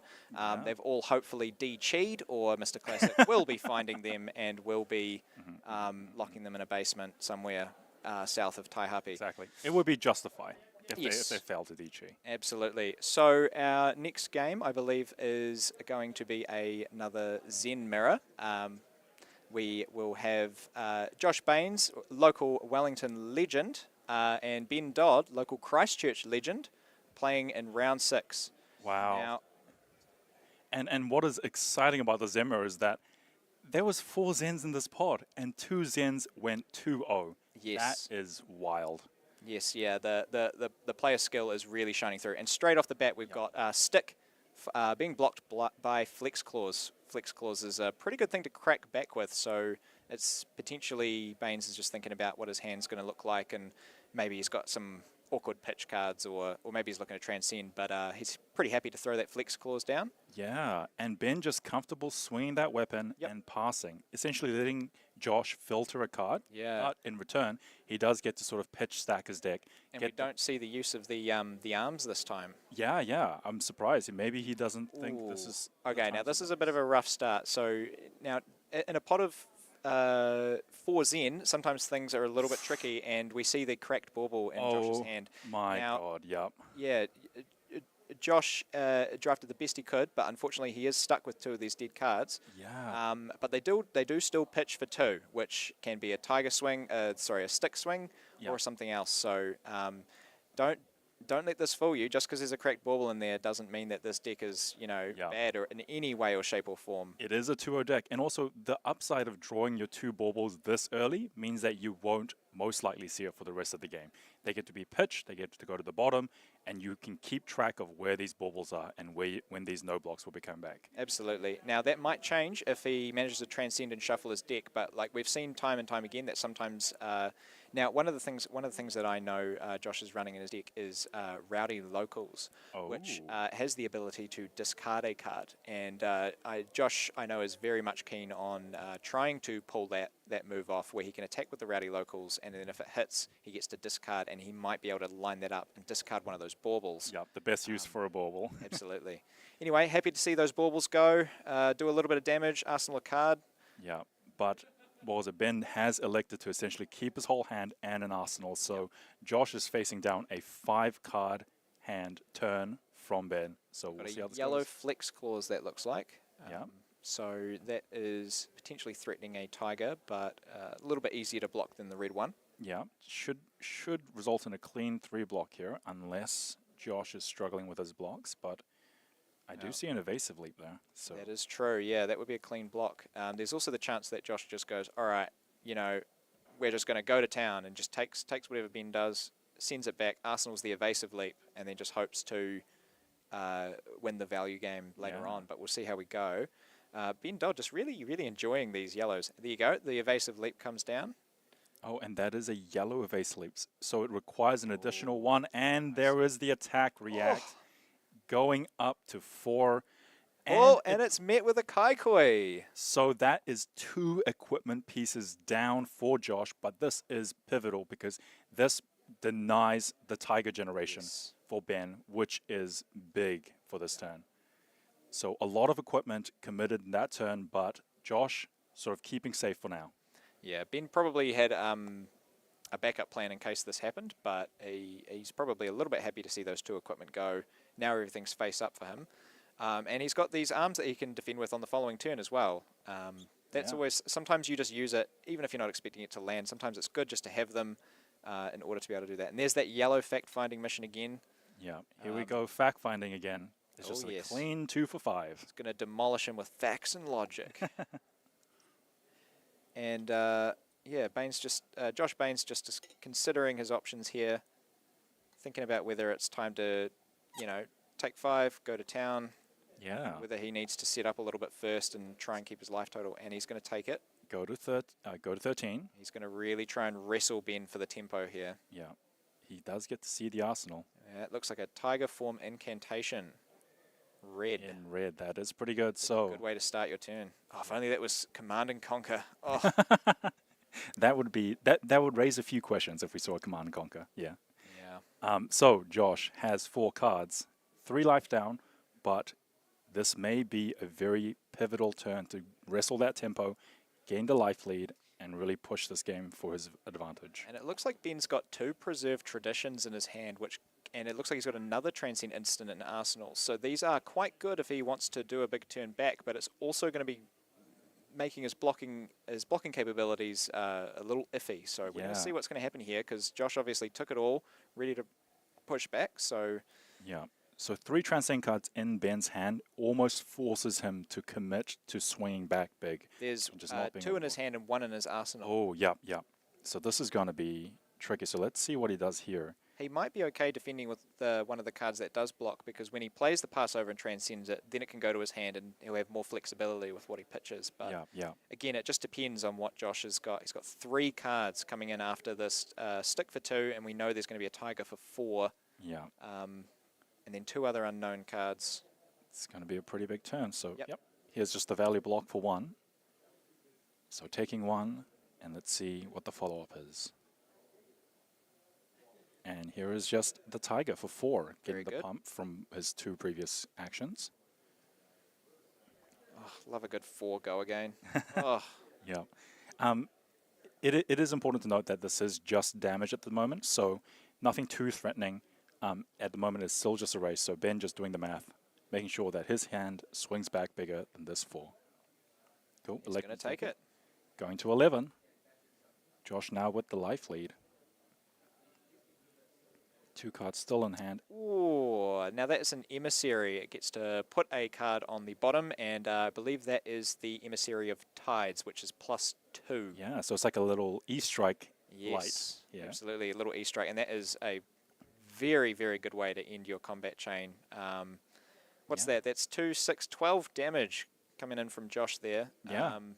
Very, very big turn. If Ben takes this, he's going down to 5, and he is fully committed to that race. So now he's again deciding whether he needs to block here, because he does have 3 Transcend cards. So he can't be blocking with his hand and electing to do nothing. He really does need to swing something back here. There is definitely a lot of options available to him, because it's still so early in the game in terms of deck size. He's still got a lot of combo targets in his deck that he could fetch out. But you can only activate Zen once, so what would be really good for Ben here is if he has a way to use all of the spare chi that he's not going to use for the ability, as the ability to pitch for something like, for example, the Blanche that we saw, or another fact-finding mission or something like that. So we're just going to have to wait and see. He's taking it. He's taking confident. the 6. He's confident he's going to use all of these Transcend cards, and he's going to be going wild. I mean, Key Unbound is another one, because, you search it with Zen's ability, but you still have to pitch for it. So yeah, and we know that Ben also has the leg piece Aqualapse, which can, as a reaction, give an attack go again. So Ben has the potential to have an extremely explosive turn with 5 cards.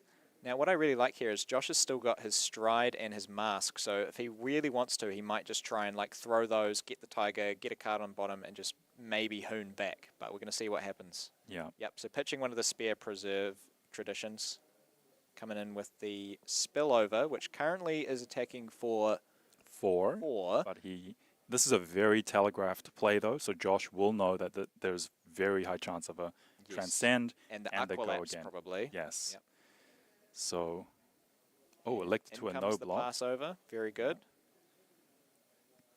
Now the spillover goes up to 6, but still has no go again. So, most likely seeing the committing of the Aqualapse here. Absolutely. I think we are in the reaction step here, so we will see. Yep, the 1 gets played. Here come the Aqualapse, and that's also going to defend next turn, which is just very clean. Yeah, so much value. Those Aqua equipment, man, they were doing the work in Zen. Yeah, and the fact that they're also face down is that you got to figure out whether they have it or not, and you're just playing around all these things that...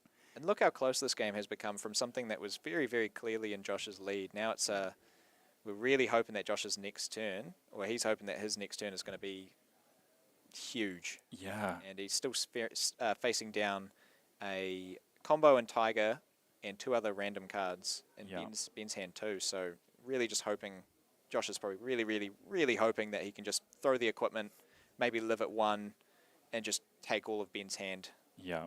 Oh, pitching the wounding blow. Yeah. Tiger taming Kakara coming in for 2, go again. Josh has managed to hold on to all 4 of his cards for now. Let's see if there's any block happening here. He really needs his 4 cards to swing back hard, and he just needs to take all this damage, ideally. But if Josh concludes that his hand is not strong enough, he will begin blocking. But nope, he is taking the 2. He is saying that his hand is good enough to swing back and try kill you on 5 life, or at least regain all the tempo. Yep. Now we activate Zen. Now it's going to be interesting to see what he fetches here because he still has that preserve. He's going for the key. Pouncing key. key. Yes, just 4 go again. So maybe he's either looking to play this preserve or just arsenal it for next turn, which can also be really good. Just not even just for activating Zen, but just having a card in hand. It lets you defend and then play your transcend, get it back to hand, pitch it for something else. Cool. And here comes the clean strides block, generating a tiger in Josh's hand. Very good. Here comes the pouncing key for 4. 4. We don't know what, and Josh doesn't know what this last card is, so he's got to think very carefully about whether it's time to go to 1. Yeah, so Josh ideally would take 4 here, but he needs to play around the potential of the grain that tips the scale, which is a +1 transcend attack react, essentially, which would be lethal. So he's trying to figure out, can he hold on to his full grip to make sure he does the most damage possible in the next turn, or does he need to play around any tricks on this 4 attack? Or maybe the card in his hand is another attack that Josh needs to figure out if he needs to defend. So, bit of a tricky position. Josh wants to hold on to as many cards as possible to make sure he swings big on the return. But he just needs to stay alive, though. He elects to no block, and he is rewarded. Moments like these that are beautiful, where it's like, you know, if you can keep everything, you know you're pretty much guaranteed to win the game. Yep. But depending on what your opponent has, yep, you're just like, oh, you know, like many people have tried to do that, and then they've died. Because, exactly. You know, they haven't blocked how they should have throughout the turn if they'd known what else was coming. But exactly. Yeah. Josh, Nerves of Steel, just going to 1. And there's that Transcend card in Arsenal, hopefully converting itself into a chi next turn. But, you know, we've got 5 life and an equipment block, so Ben might just be able to take it. Oh, that's a nice clean block on the flex clause there, stopping that spear tiger. But Josh obviously was aware of that, has a plan. Yep. Oh man, this turn is going to be huge. Here's the tiger taming Kakara for 2. Because the stride made him a tiger already, so we know he's got that. Yep. All right, let's see what Josh went down to 1 life for. This is... Sometimes it's also you just have hands where it's like, you've got to play it because it's just better numbers. Yeah. But this is good. It looks like there's some juice coming from Wellington here. Tiger for 1, very annoying to block, electing to take it, going to 2. Oh, like lovely little bit of 4 damage there. Yeah, go again, generating the tiger in the hand. So essentially, Josh will be able to arsenal that tiger and be sort of set up for next turn. Oh, and only blocking 3. Ben also going to 1. Taking 2 cards is pretty good. Yeah. He's got now mask to block with 2. Yes, yes. And now Josh just needs to again survive again, facing down 3 cards from Ben. So let's see if we can do it. Oh, Preserve Tradition and Homage. The 1 life gain here is huge, actually. Yeah, the 1 life gain is so huge because it stops the tiger that comes in for 1 from being lethal. So very pivotal life gain here. And again, being able to convert that card you've arsenaled into resources in hand, whether you're activating Zen or just pitching for something, almost like a pseudo defense because it frees you up to defend with one of your other cards from hand. In tight moments like these, it's just really critical to be able to have access to as many cards as possible. Not to mention Ben got to recycle his red pouncing key back into his deck. Yeah, he's been looping that all day. Yeah, he's getting the maximum value out of that 1 card. Very impressive to see. All right, here we go. We know we've got the mask to be able to cover the tiger. We know there's possibly a pouncing key coming in too, so Josh is going to have to give him some cards. He's got a tiger of his own in Arsenal, so if he can maybe swing his stick into the tiger into something else. Yeah. Oh, it's a tight game. Yep. Oh, and this full breakpoint is devastating because Josh needed to save that headpiece to block that tiger that's going to come in for 1. But now he is most likely going to need it to block this attack for 4 because any damage leak here is lethal. Yeah, and it means that tiger's going to come in for 2 as well. Oh, yes, you're right. That is a lot. a lot of tempo and a lot of damage coming Josh's way.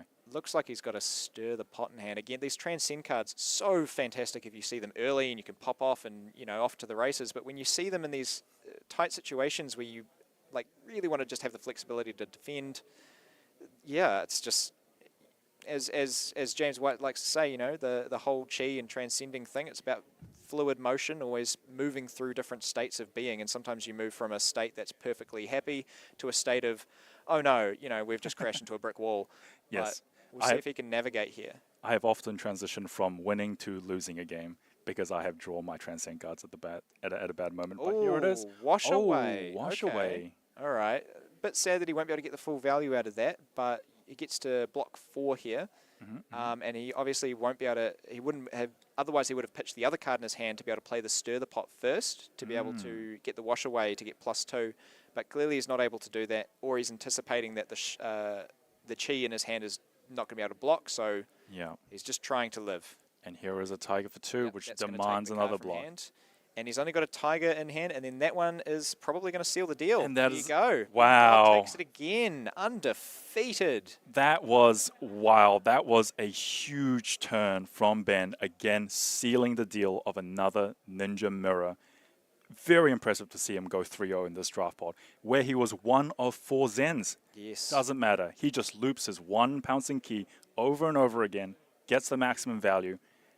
Impressive. And just like really, really, really clean usage of the Transcend instance as well. Like just the way that he knows he can safely pop it in Arsenal, wait for the next one, and then like convert it into resources in hand, or he's got a really good knowledge of like not only preparing with the ones he has, but anticipating the next ones that are going to come up, and just making sure he doesn't get caught in these awkward situations where the Transcend instant is the worst thing that could happen to you. He's making it the best thing that can happen to you. So. Yeah, I'm just excited to see like the difference in play between the 2 Zen mirrors. In the first one, he swung with his weapon, immediately flipped his arms for the +1 attack, react for the block. In this one, he elects not to. Like all these sort of advanced, minor advantages that he's sort of trying to accrue throughout the game to make sure he wins these mirrors. Impressive. Absolutely, they grow them well in Christchurch. I tell you that. Yeah. Yes. Well, that is essentially us done for the first draft portion of day 1 of Nats. I believe we have another draft coming up to sort of seal day 1 of Nats. So people are going to be resetting, getting ready for their next draft, seeing if they can, take it home, make it day 2. Absolutely, and then day 2 will be back to ye old classic constructed, everyone's favourite format. Yes. Interesting metagame we've got. It'll be interesting to see who makes day 2 and how that next gauntlet goes down, because we've got a very, very diverse field in New Zealand. Zen, obviously, the most popular deck, but then we've got Brute and Illusionist sort of falling behind. I'm kind of putting them in classes rather than specific heroes because, when you're trying to sideboard against something like Prism or Enigma, you're kind of treating them almost like the same thing. And those classes seem to be quite high up in the metagame. And I am fingers crossed that Anu makes top 8. I just want to see some top 8 new gameplay. Yes, no, same. So what are you expecting for a sort of top 8 bracket for Classic Constructed? I don't know. If I had to predict it, I'm saying maybe 2 Zens in the top. I'm expecting Prism to make top 8. And then maybe, I feel like Kano. I feel like Kano is such a wild dark horse in this metagame right now. The ability to just blow people out, especially when you're forcing players to make deck building decisions about whether I include AB or not, taking those risks, and Kano just gets to punish all these decks that go, all right, I'm not going to run AB. Like, I just can't afford the sideboard space. Is there any decks that you want to see in the top 8? Ooh, well, yeah, I mean, I would love to see that one Azuri go all the way, but it's just all that. Yeah, like you, I'm very interested in seeing Nu make it to the top 8 after sort of tailoring her game plan to beat all the Zens and KOs out there, and then hopefully taking it home with some really interesting gameplay. Yeah. I do expect to see an Enigma or 2, probably 1. And as for the rest of it, like I think if you just look at the numbers, it's like all of these heroes do have the potential to just completely dome the opponent. So like it's very, very, very likely we'll see like an Azalea, a KO, maybe even a Victor. Yeah. But yeah, definitely Kano's got it. When we saw that in round 1 of the national champion, even if you bring Noah in, it's like sometimes they activate the big red shiny button and then there's death just coming in and a huge fireball. So Yeah. Zen has been very popular. We have seen those crazy pop-off turns, but despite that, the meta is very diverse. People bringing their own tech, bringing their own comfortable heroes that they know that they can perform on. And they're essentially saying, yes, Zen is a menace, but I can take those down with the decks that I know how to play, and I have the tech to bring it. So it is going to be very interesting to see who makes day 2 and who makes top 8. shout outs to those 2 Riptides too, by the way. Yeah, so interesting stuff. Obviously, in national season, we've seen quite a lot of diversity across the board with Zen in the lead. But a lot of these players attending their national championships, trying to get their invites to World, not only will all of their classic constructed games and their draft games be landing them these invites, it'll actually be also really good practice for Pro Tour Amsterdam, which is rapidly approaching next month. So, yeah, we'll be interested to see what these players pick up for that. Yeah, and it'll be interesting to see how the New Zealand National Championships metagame sort of potentially impacts the metagame coming up. So let's see how this turns out and see how the rest of the day goes. Fantastic. All right, we're going to push to break now, but stay tuned. We have the next draft coming up, and we'll be bringing more sizzling gameplay to you very soon. Yes, all right. See you soon. Catch ya.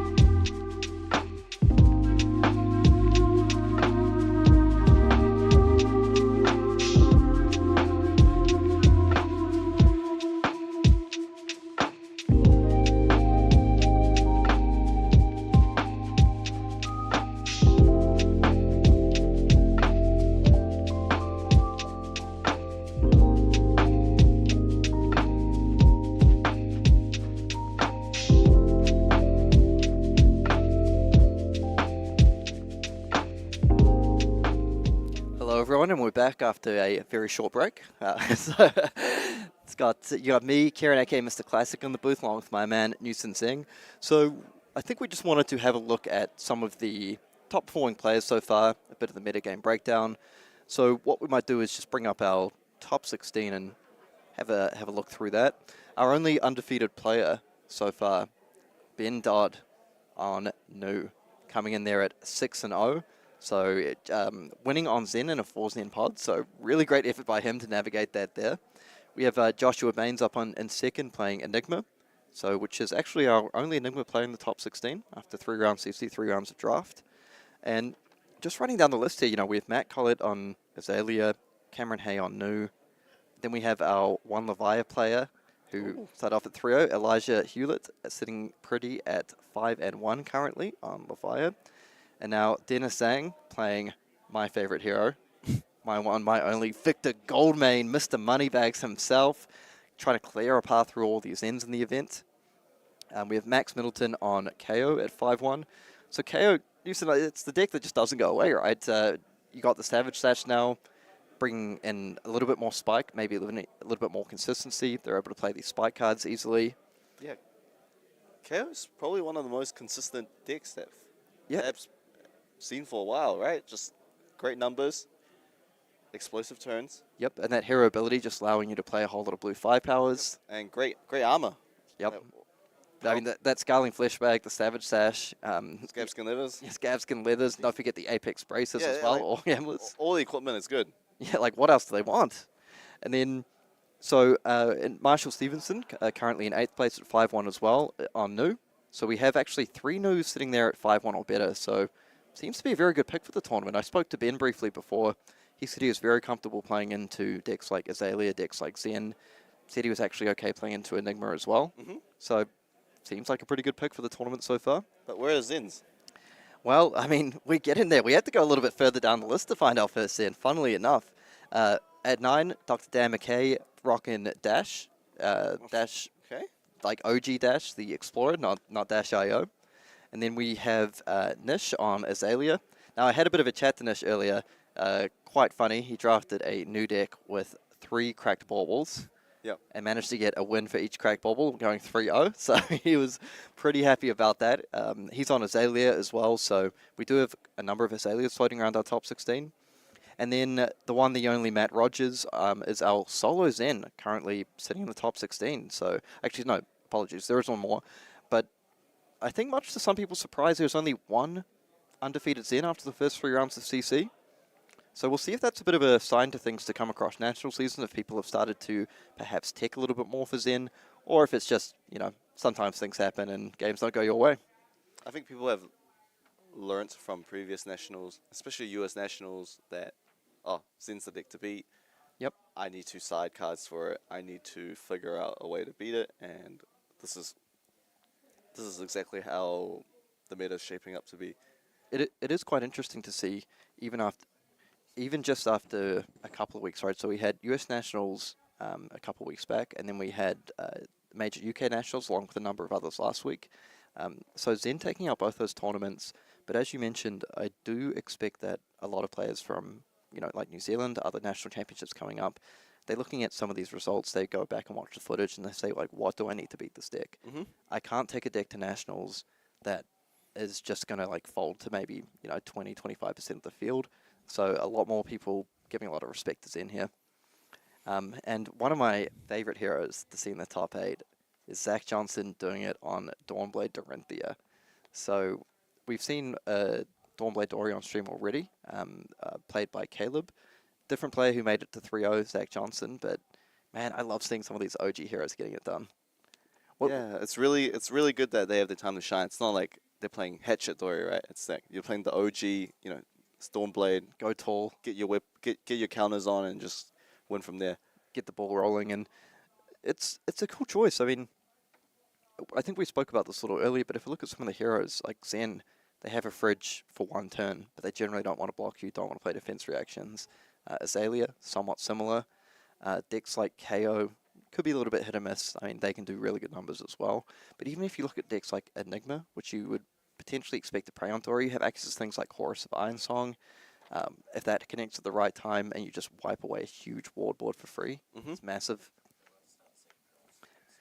And looking... Okay, and just running through the last few ones very quickly with Nick Pierce on Azalea, Ross Newson on KO, Marko Zutic on Zen, and Justin Wong also on Victor, rounding out our top 16. But they're about to start the second draft, so why don't we go ahead and look at the draft breakdown from the first one. And similar to what I saw from US Nationals and also UK Nationals, really nice even draft split across there. Yeah, 100%. I think there's definitely less Zens than I would think. I would think Zen would be slightly higher than everything else. Yeah, it's potentially a flow-on effect. I was chatting to a few players actually who said they've been practicing drafting new for a fair bit, and they were pretty confident in their new draft. And they said, sat down today and it felt like the cards just weren't coming our way. And I mean, if you look at the numbers there, it maybe makes a little bit of sense. Yeah, I think obviously Zen and new are the easier decks to pilot or easier decks to draft. But with the 34 Enigmas, people have actually learned how to play Enigma. Yeah, I mean, I think you are right. All these heroes do require, a high degree of skill to play at the ultimate level, but I think Enigma potentially is the most difficult. There's a lot of things to navigate there. A lot of sort of difficult value propositions to get throughout the game. I have a Ward 3 on board, but do I give it up to an attack for 1 because I want to make sure I can block the on-hit, preserve cards in hand, transcend next turn, present more auras, that sort of thing. Obviously the solitary mechanic as well makes some of that even a little bit more difficult again. It could possibly be, it's funny, we did see 4 Zens in our top pod, but it ends up being the least drafted hero overall. Potentially one of those effects where, everyone's expecting a lot of people to draft Zen, and then people tend to move away from it. But in general, if you look at the numbers, I mean, that's about as close to a perfect split as you could ask for. And you needed, a couple less news, a couple more Zens, and we have basically straight even across the board. Yeah, so when I was watching the drafts, the draft pods are really weird. It's usually it should be 3-3-2, but then when I'm talking to people about their pods, it's like, oh, I had 4 Zens, or I had 4 Enigmas, or I had 4 news, and then there's always this one lone new deck and lone Enigma deck that just rises up and just sweeps the whole draft. Yep. It's interesting. I've been talking to a few players who just come up to me throughout the event as well, who've expressed just how much they love part of the Mistveil Draft, which I find really cool, saying that there's so many levels to it as well. There's different archetypes within each hero. They're saying there, for example, Zen, you have just the general sort of mid-range chip damage, push a little bit here and there. Then you have maybe the full Transcend Zen, which plays more towards just a lot of blue cards, leans into the Mystic map quite heavily. And similar looking at things like Enigma, you have the ward-heavy builds that lean on the Waxing Spectres, Waning Spectres, Haze Shelters, Spectral Manifestations. You have some other ones that want to lean more into the big generic attacks. They take things like Fact-Finding Mission, or Battlefront Bastions they can get their hands on, even stuff like Gravekeeping, the Emissaries of Moontide. So just a really cool draft format in general, I think. Yeah, you can tell by the games how on stream, right? Every game is down to the wire. Everyone's on 1-1. It's back and forth, and yeah, I think that's one of the perfect draft metas. Yeah, I saw we saw that fantastic Zen mirror to end things up. But it looked like Ben Dodd, I felt he might be on the ropes a little bit when he was facing down that giant Blanche for 7, but he just managed to claw it just back and get it into that spot where he was able to get the tempo back and strip cards from his opponent. Similar to the match we saw on Matt versus Gavin, where Matt was playing Zen into Nu. And so, in that game as well, it was really interesting because it looked like Gavin had him dead to rights. He had all the tempo, he was 7-8 life ahead, and then Matt pulled off what seemed to be a pretty good bluff, fetching up that blue breed anger, and that was just enough to get Gavin to commit a card, and then he won the sort of 2-card versus 2-card battle once he got those Harmony of the Hunts and everything on live. So it really comes down to the end game, right? Your end game procedure has to be really on point. You need to have a plan. Oh, what happens when we're on 1 each? Oh, I know that there's this card that's coming that can strip his last card, because ideally you want to strip the cards till they have 1 card left, and then you have 3 cards to play with next turn. Yeah, and you have these little games within the games, right? The sub-games of, like, what equipment are they playing? The cloaked mechanic, I felt, has really shone through. You know, is it going to be the coilless kimono, or is it going to be just another Skybound, which means I can't strip one more card from you? We even face down equips like the Aqualapse, for example, or Waves of Aquamarine, things that just flip up for that you don't know. It's like, oh, there's a go again from nowhere, there's a +1 from nowhere. So just a lot of really cool things that I've seen. I do know some people have struggled a little bit with things like the Enigma and Zen mirrors, which can be tough at times. But I was chatting to Matt Rogers a little bit earlier, who said he played a Zen mirror, chose to go second, and his opponent had teched out a little bit with a Blessing of Ki. So his opponent plays a red Blessing of Ki on the first turn of the game to really sort of try and mitigate the swing back. Unfortunately for Matt, he didn't draw the best hand to come back in, so he's only able to present a little bit of damage. And then the other guy now has the Blessing of Ki to make up for any potential disadvantage, and just off to the races he goes. So that's something I want to keep an eye on with the Zen players, if they look to potentially mitigate what they feel is a disadvantage going, first or second, and maybe lean into towards some of these tools to try address that. Now, do you think for the second draft, so since players have already experienced the first draft with the other competitors, do you think the numbers will change? It's always cool to see if a bit of an internal metagame develops during these events, isn't it? So if the players are saying, like, man, in my last draft there were like 4 news, so maybe I'll lead away from that. I think that can be a bit of a trap at times, that it's still important to try and draft your seat, like assess the cards, trying to read what signals are going here or there. I think it's possible. What I do think is it's still going to be a relatively even split. I don't think it's going to change vastly one way or the other, but I wouldn't be hugely surprised if we see something like Zen or Enigma happens to be the most represented by like 1 or 2. What I'm not expecting to see is like a vast discrepancy of 45 Zens and 20 news or anything like that. And one cool thing as well, we did manage to film the draft last time with Matt Rogers, a 2-time national champion, and this time we've got Ben Dodd lined up. So the calling champion out of Melbourne, top 16 at Pro Tour LA, the current only undefeated player after the first 6 rounds of Swiss. So I'm actually quite interested to see what he's got cooking up. I went and asked him before. I said, hey mate, we're going to chuck you on the feature draft for the next one. And he looked me in the eyes and said, look, I can't promise you I'll draft well, but I'll be on camera for you. But yeah, I mean, navigating to a draft win as 1 of 4 Zens, I think that really speaks to his skill. Yeah, it does. Basically, you just have to play perfect, right? I think so. I mean, this is one thing I've noticed in these draft games is, as you mentioned, they often come down to the wire. That 1 or 2 life that you miss out here or there throughout the course of the game is just so important. So I think it's really cool to see it rewarding play skill and practice. And how you block too, right? If you just block the wrong card or block or leak damage like that, it can really come back to haunt you. Even down to being patient on when you use some of your transcend effects. We saw Ben multiple times use the Preserve Tradition to bring back critical cards like Pouncing Key, which he knew he'd need for the end game. We saw, Matt on one of his turns choose not to tutor up the Key Unleashed because he knew he'd need it later in the game. So I think there's lots of small things. I mean, for the Enigma players, who I'm sure we'll see on drafts sometime, they often have critical decisions on things like when to use their Uphold Tradition, when to use their Truth Retold, when to flip up the K-Coils to stop things like the Beckoning Mistblades, stop things like Tigers. There's always that temptation that we have like a big juicy aura down and you're like, I'm going to ride this to victory. I'm blocking everything. You push in all your equips, you block with multiple cards in hand, and then there's a turn where you just don't have go again, don't have the tempo. You desperately need those equips and they're gone. They're gone already. So lots of really sort of micro interactions and overarching strategies to look forward to in these drafts.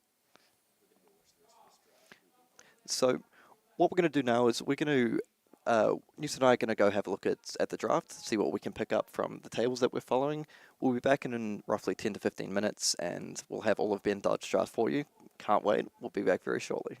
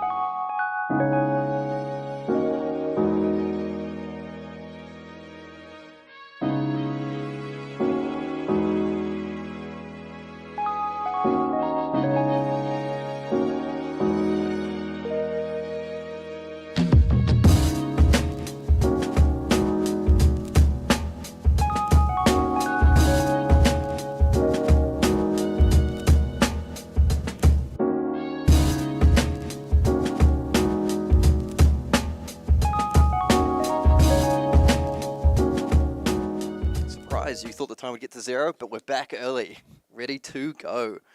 So we have got Ben Dodd's draft lined up for you. So we're going to get that playing very shortly and just run through, critique the picks.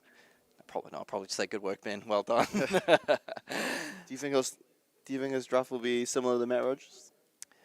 I mean, I didn't actually get to see the whole draft this time. I did see him pick up a few Zen cards here and there, so he may be running back the Zen. Well, spoilers. Yeah, but I don't know. I guess we'll see. But yeah, okay. Yeah, let's just jump straight into it. I'll stop talking.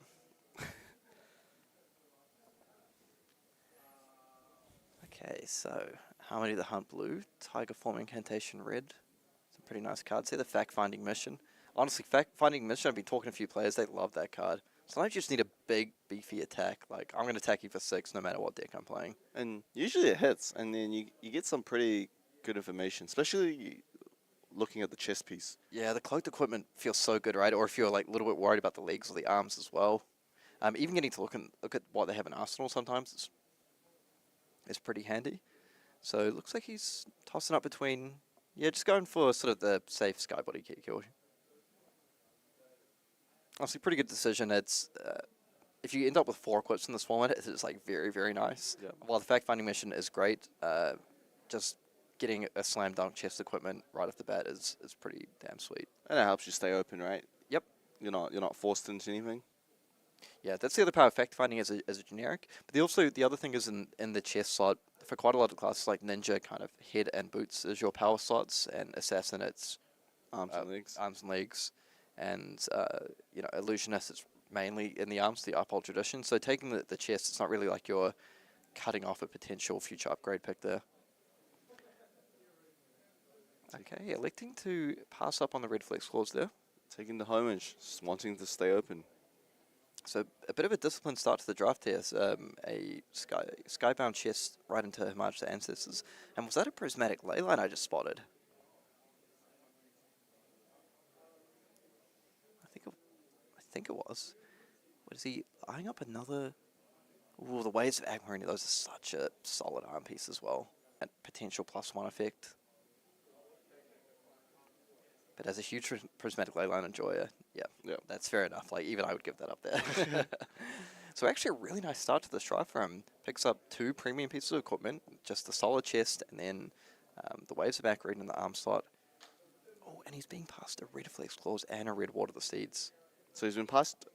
Last pack was passed no red Flex Claws as well. Yep, so I think what might be going through his mind is he had to pass a red Flex Claws, so potentially he's put someone else into Zen. Emissary of Moon, another fantastic card as well. Really fits in with his idea of being open here. Maybe a little concerned if you take the Harmony of the Hunt or the Flex Claws that, am I sending just send signals to my left? But you know what, who cares? They're on my left. Exactly. You're like, as long as you're not drafting Zen, I should be all good. You're only passing to me once, my friend, so whatever. Okay, and now we see Red Desires of Flesh. Yep, premium card being moved to the front. The Companion of Claws is pretty good as well. Droplets also really solid. Putting a pretty heavy premium on the blues and Transcend here. One thing about Companion of Claws, it doesn't line up as nicely as things like the Tiger Form Incantation, because you really want it with those 2 card hands, the possibility of, pitch blue, weapon, the 1 drop into a Tiger. So you can stir the pot.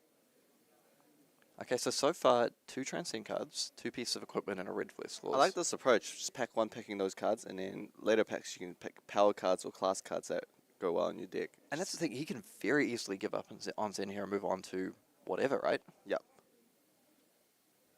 Like, you're only giving up on 1 pick if you move off Zen here. And ends up taking the red Biting Breeze. So pretty nice, just head jab stats. On hit, make a Tiger and banish. Pretty solid red. Yeah. I mean, there are a lot of 2 blocks and no blocks in this format as well, so it's not like just free to block. Okay, so I did see a yellow Pouncing Key in this pack. I think he is considering that. I mean, he could go out and take yet another Transcend card. It looks like he is eyeing out the Pouncing Key. It looks like it. I think, because he picked 2 homages, right? And 1 Stir the Pot, or was it both double homage? Because homage is pretty good. Gaining 1 life does matter a lot in this format. It is one of the more impactful ones. Well, I mean, to be honest, like stuff like Pathwell Travel and Grain Tips is super nice, but the 1 life is so relevant, particularly in these endgame spots. So I got the blue Untamed red Biting Breeze, so looking to move a little bit more firmly into Zen now. So 2 red Biting Breezes, a red Flex Claws, plenty of Transcend. I mean, I'm actually quite liking the start of this draft for Ben here. Yeah, he stayed open the first 3 or 4 picks, only committed to a red Flex Claw, and then he's seeing, there's actually red Ninja attacks passing my way. And coming around somewhat late as well. It looked like he picked up the... Sorry, I just missed that one. Okay, the first 10 of the Chi one coming through there. But yep, I mean, multiple Biting Breeze, multiple Flex Claws, picking up some combo cards. Looks like he's setting up to really be able to very highly pick combo cards later on as the draft proceeds. Yellow Flex Claws. Yeah, it's fine as a flip Pretty filler. solid. Probably the worst of the 3. Our blue Fact-Finding Mission, again, just a blue card that has a breakpoint for late game.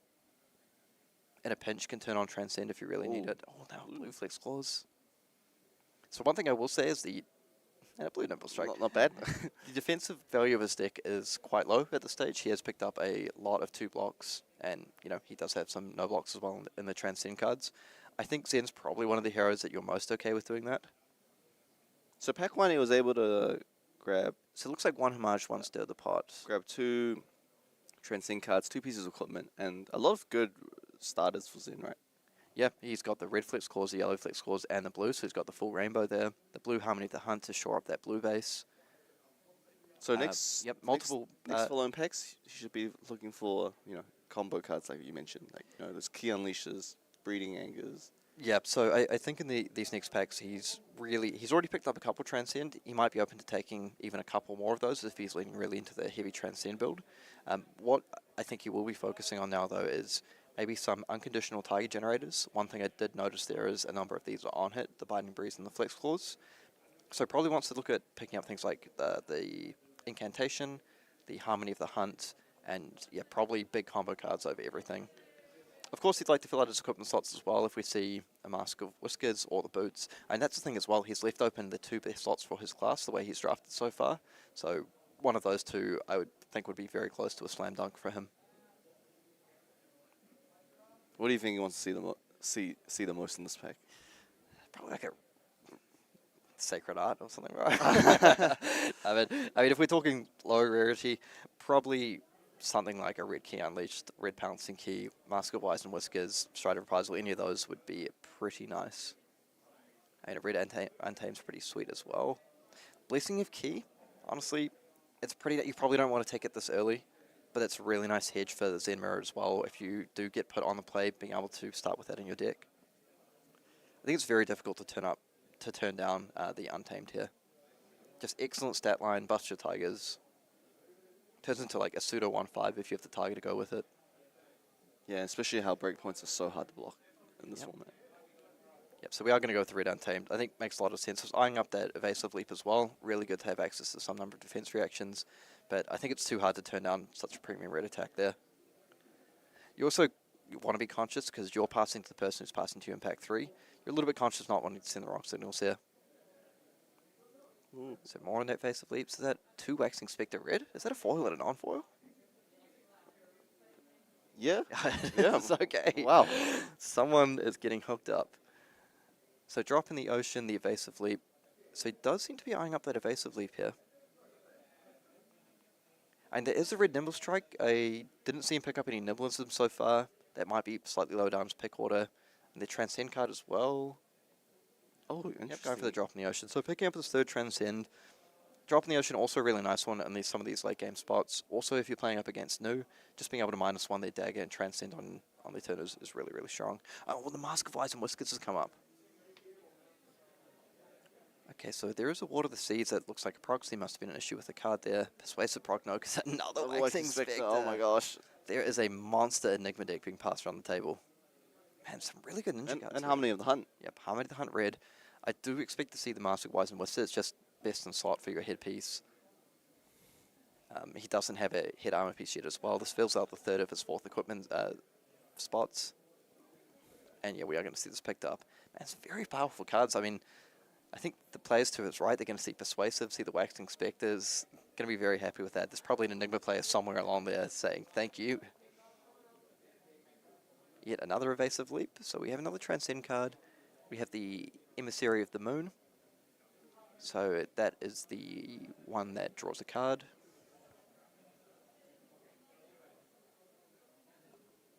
So, you know, emissaries are kind of like the mini E-Strike, your E-Strike at home cycle. Pretty good. It's 0 for 4, right? You don't have to use the effect. That's probably the most important part of this card is the fact that it is a 0 for 4. Then you can get some additional bonus if you want to put things like Crouching Tigers back into your deck. You know, you have to be aware that you will be drawing those later on. I think just the critical part, as you mentioned, is that it's a 0-4, though. It's so good in Zen to be able to do things like attack for 2, into a Tiger for 1, into a Go Again attack, into end on a breakpoint, threaten that damage, threaten to crack the wards of Enigmas. So with the Tiger for Incantation Yellow, one of the things I did mention is he needs to start looking at picking up some unconditional Tiger generation. So I wouldn't be too surprised if we went to go for that there. The blue Pouncing Key is also pretty nice. Yeah. And blue Pouncing Key just kind of does it all. It's that combo piece. It's a blue, can transcend. It's also a blue block 3. Oh, there's another one. You have another blue Pouncing Key. Seems that's the only ninja card in the pack. Oh, there is the Droplet. Droplet's really nice when you pair it up with sort of impactful transcend cards. Mainly things like probably Path Well Traveled in the style of deck. You don't really want to strand the Chi in your hand. I like this pick. So again, just shoring up the blue base. And it also means when you go into these really late game spots, you often have at least some combo card back left in your deck. So some of the powerful Zen cards are starting to dry up here now. But what I like is that he's still being able to fill out his deck with just like really strong blue cards. Both these cards are great here. First hit in of Chi Moon, being able to buff up your blue attacks. The Tiger Form Incantation, blue block 3, generates a Tiger, turns on Transcend. So I think now he's picked up multiple Transcend cards. He has a really strong blue base. He has some good red Go Again attacks. I think one of the final missing pieces of the puzzle are these combo cards. So I think he really wants to see. I doubt you're seeing a Key Unleashed at this stage, but I think he'd love to see something like a red Pouncing Key, probably any color Key Unleashed at this point. Ooh, Evasive Leap's pretty good. Yeah, no, he doesn't have any defense reaction. I wouldn't be surprised to see him take the Evasive Leap, but the Blessing Key, as I mentioned, I mean, it's actually a fine card just to put into your deck full stop. Yeah, so I don't. And one thing is he is a little light on Tiger generation, but I think it's also like so good to have that as a hedge if you get put on the play in the Zenmo. Man, that Waxing Spectre is still there. Let's see if he gets. I wouldn't be surprised to see it hay picked here. Yeah. Fair enough. You've already seen so many of these go around the table. Like, you don't want to be the guy giving the third Waxing Spectre to the guy on your right. So actually considering the blue, yeah, first hit of, yeah, first hit of Chi. Block for 3. Blue. Oh, Harmony of the Hunt blue. That's a really nice pickup coming this late in the pack. Pretty solid. But so these are the type of the decks when I'm drafting, I go to myself, well, I've got a really good foundation. You know? Now I just need the payoff. Like, I've drafted everything, I've done this is the draft at the end of what I'd say, I've done everything right. And I hope I get my payoffs. Then when I go 0-3, I just say I was unlucky, bro. Yep, sweet. 100%. So this pack, he wasn't the best? Yeah, it wasn't the best, but I think he made the most of what he was given. So if we're going to see here that he's really short up his Transcend, he's short up his blue count, and he picked up the Mask of Wise and Whiskers, picked up a few breakpoint attacks here and there as well.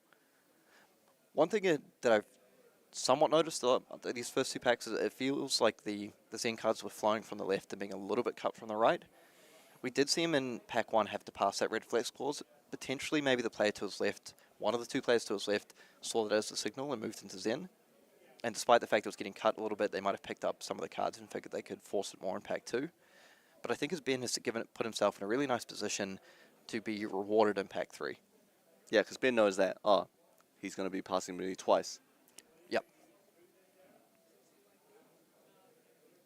So he's going, come on, red Key Unleashed, red Pouncing Key. Or Stride of Reprisal. In this spot, I like to say, James White, send me your aid. But that's just me. I'm a weird dude. Okay. The suspense is killing me. Is he going to make it? Oh, no. Not quite. But there are some nice blues in this pack. This pack's quite weak for red cards, right? Yeah, I mean, there is the Red Hiss in there. Really nice for one of the Assassin players. We see another Passover. It's fine, not the absolute best in Zen in terms of the Transcend cards. And the first Entity Chide, the Battlefront Bastion is always a really nice pickup as well. Really solid. Card does everything you want, right? Yeah, and I think there was a blue Harmony of the Hunt in there, but I think he has enough Tiger Generation at this point. The blue Battlefront Bastion is a nice pick, yeah. Also really good just playing in the mirror. You just block the Kakara and say, okay, your Tiger's hitting me for 0. Oh! Red, I think there's no world in which this doesn't get just... come on. He's playing with us. Foil Majestic. Oh, yeah. I mean, he is an Assassin player too. Look at the Assassin gas in this. Wow. I think that's what he's kind of gesturing at. Like, he's what pick is this? This is pick 2. Okay. So, I do wonder what the player to his right took over the Blanche. I mean, there are a lot of possible iterations. Could have been a really good equipment. Could have been just a huge bomb, like you're playing Lucius, you open a Maragai or something like that. Ridge Blanche is really solid, man. Yeah, and there's like some absolutely fantastic Assassin cards being passed through there as well. And it's all pretty nice. The Red Harmony of the Hunt and the Red Untamed in this pack. Oh, wait, sorry, the Tiger Form Incantation. I keep getting those mixed up. Yeah. Very similar effects. Yeah. He's probably taking the Tiger Form just because he's struggling to make Tigers right now. Yeah, it does increase his defensive fitness as well. Okay, Right, going taking for the that Untamed. Untamed. And he does have a lot of Tiger Generators in blue. He did pick up that Blessing of Ki as well. I think he might be hedging if in the event that he doesn't manage to find the combo cards as well. Just having the raw sort of 1/4 going in is really, really strong.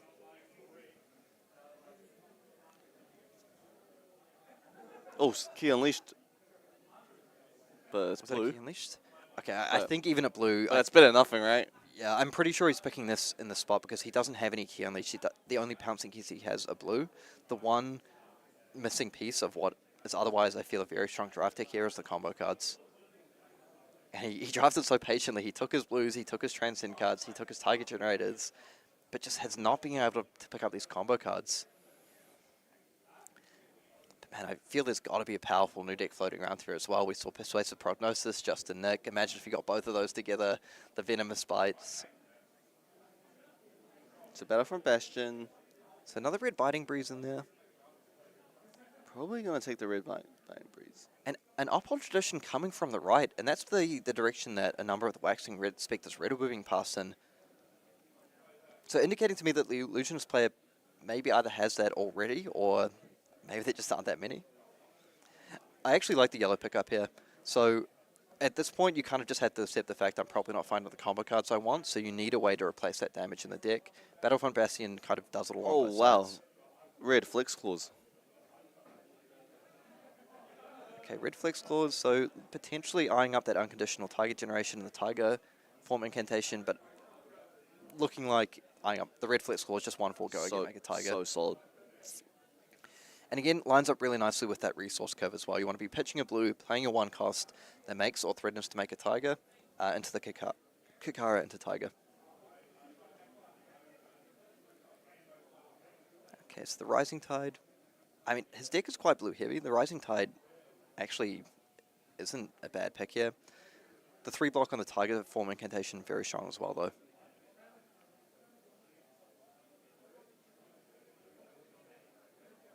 Yeah, I can see he does have a lot of Transcend. Okay, yeah, taking the Tiger Form Incantation.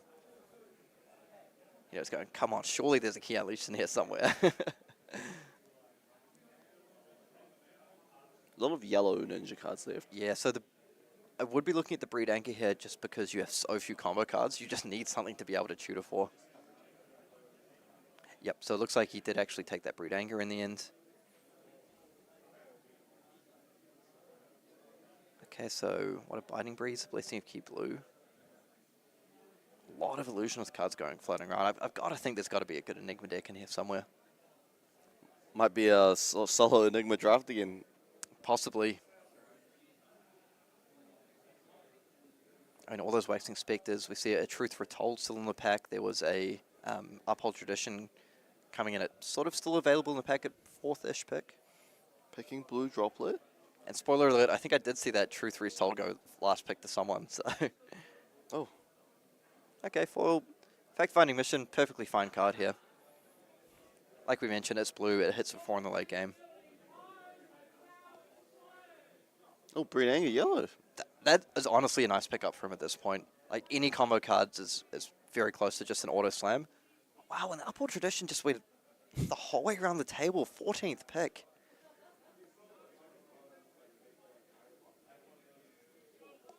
Now, my guess as to what happened towards the end there is that the Illusionist player who passed the Uphold already had it. Yeah. Probably picked up a lot of those Waxing Spectres. It may have, in fact, wielded that foil Waxing Spectre if Ben hadn't made the correct move and just drafted it there. Yeah, I think that's one of Enigma's best cards, right? It's so strong. It's so, like, that is your power. Like, you've seen 2. The Enigma drafter probably has 2. You can't really pass him the 3rd. Yeah, yeah. Oh, the Waxing Spectre? Oh, yeah. Sorry, I've talked about the Uphold Tradition. You're absolutely right. I think we are probably going to see a fairly powerful Enigma deck at the table based on the cards we saw come past. I think Ben's deck lined up quite nicely there. Similar to Matt, though, in the first draft, just the lack of those combo cards may come back to bite him a little bit. He drafted the setup really well with multiple Transcend cards early. He stayed open.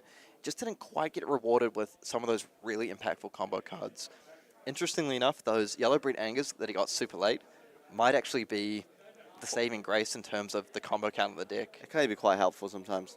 And his deck has a lot of 1-cost 4 go-agains. Yeah, so that's the thing with Zen. You don't actually always... We talked about the different archetypes you can go for in Zen. You don't actually always need all the combo cards, or even that many combo cards. If you're able to just string together some really nice mid-rangey turns, so, you know, the classic sort of 4 into 2 into 1, or 3 into 2 into 1, and just chip just enough damage in order to get there in the late game. I mean, I keep harping on about it, but the lack of just at least one really powerful combo card is super punishing, particularly when he had the Mask of Eyes and Whiskers. I think that's why when we saw the blue key unleashed, it was just an instant slam dunk. 100%. Like, because looking at it, he goes, I have plenty of target generation now. I have plenty of just raw damage in the deck. So if I can fire off 2 key unleashed throughout the game, that might be enough. Yeah, especially because he doesn't have pouncing key reds or anything like that. That synergizes with the Tigers. Was able to pick up multiple pouncing key blues. And like we said, the Breed Anger, even if he isn't getting value off the Tigers necessarily, just the fact that it's +3 damage onto an important turn is probably good enough. So I think Ben would still probably be somewhat happy with that deck. He got most of the pieces that you want. He got 3 pieces of good equipment, plenty of blue cards, Transcend, Tiger Generation, Breakpoints, basically absolutely everything apart from like maybe 1 to 2 powerful combo cards. Yeah, I think that's what was missing.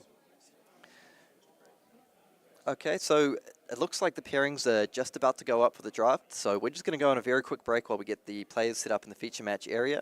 Don't go anywhere, we've got Ben Dodd coming at you for round 7 very shortly.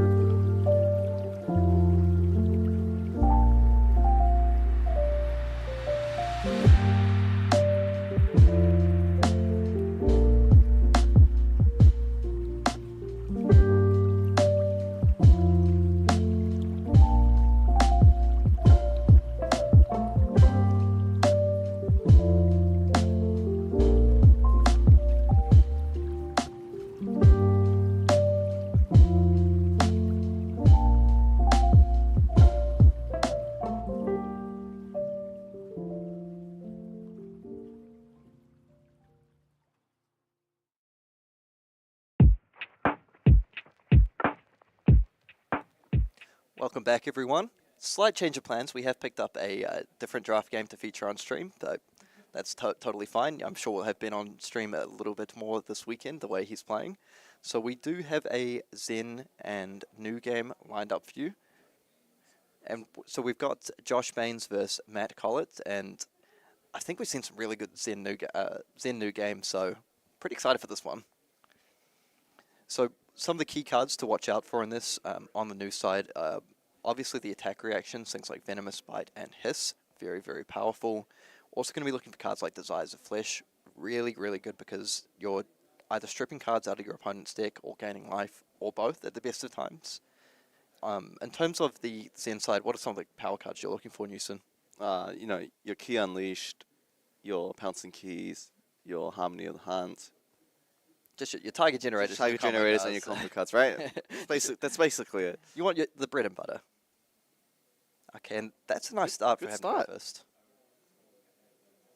So it's cool. I just have started seeing players start to pick up a few more of these Blessing of Keys. Blue is one of the weaker ones, but the most important part of this card, at least the blue one, is the fact you actually just get a tiger. So it starts to unlock potential combo turns. We can see Josh on the side here has the Stride of Reprisal available as well. It's very important that you don't let your opponent filter their hand too. And so Matt here has the both Undertow Stilettos and the Arousing Wave, so that really powerful equipment setup that we saw from Gavin earlier on the stream today. So Josh Baines only narrowly lost the finals last pod. That was a really good Zen mirror as well. Now he's running back Zen. Yeah, fair enough. I mean, hey, if I made it to the finals, had a very close loss, I'd probably look to do the same as well. And here we start the Beckoning Mistblade mind games right from the start. So pitching a yellow, no resources floating. That's pretty scary having free cards in hand. Like the blue stealth attack can. They're just annoying, right? Because they come in for 2 with Go Again, they throw in strip cards out of your deck. This isn't really one of... Okay. I'm glad I didn't finish that sentence. I was about to say, not necessarily turn you might want to push in the boots because you have the Blessing of Key set up, but maybe Josh just has the hand to be able to utilize multiple tigers. Really respecting that beckoning. Yeah. Ooh, and sidestep straight into... But one thing to note in the pitch zone here is the blue Desires of Flesh. So had that not been blocked, it would have been blue Desires of Flesh, 2 for Go Again, potentially followed up by the Battlefront Bastion anyway or another attack. And that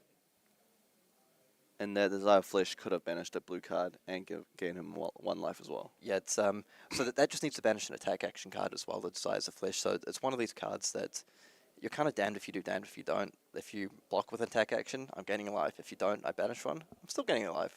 All right, Josh electing to take 6. Okay, so we're going to see some fireworks on this turn. We have the Blessing of Key, so generating a tiger. There's 2 tigers available. Setting up the 6-card hand. Is this CC?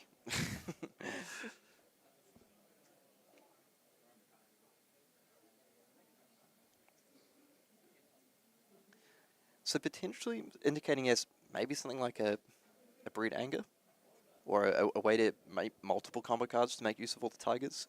It is possible, hey, that we're just overthinking this, right? And Josh just decided, look, I need to shut off the Beckoning Mistblade for tempo on turn 1. I don't really care too much about using the tiger. It's good to see the players having a bit of fun with this.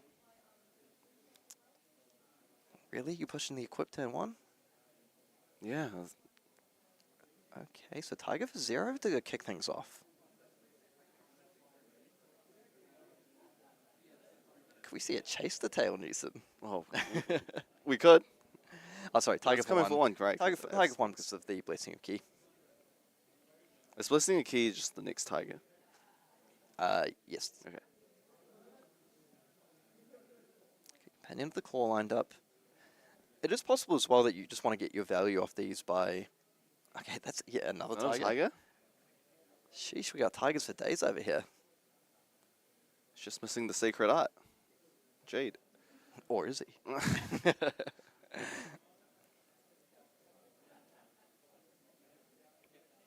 Starting to look like maybe the boots was just a value block.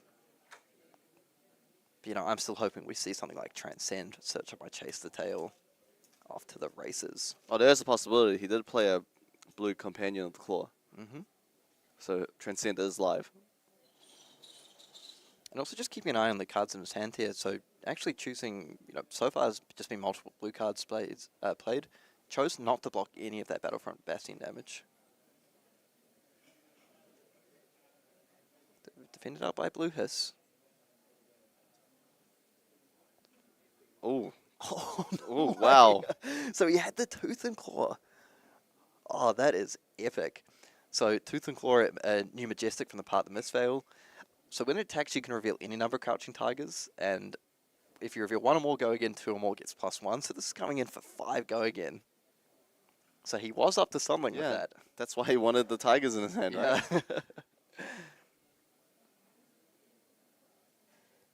I'm starting to make a lot of sense now. Like this this hand presents a lot of damage. Very solid extender. So what we might see is still access to the attacking with the weapon. There's a card in Arsenal. If Josh is able to utilize most of these tigers and maybe end with a tiger in Arsenal, that's perfectly fine as well. It's blocking with no blue hiss. So even though they're blue, these are pretty nice cards for Josh to be extracting from Matt's hand here. Oh, the aspect of the tiger body. You know what we need more of? More Tiger. crouching tigers. This is the 4th tiger this turn. No. What is going on? Josh's hand is all tigers, right? Yeah.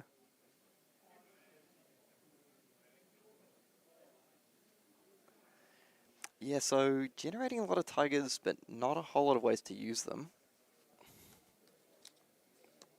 Yeah, because you're right. I mean, revealed 2 tigers off the. So, I don't actually think he's able to weapon attack here. Maybe his Arsenal can follow up with one of the emissaries. But, I mean, a Transcend card, Emissary would actually be really cool as well here. Stripping 3 cards out of the hand. So, tiger. I'm telling you, it's going to be Transcend, Fish Up, Chase the Tail.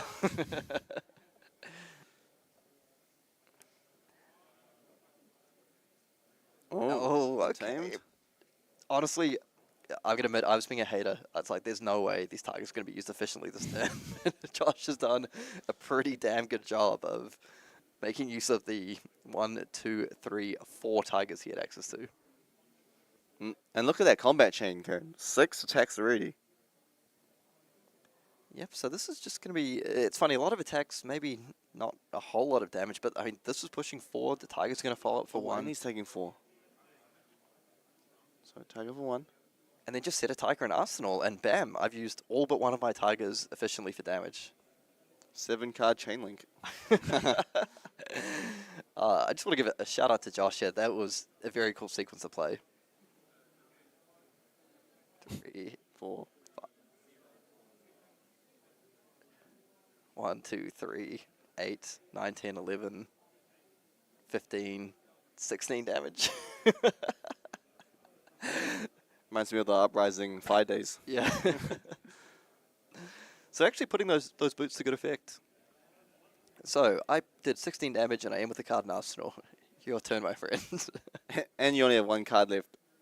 Oh wait, did Josh just draw the Key Unleashed? So Emissary of Tides coming in here. +2? Yep, so that one's coming in for 6. That's why these Emissary cards are so nice as well. Like, look at that, just 2 card 6. 2 card 6, and honestly, probably putting a card you don't want an Arsenal anyway back on the bottom. Like, if the Arsenal card was valuable enough, I think it gets probably just 4 in Arsenal, but very well could have been a blue attack. Alright, no blocks from Josh.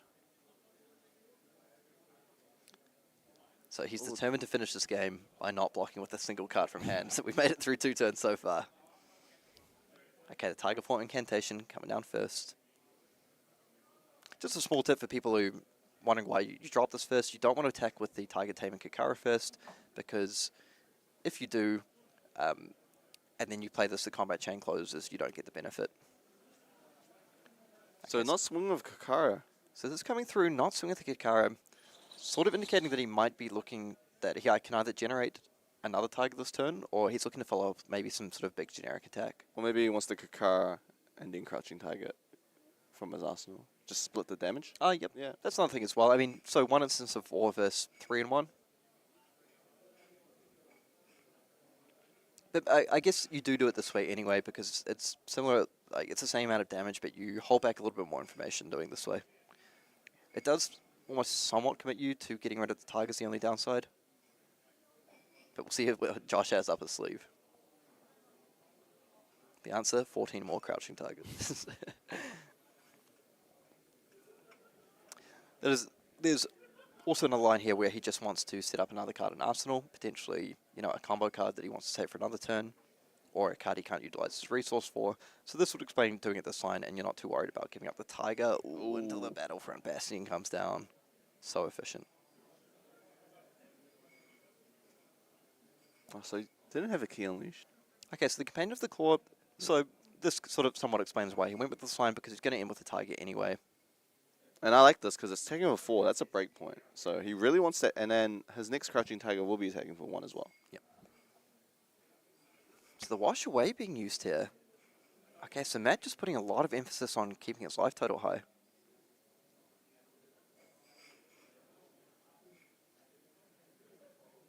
So potentially, if you want to be really efficient with resource here, you could block with the Arousing Wave, use that floating resource to make the Fang Strike an arsenal. Oh, he used all 4 cards again this turn. So just some really clean Zen lines here. Ooh, and that hand is looking quite nice. So I saw a Transcend card. I think I saw a red Harmony of the Hunt or Tiger form incantation. Let's see if we can spot it out here. Oh, and he has a way to get the Transcend online. So if the first hand of Chi come down. Oh, and he can potentially fix his hand. The one thing is his hand was looking a little bit red heavy. I think if he's able to pick up another blue, yeah. Oh, that'd be perfect. Because if he picks up another blue, then he's able to actually utilize what I'm pretty sure I spotted that Harmony of the Hunt. So the Chi has been pitched now to pitch up the combo piece. So another blue is really going to unlock this hand. Oh, red Pouncing Key. One of the all-stars in the Zen deck in draft. Just 0 for 4, go again. It's so nice. Like in certain spots it can. I mean, Key Unleashed is the big beast coming down for 7. In certain spots the Pouncing Key is just so nice because of that go again. It's a great extender, right? It's just it does everything you want. But for all that Josh has been on the aggressor this game, you know, we see Matt is only 4 life behind at this point. Still has 3 pieces of equipment potentially available. 2 on board, 1 face down.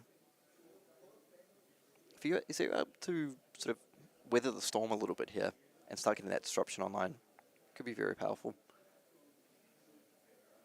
So the Crouching Tiger coming in for 0, choosing not to come in with the Tiger Tamer Kakara here.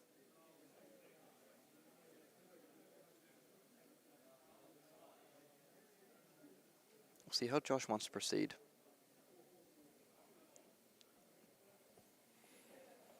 May just be sort of a holding back information, wants to go weapon into Tiger and to keep a card in Arsenal. Because we do know his Arsenal's a Crouching Tiger from 2 turns ago. Yeah, revealed to that Tooth and Claw.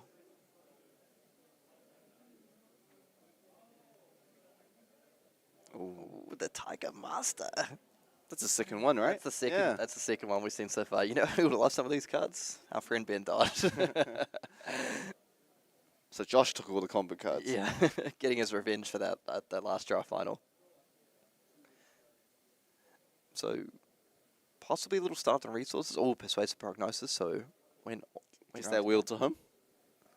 Because we did see Ben pass that. Okay, so not actually able to use all the Tigers efficiently there. A little bit wasted. My guess is here he wasn't able to find that additional blue card to sort of unlock the hand. So after all that, Matt actually ends the turn 2 life ahead. Multiple cards in hand. Okay, so the Aquasing Shell here. So the blue being pitched to that. And this is going to be put in front of the Beckoning Mistblade. Really respecting the Beckoning Mistblade. He only has 1 card in his hand, and he's still choosing the block with it. One thing there, he might have just been wanting to fix his hand. If it was too blue heavy or he needed a certain card, sort of pitching the blue, flip up the equip block with it, and just reset my hand a little bit. Harmony of the Hunt. So there's that Harmony of the Hunt that we saw last turn.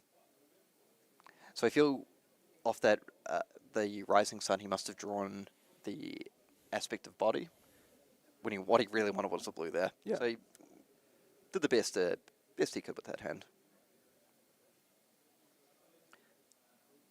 Matt prepared to play a very patient game here, though. Keep the life total high. Just play towards some of my disruptive turns. But this is a little bit scary. Well, Matt does have equipment, and he is on a high life. So when he finds the right hand, yep, it's all about picking your spot, I feel. And the fact is, he doesn't. The Zen player doesn't have any banish cards for Nu's hero ability. Yep. Usually, you want to go to the late game, use the new hero ability, and just do just play out all your opponent's blues. But he can't really do that. He hasn't been attacking with his stealth cards. And That is the downside of being on the defensive. You're right. You end up defending, so you're not really threatening to banish. And with Josh really respecting those beckoning Mistblades as well, hasn't really found that window.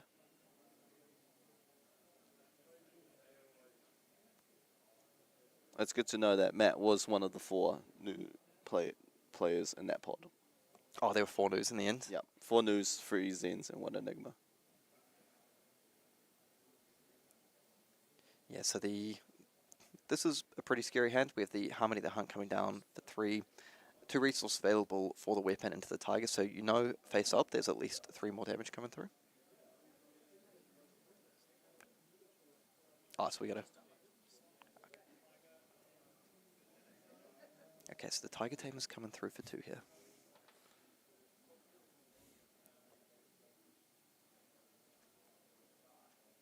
So, information available is a Crouching Tiger in hand for Josh. Ooh, okay, so maybe Matt's starting to look to get a little bit aggressive here.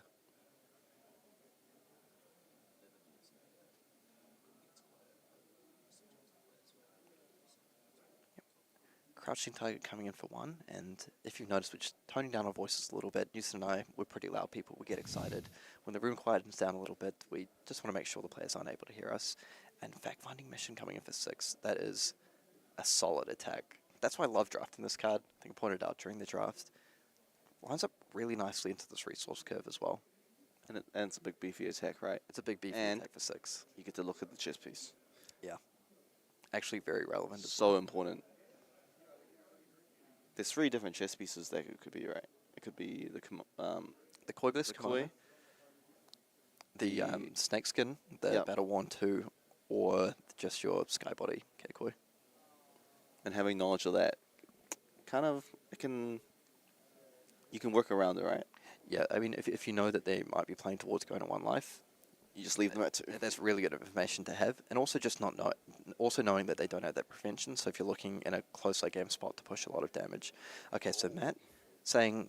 Oh, he's looking at the Arsenal. Double trouble. Honestly, at this point of the game, I can understand why you would do that. Mainly because Matt has been playing somewhat defensively this game. On this turn, pushes in both equipments, takes a massive hit to drop down to 3. You're probably thinking, my opponent wants to use all their cards here. If I can spot an attack reaction in Arsenal, that is huge for me. Is that red? Yeah. It's a red double trouble, and you can unlock the conditions face up on board with the Arousing Wave and the Undertow Stiletto here. So that could come for 6. 3 Yeah, so plus 2 plus the Fang. So Yeah. face up and come through for 6. This is such a scary attack because of how your opponent played the last turn. So Matt choosing to eat all the damage, you have to be, like, the thought has to be going through your head. Maybe he's playing towards a red Venomous Bite here to just, like, juice this attack to the moon. Red Hiss. Because Matt did keep 3 cards in his hand. And it's really hard because you don't want to overblock by too much because then they get to potentially, not fully, but they can sidestep a little bit with the Undertow Stilettos. So Prismatic Leyline defending for 3. And Harmony of the Hunt defending for 2. Yep, so this one's being blocked out for 6. I like this block here. So this way if they... I think you don't want to put 1 card in front because then they can either go tall or sidestep off the Stilettos and still push through 2 damage. By defending for 6, you're saying, okay, if you try sidestepping with the Stilettos, I fully blocked you out, so you're not really sidestepping anything. And if you just go for the Arousing Wave, the face-up 6, then I fully blocked it out. You're also protecting yourself from just getting straight lethal. Using the arms, creating the Fang. Okay, so Using the Silent Stilettos, create a sliver. So everything's being committed here. So this is at 5 now. Now we'll see if... Do we have that Venomous Spiral Hiss? So we'll see if this is a go tall or if this is a go wide turn. By wide, I mean like 2 chain links, but hey, it's wide enough.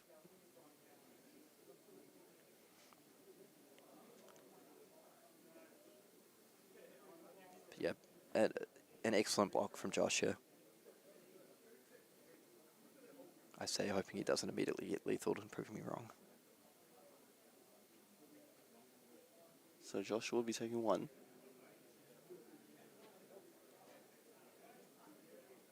Oh, those are good banishes, man. Those are good hits, getting that red Harmony of the Hunt. Is that a red helm wounding blow too, or Yellow wounding blow. and following up with 3? Okay, so it looks like he may defend for 5 there, actually. That may be Yeah. a 2 block. It's Harmony of the Hunt behind Prismatic Leyline. And then just coming in for the Mind's Desire, I mean, the important thing here is it is 3 damage and it threatens to banish another card.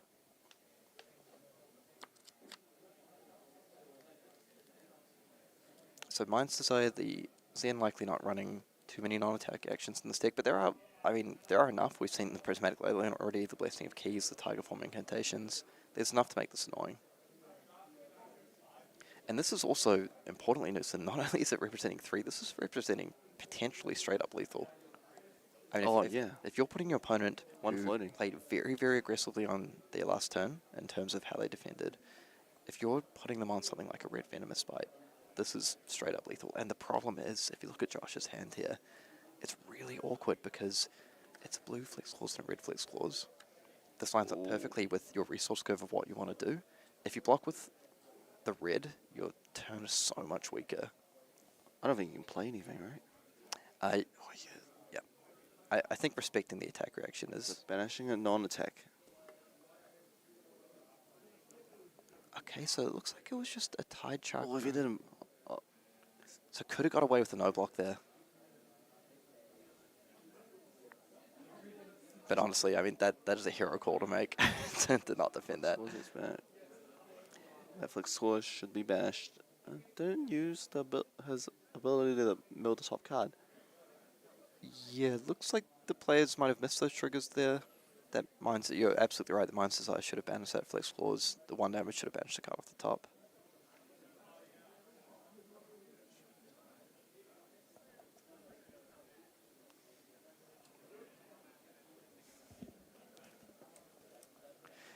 So the Biting Breeze coming in for 2 here, and believe we saw a blue Flex Clause in hand. So at minimum, that would be representing 2 into the Kakara. Was it blue or red? I thought it was blue. I didn't get a great look at it because I know he had at least a red in hand, possibly a blue as well. Okay, so they're just resolving that Mind's Desire here. Hey, that blue pouncing key might be... Honestly, could be relevant. Could be relevant in game. All we need to do is banish 1 target, blue target generator. And now, the really threatening thing about this Biting Breeze is that you know it generates a tiger, and if it generates a tiger, then it's frustrating because the tiger taming Kakara is going to come in, they can threaten lethal. So it was blue flexing. Oh, now we're going to see if that is the 1 health chest. That is massive for Matt here. If Matt's able to pick up a chi or even unlock... I don't think Matt's transcended this game. You're right. Yeah. Okay. But if it's the battle 1-1... Oh, that's even better.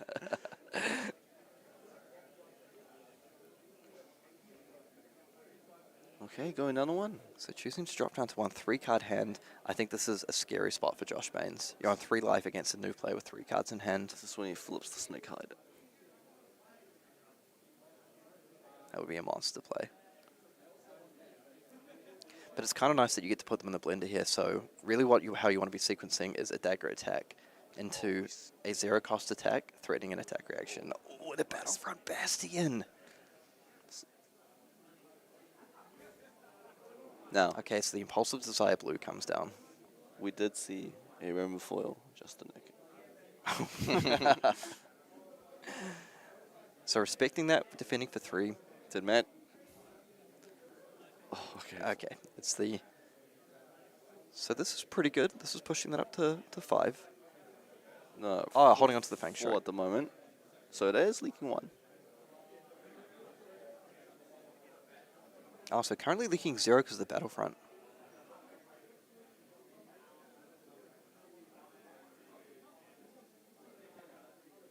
Now let's see if he can gain that life. Banishing a chi card will be huge. Okay, nah, the Tiger Form incantation. Would it be nice to hit that off the Mind's Desire? Being on 2 life and being on 1 life is a whole different It's massive. I actually do wonder if there's an alternate line of holding on to that Venomous Bite there in order to get full value. Because your opponent's still on 3, it just means any of your attacks that aren't overblocked are lethal. The downside of your opponent being to 2, like you said, is like now the dagger attacks aren't stripping a card.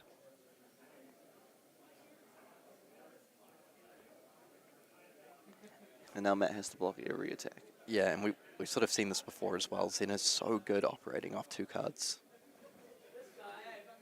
Particularly if you don't have a 3-block card here, that is a bit of a disaster. Because you cannot let this hit, because if you let this hit, you're dead. He does have a chest available. It could be the koi chest as well. Yeah, could be the Skybat Koi. In general, I suppose what I wanted to say is you don't want to let this hit, say, if, for example, you're on 2 life, because it generates that tiger to come through.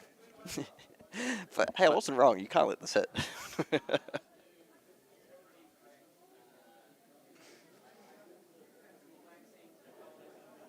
Alright, stripping 2 cards. Into the Kakara. So this is where I kind of like the line of holding on to the Venomous Bite from last turn, as that would mean that you're able to... Okay, so just defend it out here, because that would set up the line of just attacking with 1 card from hand. And with 2 cards available, you get to go dagger into 1 card and to threaten the Venomous Bite, so you're stripping multiple cards from your opponent's hand. Maybe the slight mistake there was wanting to hang on to the Fang Strike, but missing the Battlefront Bastion protection. You're happy to take this one. You're not going to commit it. I don't think you will commit a card. Well, I mean, the one thing that juices you, grain that tips the scale. GG. Mine says, hi, coming for 3 here, that's just going to be defended up by the Breed Anger. And this is where it gets scary. Like, 3-card Zen hand is so good here. And I'm pretty sure I saw a Chi. And there it is. Yeah, and I love this play. Oh, this just strips his whole hand. Yeah, like all your cards are representing lethal here. Oh, no way, that's a blue. But the blue's good enough. I mean, it's just going to be Companion into Tiger Tape Kakara. Into a Tiger, you're stripping at least 3 cards from your opponent's hand. And potentially get to end with an Arsenal card here. Actually, no, you don't get to end with us. But if you strip 3 cards from your opponent's hand, unless they're holding something like a 0-4, you're just a million miles ahead in this game.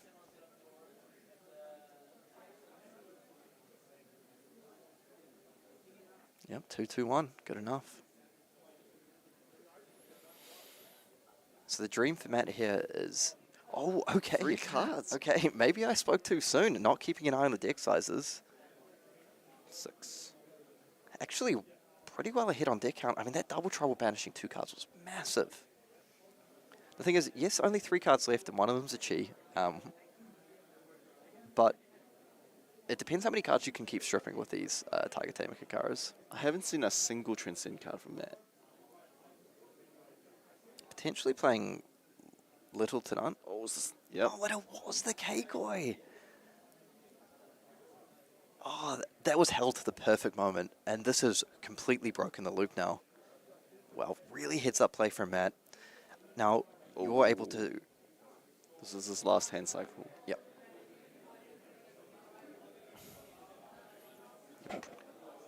Did he choose the Chi? It looked like he chose to keep the Chi, which would... I wouldn't expect him to here.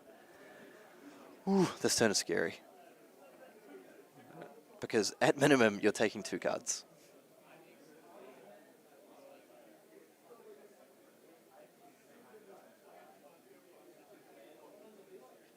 And honestly, with the deck counts as they are, 2 cards is probably just good enough. Yeah, I think Josh is going to get fatigued. Okay, still has its Desires of Flesh left in deck as well, and looks to be about 8 cards left. 1, 2... Oh, I like 7. this. Activating Zen, just to get the Crouching Tiger. So I think that double trouble has just been the difference so far, being able to banish those 2 cards.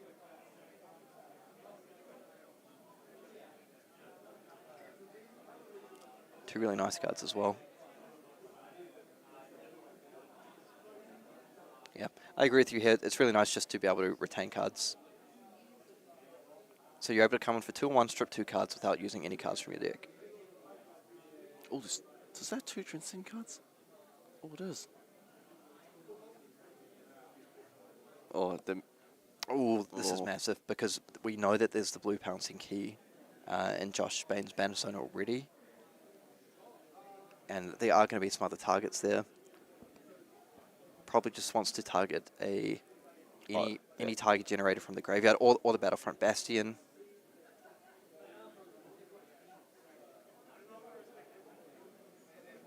So a few good targets here. So the Battlefront Bastion is one. The Companion of the Claw is actually pretty insane here. Because you're going to pitch a chi to activate Nu's hero ability, so you are going to get the Tiger from it, and that turns on the Pouncing Key.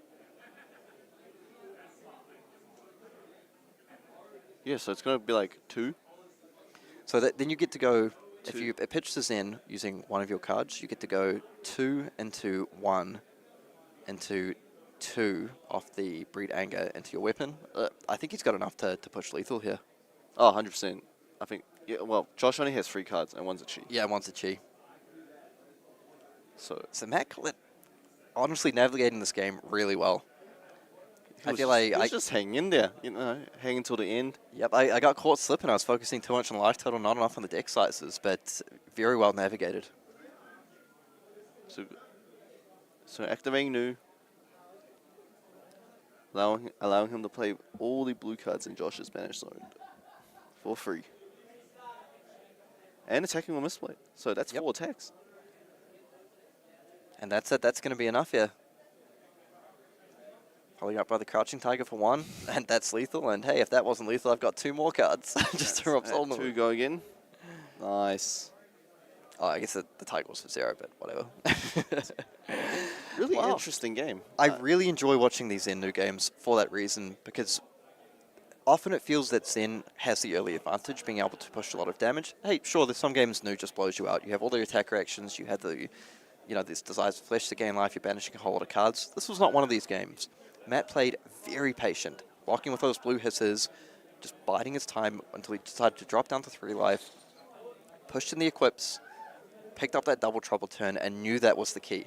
Connected with the double trouble, banishing 2 cards, and then following up later on with the Mind's Desire, being able to banish cards, and those banished cards made the difference in the end. That was 3 cards gone from the deck, including a red Harmony of the Hunt, which you've got to think Josh would have loved to have that in the late game. And a yellow Wounding Blow, which matters. Text for free. And defense for 3 as well. So we saw a blue Pouncing Key being banished as well, which helped contribute to that in-game stack of just banishing away all your cards. So, yeah, really, really cool game. I really liked seeing Nu's hero ability used this game. And you mentioned, you're like, where are the Transcend cards? Yeah. And they were just saved right to the very end. Transcend twice. I only need to use my hero ability once to win this game.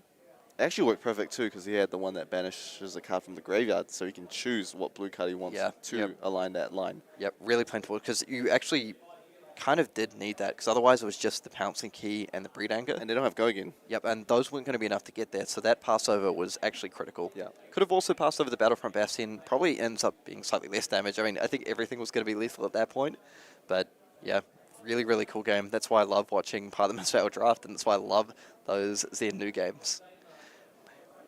Anyway, so looks like we're going to go to a short break. We will see if we might be able to line up. Maybe I shouldn't overpromise, but we'll see if we can line up an Enigma game for draft coming up shortly. Anyway, don't go anywhere. We'll be back very soon.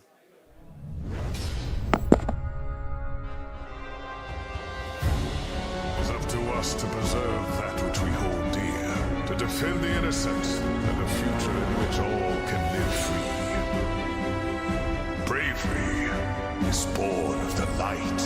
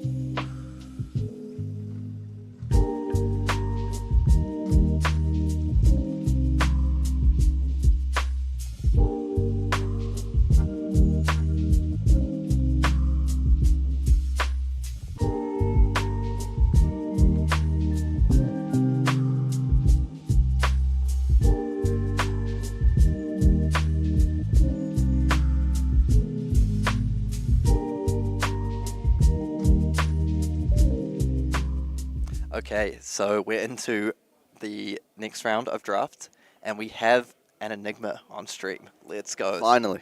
Yep, so the solo Enigma from the pod, I believe his deck is very good, from what I've heard, and playing up against the man who's no stranger to the feature match, Ben Dodd.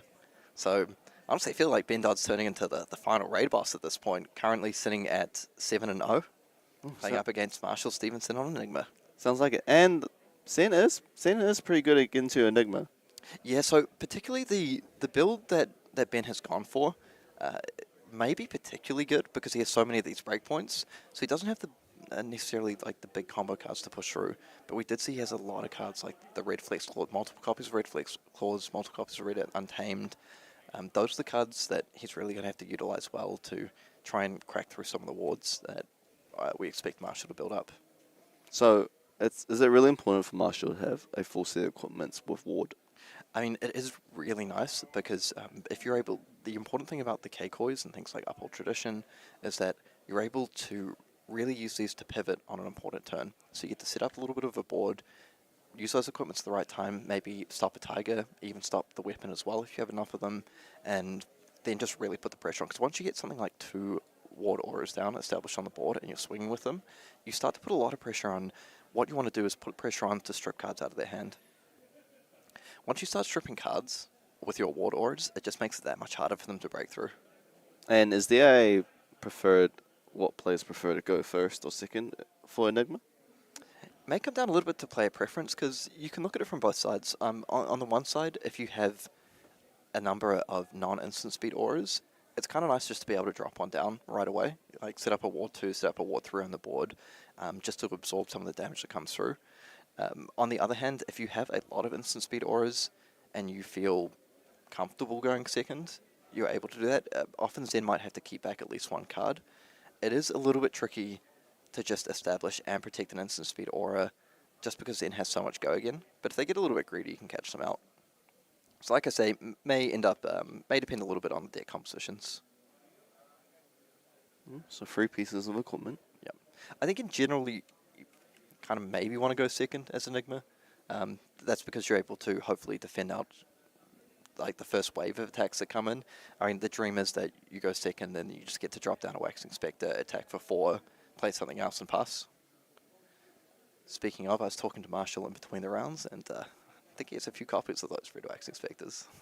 We saw a couple get passed around, right? Yeah, and we saw like one small thing I want to note is we did see Ben hate draft that Red Foil Waxing Spectre very late in one of the packs that would have come around to Marshall as well. And, you know, looking at the matchup that he's about to play, I'm sure he's very happy he did that.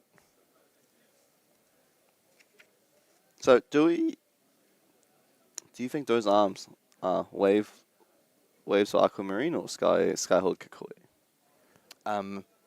So Ben, I know he drafted the Waves of Aquamarine. We saw, so I'm pretty sure he has those. I believe Marshall does have that Uphold Tradition. We did see it go all the way around the table and not get picked up, so it suggests very strongly to me that he does have access to that. So he is missing a leg slot here. It's actually really interesting how illusions have 3 arms that they can use that cloaked, and you have to really soul read to see which one it is. So honestly, pretty nice starting hand for Ben here. Able to come in with the Kakara. Also has that, looks like a Blue Harmony the Hunt set up. I think we'll look for him, just keeping our voices down as the room's starting to get a little bit quieter. We don't want the players to overhear us and give away any critical info. Passing priority. Okay, so really respecting the ability of Enigma to just play out a whole lot of cards. The other thing is here, he's kept back a really good hand to break through wards. So he's got the red Untamed and Arsenal here, and he also has plenty of blues in order to transcend or play other cards. Oh, and the red Spectral Manifestation coming down right away. Perfect start for Marshall here. So it's going to make a Spectral Shield with 3 counters on it, and that gets to attack for 4 for a grand total of 0 resources. 4 go again. 4 go again. 2 cards left in hand, not too shabby. So I do like how Ben has navigated just the very opening of this game, making sure to keep the breakpoint in Arsenal and make sure you have plenty of resources to play these out. Oh, and the Astral Etchings comes down. So Marshall just looking to get aggressive early here. So the Astral Etchings, if you do have a Spectral Shield, you're able to place an instant. So just coming down immediately for 6 with the Spectral Shield. Could play a 0-cost Aura even. No, just use into Arsenal. It's pretty good having a 6 power. That's really nice. So this is where things get interesting. So one of the traps you can fall into Enigma is trying to overprotect one of your auras. Especially against Zen, right? Especially against Zen. I think what Ben really wants to happen here is to start picking up some of those equips. So what he's saying to his opponent a little bit here is like, hey, mate, I'm just coming in for 4. Give me a card. Give me one of your Skybounds. It's all good. But we can see the follow-up in this hand is actually really strong. So he has access to the time attack, the Kakara weapon attack, and if he wanted to, also a Flex Clause.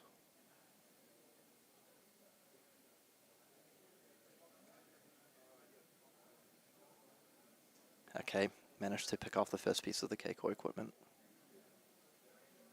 Now on the other hand, if Martial Land is good enough, if he's able to protect this, which is possible, I mean, all he really needs is, defend this out for 2 here. Do you think he's being a little bit overprotective right now? I don't think so because, I mean, it's a little bit of a risk, but if he has another piece of equipment here and he can defend out this Flex Clause, it actually puts him in a pretty good spot. Now, this is actually a really difficult call to make because your opponent has 2 resources left available, so you're thinking this could be another attack, could be a fact-finding mission. But if you call this right, you are so far ahead.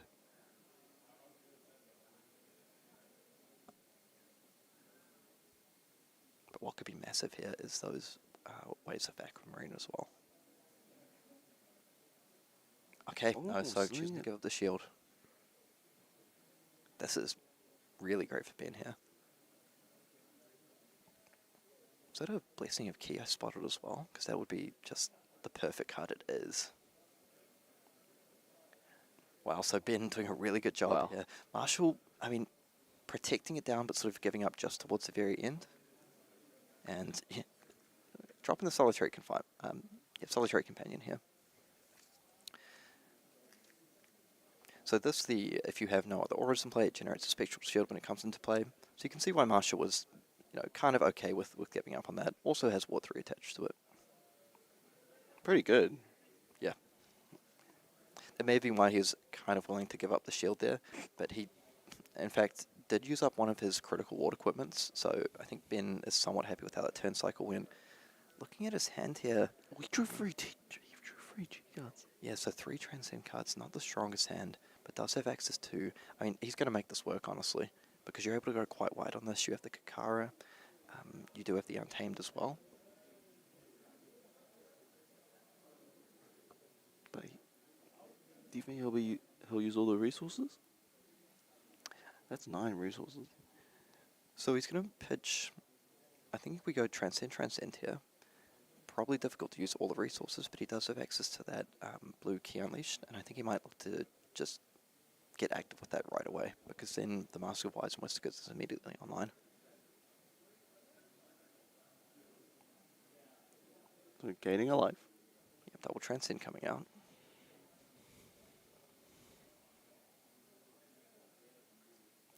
Yeah, I think he knows he just needs to keep pushing a little bit here.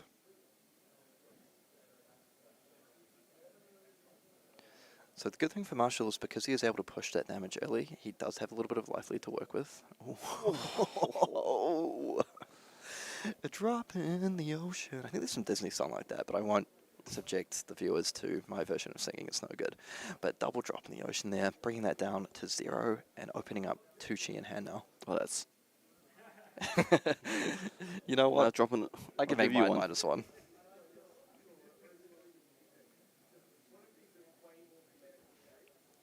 So that's a really nice fade onto that Tiger Taming Kakara. So both players have 2 energies in the hand right now.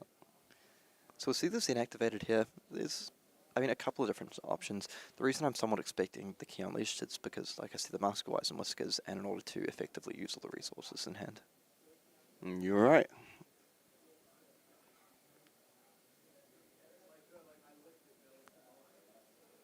Yeah, Marshall just with a double drop there, shutting down that Tiger Tamer. Double drop so solid against, so solid in Enigma. Yep, amazing. So still going to be able to threaten quite a lot of damage off this turn. So the Untamed coming in for 4, and the Tiger follow-up for 2. So able to go 4 into 2 into 5, which is just some annoying numbers.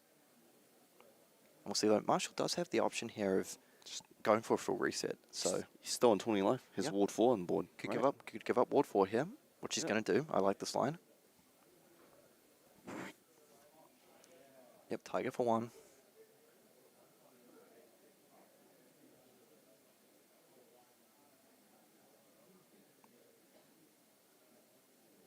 That 5 Wait, Tiger for 5? Did we? should only be for 1. Wait, no, for 2 at least because of the Untamed and... Oh, no, of course, the Blessing of Key. We missed at the start of the turn. So this turn is Oh, actually a lot yes. stronger than we thought. Blessing of Key putting in work here. So this is not a bad turn. This is a really good turn. Yeah. So we went from what we were thinking is maybe just a full reset to presenting 5 into another 5. And also retaining that Tiger.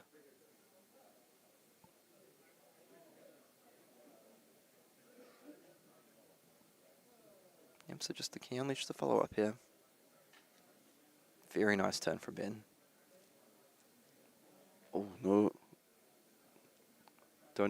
Doesn't even need to think about it. Just no blocks. No blocks. 5 cards in Marshall's hand. Yep, I think we're going to... Wait, I think 3 cards... Oh, 4 cards here. So we'll see. I mean, does have a nice line here of just starting to build up that board with the Spectral Shield coming for 2. Well, I think we might see something like a Waxing Spectre or a follow-up attack coming down as well.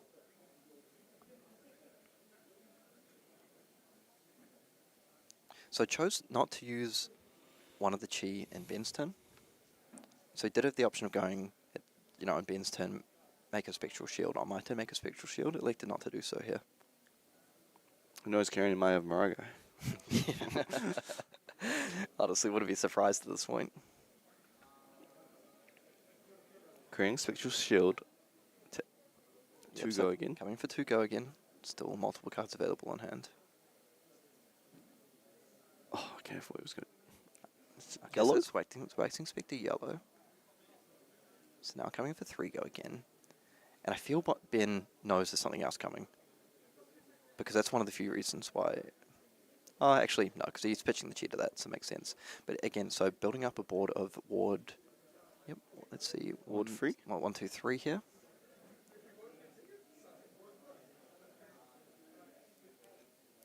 Okay, just making sure to get full use out of these target attacks. I think it's really important to do this. This is the type of game that can, at times, go down to fatigue.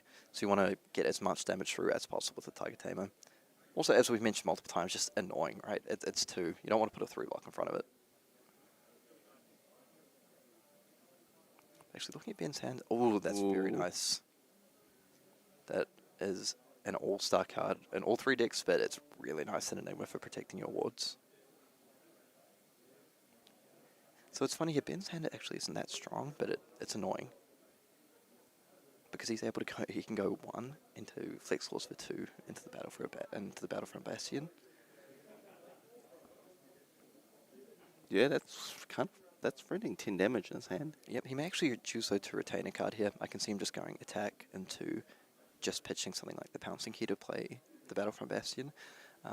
Red Flex Claws, sorry, the blue Flex Claws here.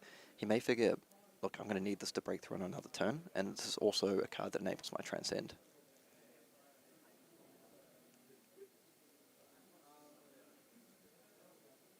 But no, just pushing the damage, make hay while the sun shines. So he's Yeah, perfectly reasonable line here because your opponent, you know, they still have 3 cards in hand. You know, Marshall 3 cards in hand here, has Ward 3 on the board. You kind of don't want to get into the spot where you're like, oh, I'll save that card for next turn, and then next turn you brick a little bit and you're facing down like multiple auras.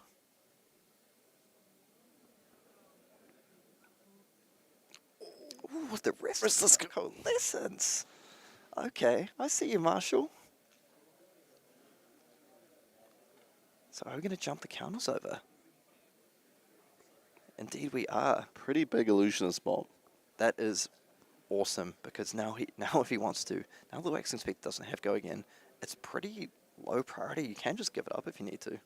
So just giving up the Spectral Shield. Yep, so the Battlefront Bastion preventing one of those, Spectral preventing the other.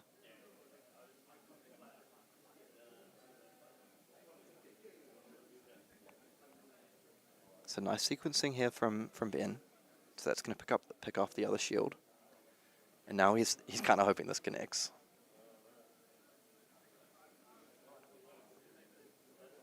So Ward 2 available on the Waxing Spectre.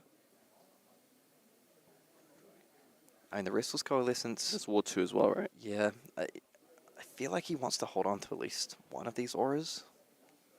Because it's fine playing the game plan of sort of build and reset, but you do need to get some value out of them.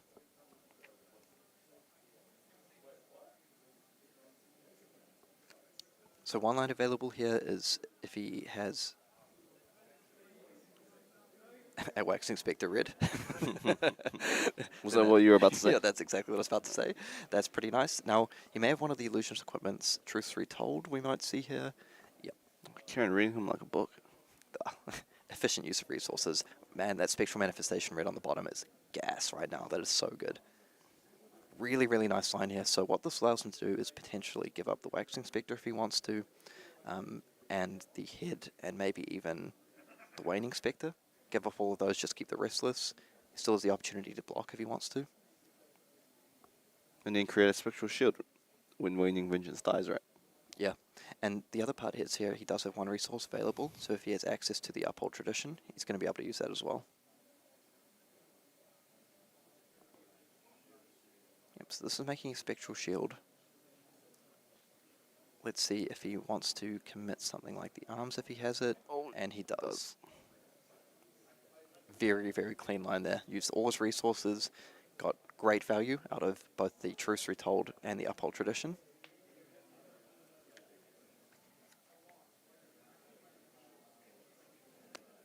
Thought there may be a world he'd consider putting the count onto the Spectral Shield attacks for free, but I think the Restless Coalescence with that ability just to create more and more Spectrals is so good here. And attack for four. Yeah, and attack for 4, go again. So attacking for 4 into 1.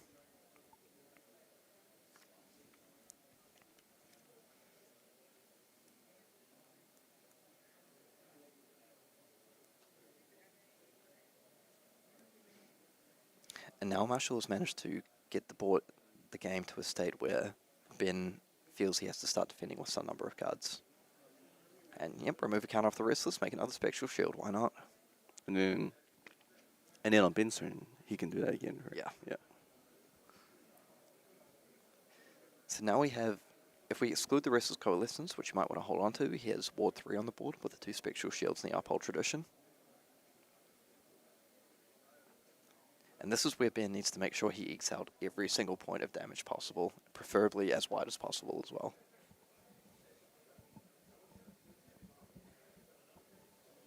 So we may see, it looks like he's the Waves Aquamarine, really nice here. Really wants to get rid of the Restless Coalescence. Yep, I think Marshall, that's big, because this means, yeah, so they attack for 5, actually, that lines up okay for Marshall. I thought potentially there was a line where he goes for the Hermit, the Hunt into a Tiger, but again, I think that's too greedy, it's not pushing him enough damage. Is Marshall happy just... Honestly, if he has something... Let's go, take 2? It depends, but we haven't seen any Red Waxing Spectres left. And we know, just from talking to him, so I know because I'm the man, that he does have multiple copies in the deck. If he's able to establish a board presence here, I think he's perfectly fine just letting all these die. Really depends on his hand though. 15 cards left in Marshall's deck. Okay. Looks to be about 19 to 20 from a really quick count there. Okay, giving up the Spectral Manifestations, that's pretty big there. I mean, that would have been a perfect reset card. I mean, it's pretty hard to use without any more counters, but... Okay, now we can see why I did that, because you know what's better than coming in for 3, coming in for 7. And this is where Marshall probably feels he can start to put his foot on the gas a little bit.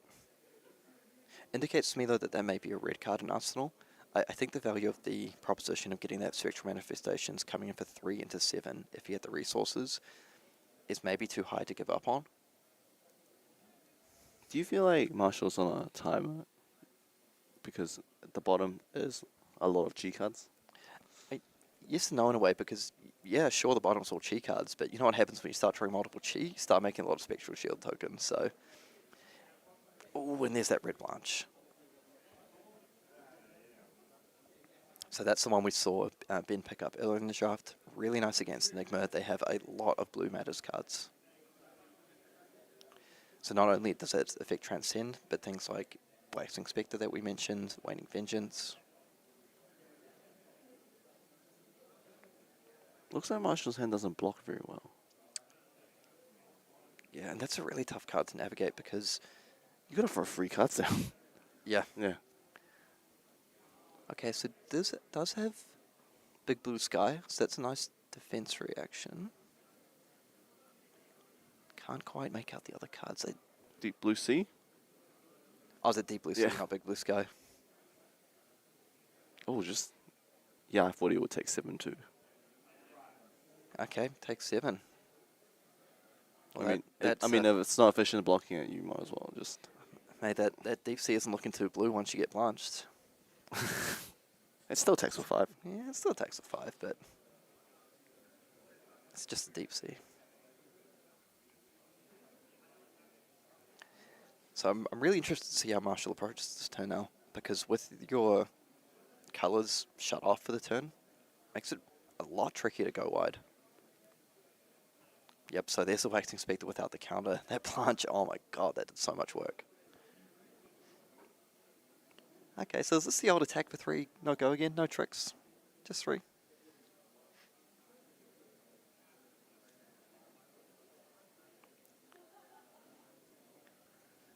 Actually kind of curious as to what this is being played towards. I mean, there is the path well travelled line, but like, not transcending makes that pretty rough.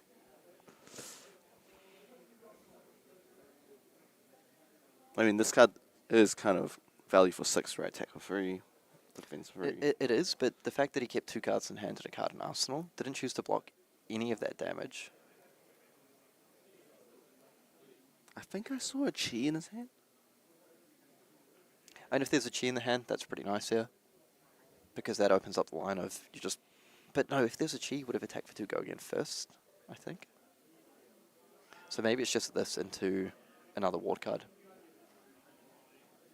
Oh man, if that Blanche just faded 2 Waxing Spectres, that is insane value though. Fully blocking that out.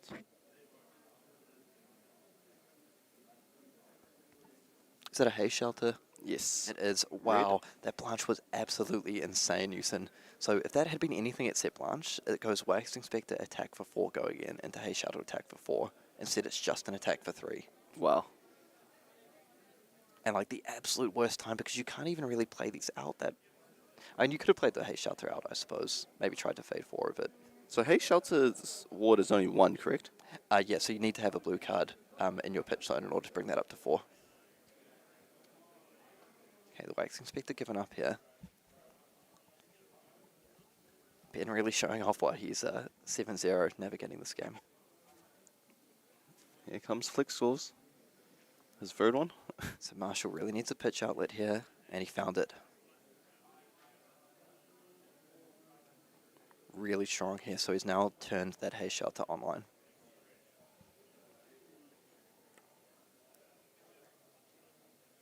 I think you're right though, we've seen a lot of ward comes down. The clock is actually starting to tick now for Marshall. I did see an emissary in Ben Dodd's hand.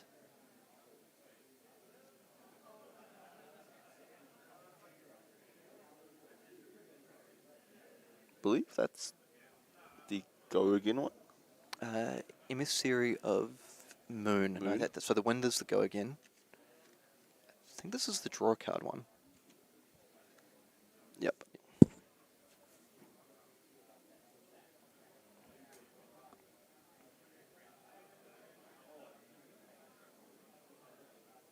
So he's going to take 1. Now he does have 2 floating. I wonder if we're going to see a Waxing Spectre here played. So no go again on... Yep, so before you pass turn... Yep, the Waxing Spectre. that blanch was insane. Like, just even more so now that I've seen the hand run out. So this is threatening 6. This is a great turn. So he's threatening at least 5 on board, and he's going to have 2 resources available.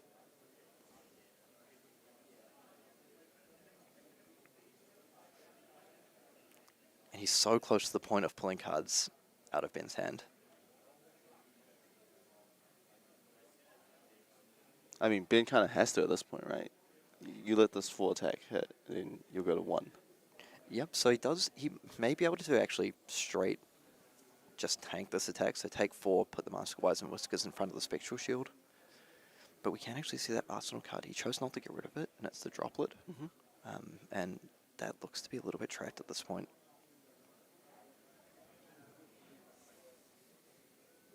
Oh no, actually he does have the Harmony of the Hunt.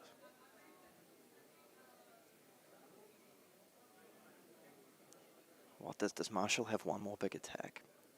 Like, the Dream is just a big attack here. I know, just coming in for 1.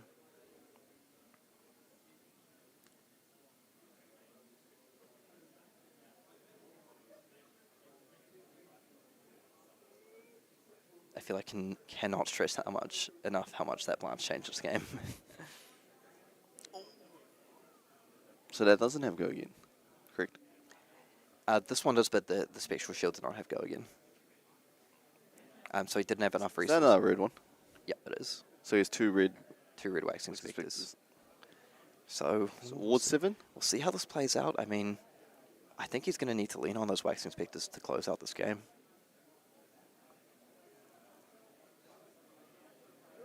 And that Droplet I was trash talking, it's looking pretty damn good right now. With the, I think we saw a blue Harmony of Hunt in hand.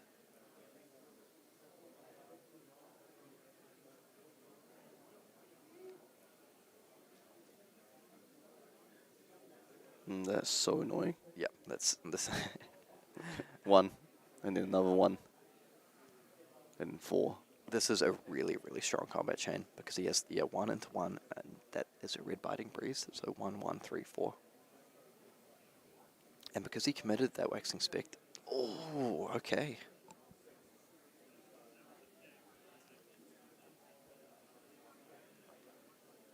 I mean, because he committed that second Waxing Spectre to the board, it's quite tough here now. I mean, at this point, you kind of got to think, does he give up the second one to the Biting Breeze? Okay, but we know there's Droplet coming in for 4.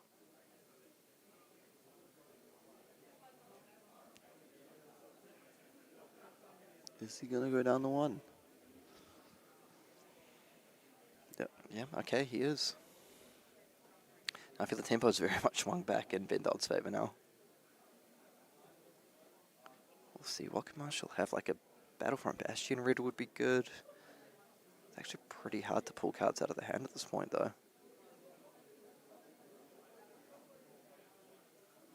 2 go again. So this is turning, we might see Ben block with the Mask. He does have 2 cheat cards, shuffling the bank, the pounce and key. Yeah, this is starting to look very, very tough for Marshall here.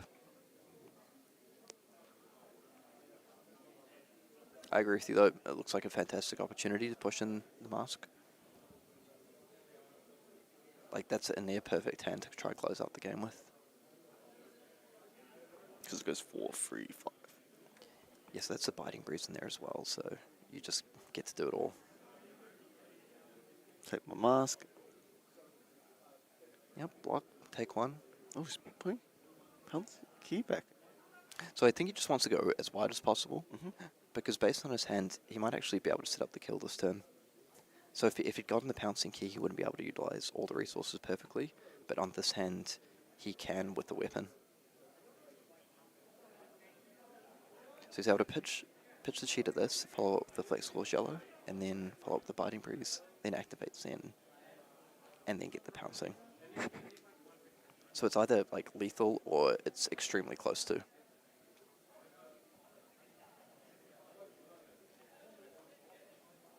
And wow, what a game. It felt like Marshall came out really hot out of the gates. Oh, okay. At least... Is that 1 life? Yeah, and at least the Rising Sun lets him actually most likely sink one of these cheese here. But still, it's not looking great. But yeah, Marshall came out of this game really hot, pushing a lot of damage, getting the auras down.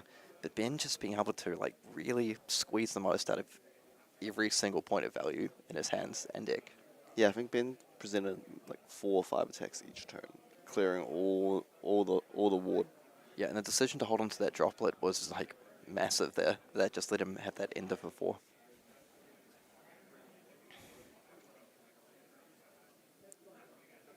Here's that yellow flex score. Yeah, again, because like Ben's kind of attacking him on 2 axes here. Like first of all, it's just the raw damage. But the other one, as you mentioned a long time ago, was that fatigue clock just ticking.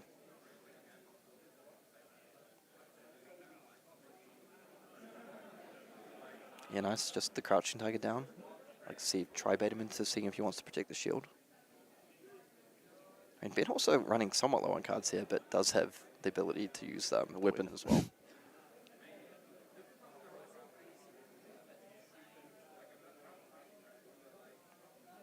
Now, does he have 2-3 blocks available? Because we know he has at least 1 chi. Okay, that'll stop the first one. Does he has 1 more?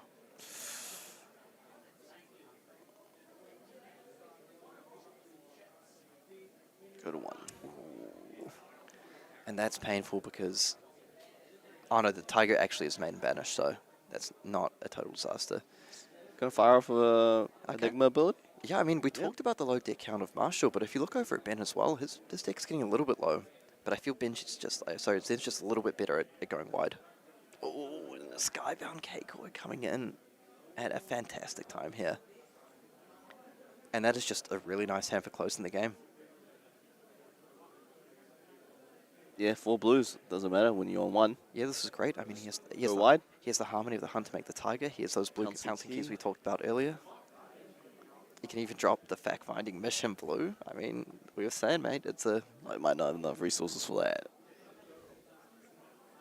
Yeah, may end up just short of actually dropping that one as well. But I mean, he could ignore the pouncing key and just pitch that, drop the fact-finding mission.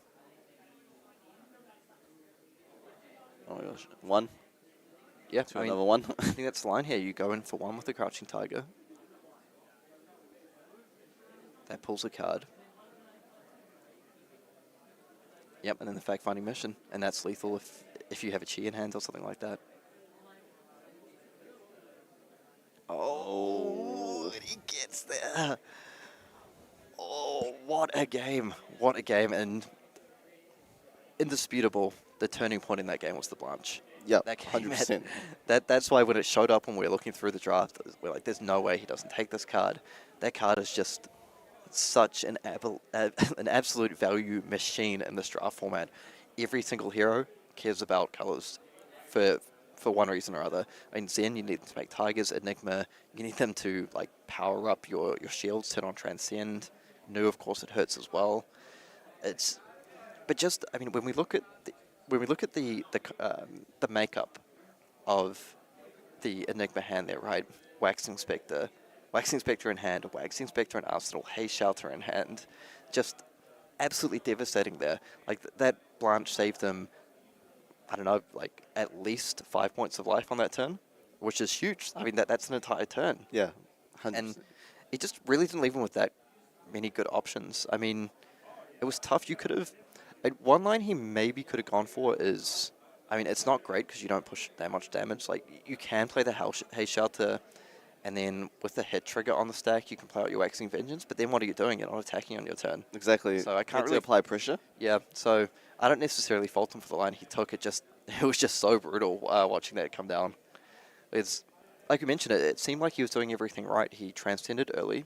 He set up his spectral shields. He started building the board, and he started navigating the game to a state where he was forcing Ben to respect the life total and start defending cards.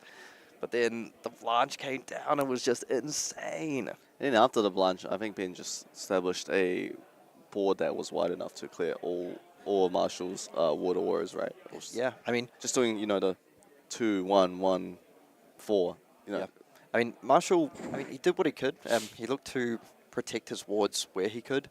Potentially gave up one of those Skybound Keiko equipments like just a little bit early with being able to bait that out really nicely. I do feel like it was a little early used to protect that spectral shield with six counters. Yeah, I can understand why he went for it, and it just lined up for Ben really nicely in a way in that they came in for the 4-power breakpoint, and then on the second 4-power breakpoint as well, he thought that's too much to commit to, giving more of my equipment up here. We also have to note that there was the Uphold Tradition and the Truce, so both of these ward equipments that actually take a resource to activate. But the way Ben sequenced that just lined it up so well. He went like 4 power, 2 resources in hand. I'm threatening something right into the Blessing of Ki, which just made his next turn awesome as well. And that's why Ben's 8-0 at the moment. He's 5-0 in MST draft. He's looking to win his second MST draft in a row. He's with Zen. looking to just clean sweep the entire day. I mean, honestly, I want to give a shout out to both players. I think Marshall did really well. Playing Enigma into Zen is just tricky. It's a really tricky matchup. I think we talked a little about the way that that Ben's deck was constructed. Sure, he's missing out some of those big, powerful combo cards, but in a way, his deck was set up in a way to just be better into Enigma. All those blue Harmony of the Hunts, like all these, like the droplets, all the breakpoints, the flex claws, the untames, just so good at utilizing full card hand and presenting all these little bits of damage, all these little bit of breakpoints along. So annoying. That's so annoying to block. Yep, makes it really, really tough. But yeah, so I mean, on that note, with that fantastic game in the books, Ben progressing to 8-0, we're actually going to go to a short break, but we will be back with the final round of the Day 1 of New Zealand Nationals Swiss very shortly.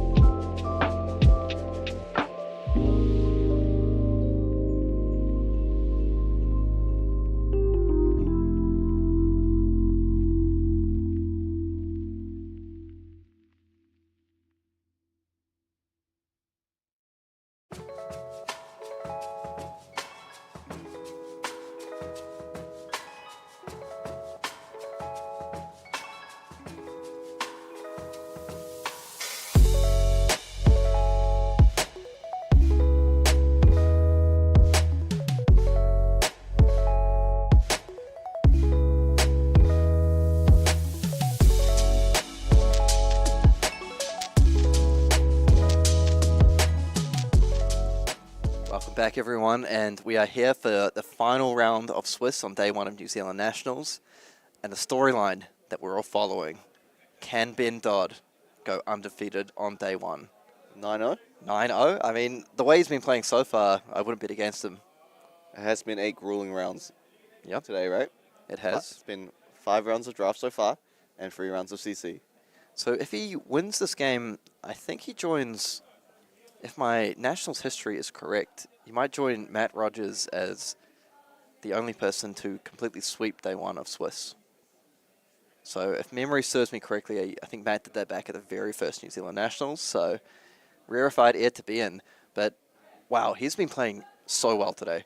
I think all his, watching that new game in Classic Constructed, very clean lines all the way throughout, surviving on 1 life. To just the perfect life total with those sigils. In draft, there's been multiple points where he's looked under pressure, in that last game in particular. And he always claws back, right? He always claws it back.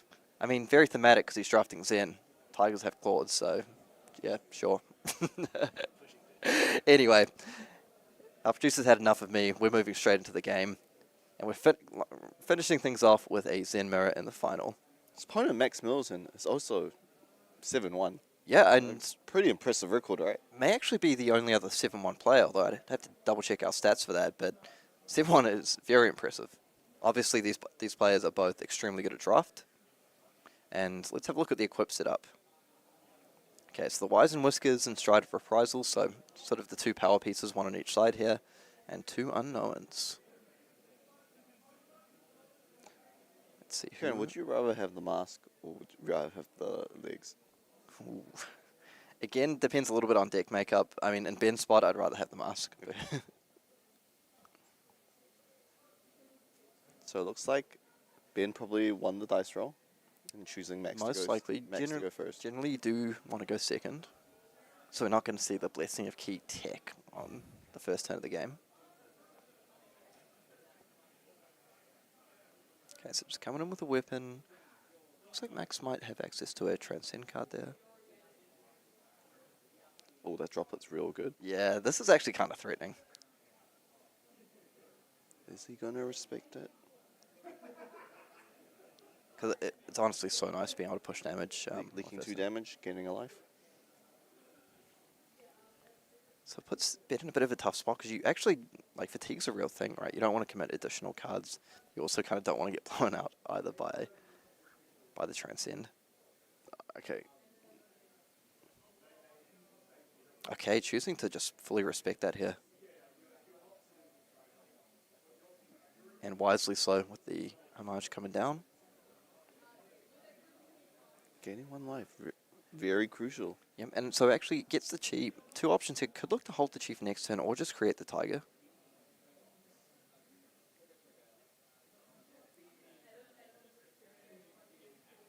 I mean, both options pretty good depending on the makeup of combo in his deck.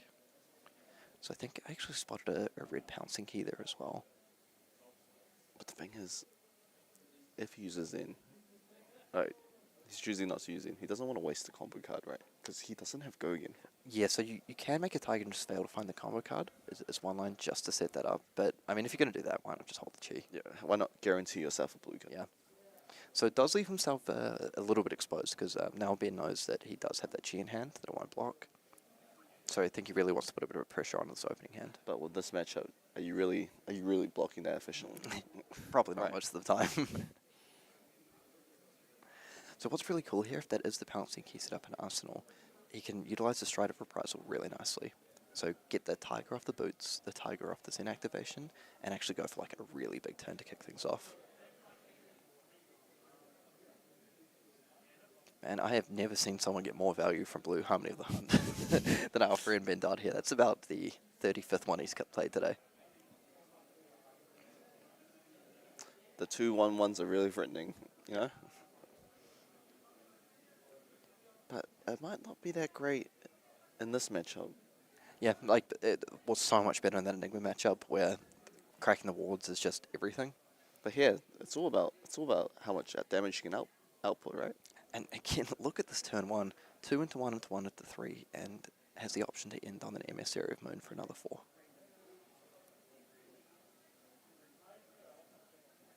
So already pushed 7 damage. And this is kind of why you want to go second a lot of the time. Just get yourself a little bit ahead.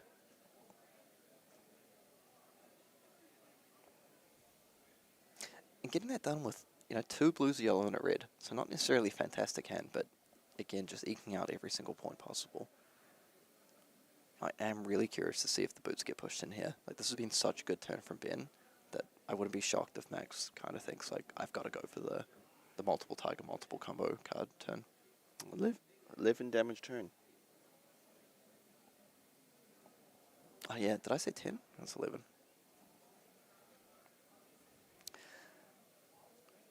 Alright, so Ben and Max have said, Let's race. yeah, let's race.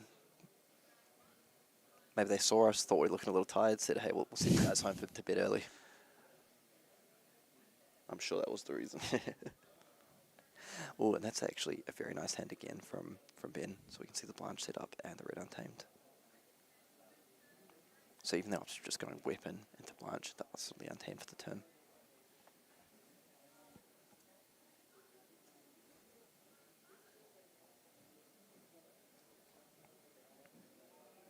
Okay, so the Tiger Stripe, Tiger Form Incantation comes down. So this makes a lot of sense why you never wanted to defend with the legs here, because you have access to those 2 tigers if you need them. This can set up some insane lines as well. With access to the Chi, the Arsenal card, multiple tigers. So it's looking like Tech of Kakara, boost your tiger up to 4. Pouncing Key. Yeah, so you may look to split the damage like you've mentioned before, so maybe 1 tiger first into the Kakara into another tiger. But actually, it depends how much he is wanting to utilize the combo cards. Because like Tiger for 3 into Pouncing Key for 4 into extending the turn is actually really good here as well. And the real question is there a key unleashed in this deck? Yeah, if there is, that's huge. Because he knows he needs to push a ton of damage this turn. Okay. So leading out with the Untamed. Yep, I mean, Ben's probably going to say, look, I'm 10 life ahead. I'm not too stressed about this one. I mean, the Battle for Bastion is a clean block, though. Yeah. It makes sense. Like, this is presenting 2 damage on your turn or prevent 3 damage on your opponent's turn, so why not?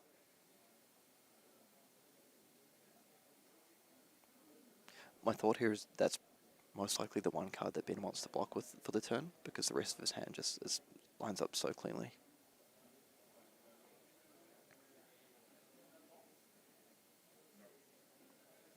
Okay, so he's going to push 3 damage over here. So the Tiger Form Incantation plus the Untamed. So we won't see a Pouncing Key this turn. I believe there's one in Arsenal. Oh, sorry. Sorry, we won't be seeing a Key Unleashed this turn. No. Just due to the resource. Lack of resources. So it creates a tiger, search a combo card. So it could just be running Pouncing Keys as well. I mean, maybe a Breed Anger. The absolute man. Chase the tail. If I keep calling for it, it'll come up at some point. It looks like that's a Breed Anger. Red. Yeah, so really efficient use of the resources here. I think what Max was kind of hoping for is just that Ben's turn wouldn't have been as strong as it was on the first turn of the game. Like, I think it would have been happy taking 6 or 7, taking 10. Oh, taking 11 was a lot.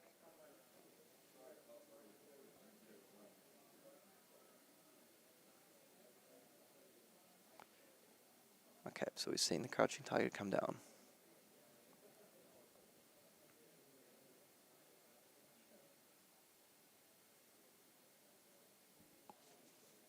Okay, so the Pouncing Key following this one up here. 4 go again. Ben says no blocks, no problems.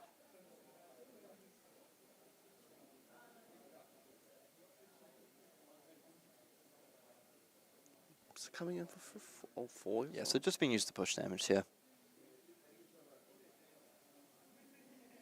And and then just save that next target for next turn. Would have maybe liked to see the Breed Anchor come down first, just to hide a little bit of information. Put a bit of fear into Ben.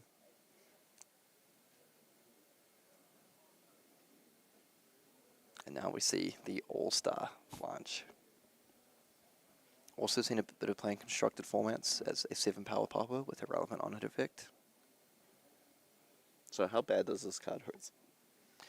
I mean, sometimes it doesn't. Like, Zen is one of the heroes that can get away with just like not caring about it all. Oh, when we look back at Max hand, he's got the potential blanch for the crackback as well. But it does turn off Transcend, it does turn off a lot of your target generators, which is really frustrating. But again, it looks like Max might have the type of hand where the on-hit doesn't really matter. Like, he might actually be able to preserve the boots and use those on a better turn.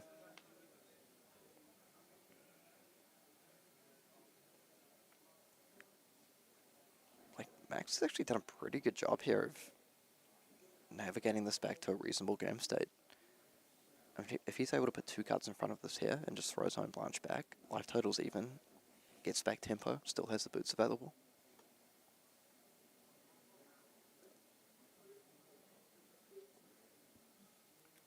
But obviously in a tough spot. I mean, we know this index play a lot of 2 blocks. Yeah, I think he has a nimble strike that he wants to block with as well. And a breeding. Oh, actually, if he doesn't have the blue there, that is very unfortunate. Because he really wants to be able to play. I mean, I'm assuming that's red blanche. He really wants to be able to play that next turn.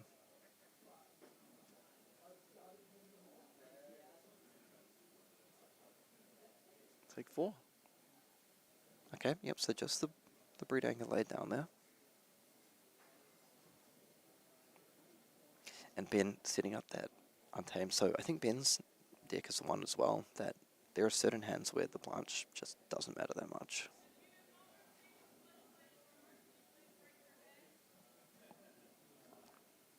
Ooh, and this actually might be one of those hands. Quite blue heavy, right? Yeah, but also does have that Blessing of Key for the late sidestep if need be. Ooh. Pitching a blue to play a red blanche.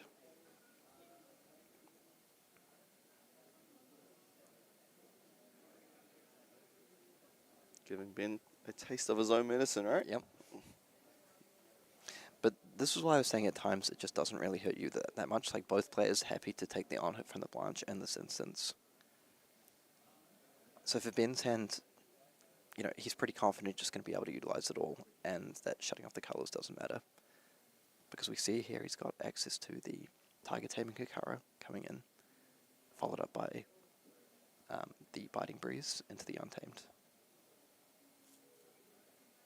Probably will save the Biting Breeze.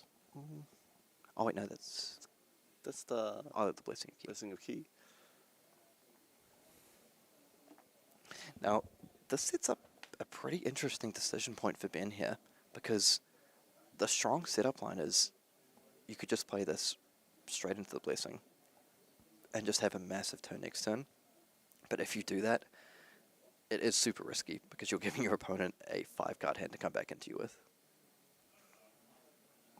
Okay, but choosing to do it. This does make sense to me because it's not a great card to have in Arsenal.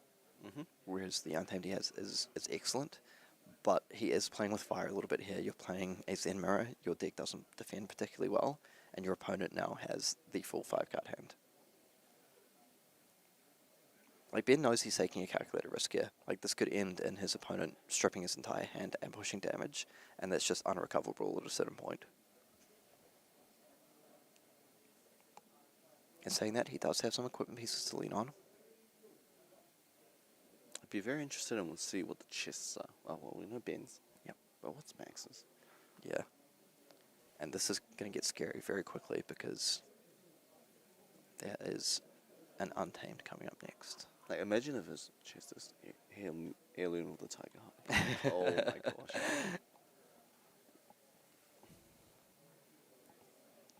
So the scary thing for Ben here is Max has all these cards available to use, but also that Stride of Reprisal could play a very important role in the endgame.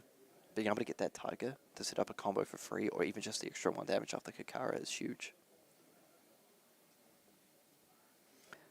Okay, so it is a blue Untamed, but I think I did spot a Transcend card there.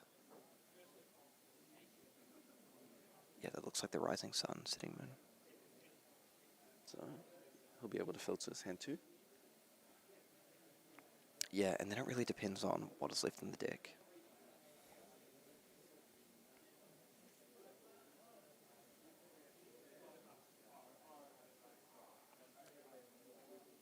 Okay, so what did he draw here? Droplet. That's pretty good. That's very good. Now, if Max has access to a pouncing key, this is a really good turn. I mean, not insane, but it's pretty damn good. Because if we look at the damage that's being lined up here, the Tiger is now coming in for 2, being buffed by both of these. And if it's something like a pouncing key into Droplet, that's 4 into 4, 2 into 4 into 4. Do we know what's in Max's arsenal? I don't think we do. At one point I thought it was a Crouching Tiger, but I think those have all been played. I think he played the Crouching Tiger, Declare Arsenal, and then pitched and played Blanche. So he took extra damage to keep that arsenal, right? Because he only blocked the Blanche for 3, leaking 4. Yes. So it probably suggests that it's something pretty good. did he... Wait, did he not get anything?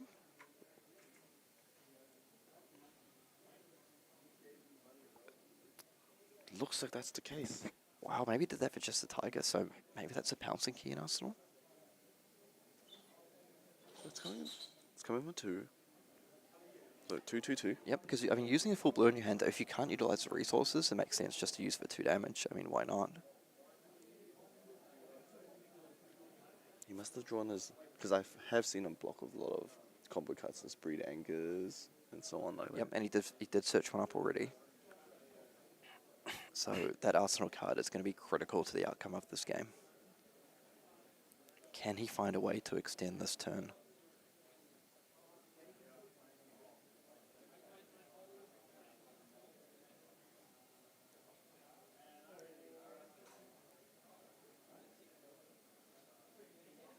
Yep, so Ben really in the tank on this one.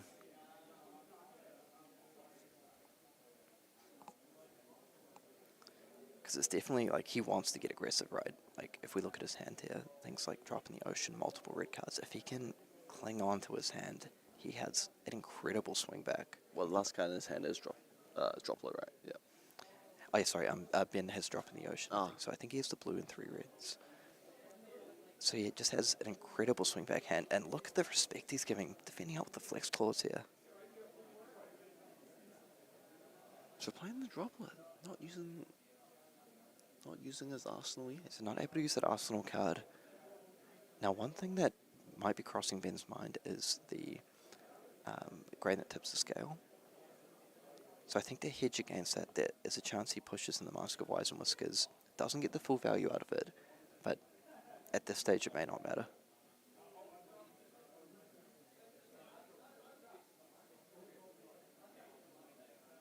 Because he's got to be a little bit concerned. I mean, might even defend with a card from hand, but his hand is it's so good.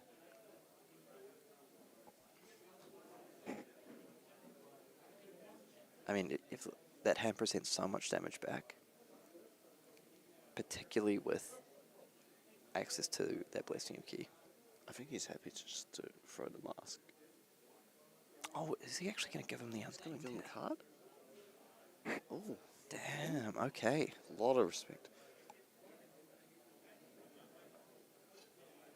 Okay, just prepared to lay that down in the name of efficiency, really, because, I mean, he wouldn't be able to use that card that turn, so I think this indicates Ben thinks this game is not going too many turns longer.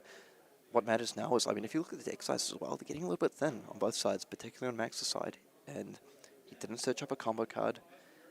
I think Ben knows that he just has to continue stripping cards here. So he blocked with 2 premium red attacks, but he wouldn't be able to use those this turn. That's the critical part here.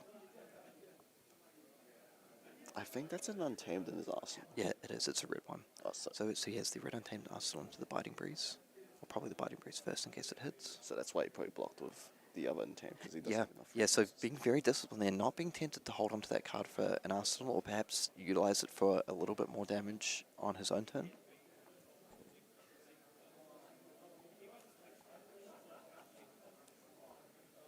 And just recognizing this game is got to go down to the wire.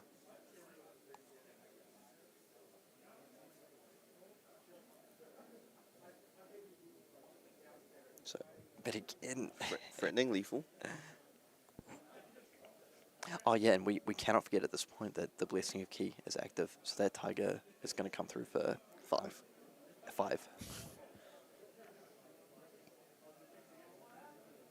So threatening lethal twice. Yeah.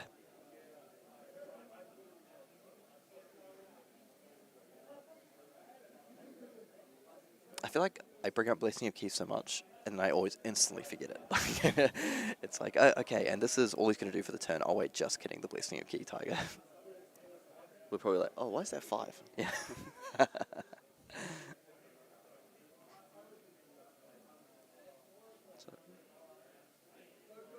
Okay, so happy to take 1 hit now. I wonder if he is trying to manipulate his life down to 1, like you mentioned. But does that chi really matter? I mean, last turn he pitched the chi and he didn't search a combo card. Yeah, I mean, but it is always at least 2 damage off the Kakara. But I really like the way that Ben has held back information in this hand. This Crouching Tiger demands a card. Yeah, and importantly as well, if Max is trying to sculpt his hand towards a certain outcome, you might think, you know, I can block this, go down. I mean, also grading the tips of scale, threatening lethal if he wants to try go down to 1. Or the Meridian Path, the Waves of Aquamarine. It's actually really hard for him to go down to 1 unless he's got a K-Koi as well. So just the boots going in front for now. And 2 kick. Could be something like an Evasive Leap in Arsenal.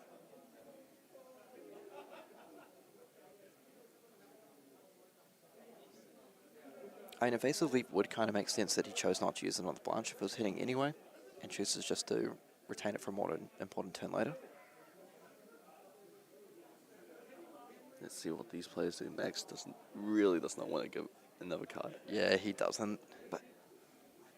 But we know that Ben still has another attack after this card. Yeah, and that's why I think... That is still threatening lethal too. So I think the power of information here, the way Ben sequences these turns, is really important to hold that back. Blocking for 3. Blocking for 3, so currently... Going to 1. Currently taking 2 damage, and this sets up at such an interesting decision point. Because for Ben here, he can choose to push for lethal off the Waves of Aquamarine, but if he does and he gets K-Coid, that's devastating. No, I think just playing this out. Yeah. Just ripping the last card.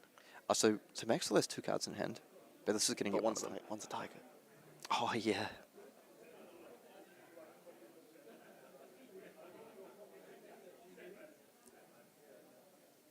Max is not happy to see that. That is not the nod of a happy man. I have made that nod many times. Were you winning or losing? Let's just say it wasn't going well. All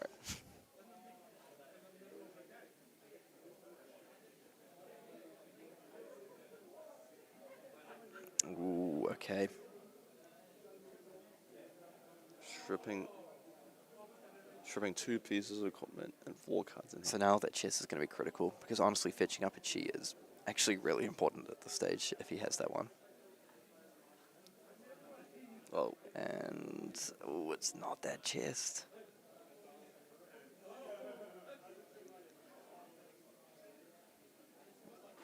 So Ben is likely going to be able to identify that here. Crouching Tiger with 0. So Crouching Tiger for 0, I don't think there's anything... That goes +2. Yeah. Oh, wait, there is. Ball. Exactly. Ben's fine with that. He's got 2 pieces of equipment left, and we know what they are. Yeah. I think he's just probably racking his brain thinking, like, is there anything that gets me here?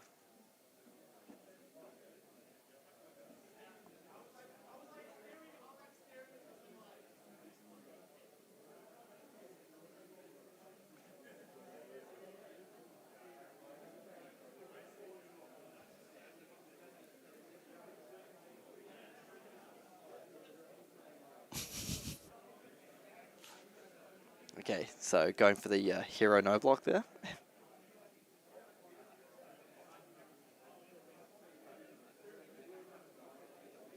Yeah, because Maul is actually +3, so that that would be a devastating way to lose a game.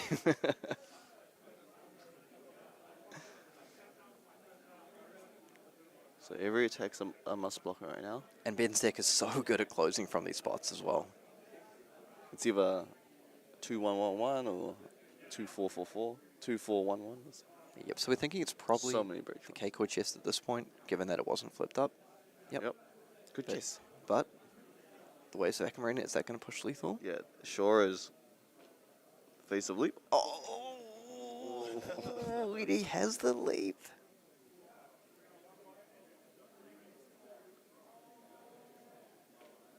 Oh, and the prevention's still active.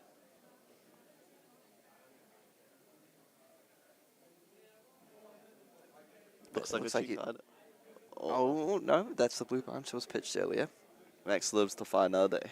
He does. I mean, I guess he's just hoping for a brick here, but the problem is it's so hard to brick with your opponent at 1 life. Like, it is- Especially with Ben's deck. yeah, With those yellow harmony, well, those not sorry, blue harmonies and so on like yeah. that. There's so few iterations of cards that don't just like strip out your whole hand.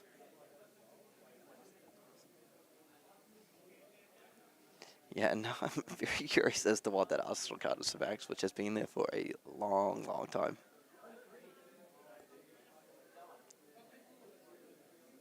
Like, if we don't see it, I'm going to have to run over after this game and figure it out. Otherwise, I won't be able to sleep tonight.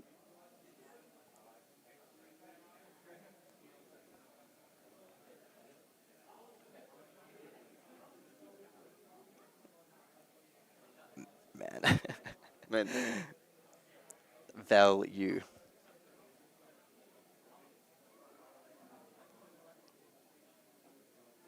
I've never seen these blue tiger form incantations and Harmony of the Huns put in so much work. Yeah, Like Ben's showing us how it's done.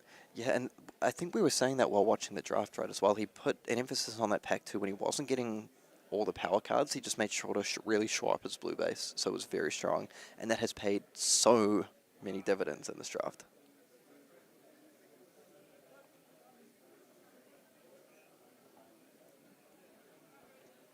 He actually might not be able to get the whole hand here, though. No, I think he can, because he has a Transcend card. He can fetch up Oh, does he have any blue pouncing keys? a Key Unleashed. Ah, right, yep. Because he did pitch it last turn. Yep.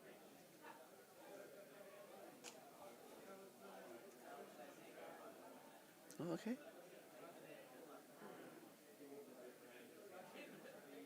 Electing not to. Okay.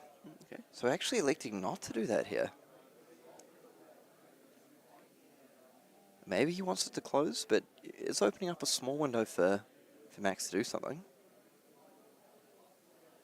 Okay, well, we finally see his Arsenal. Are we going to see it? Are we going to finally see it? One floating. But again, hey, you know what card Max has access to? Yeah, that's right. Blue Harmony. Blue Harmony, and Battlefront. Yep, just a clean block here. Are we going to see it? Oh, Nimble Strike. Oh, wait, does he have the... No, I think he does. I feel like... Oh, he does. He does. So that's coming off a 5. That's actually... That's really good here. So one prevention Oh, and Ben has floating. no... I don't think Ben has any... Does he Ben have any free blocks? So he does have the one prevention. So 1, 2... No, the chest isn't going to get there. Oh, wow. So he's not dead. But this is a really good turn. No, Ben has to use 2 cards. No, because he can do... He has one prevention floating for the battlefront. So if he Oh, blocks yeah. Oh, the- sorry. yeah.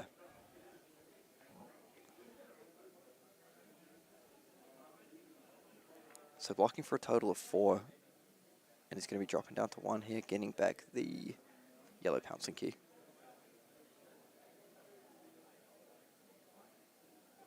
But well, I want to give credit to Max for sticking with them this game, because these Zen endgames can feel really bad when you're on the wrong side of it.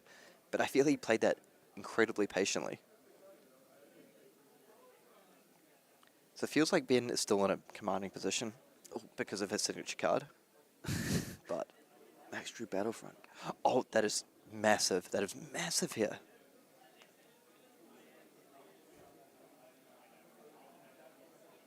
Man, if Max pulls this out, what an insane comeback from the spot he was in.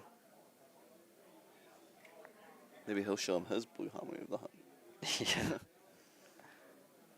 And also, He does have an incantation. I will point out as well, Max was on the play in this game.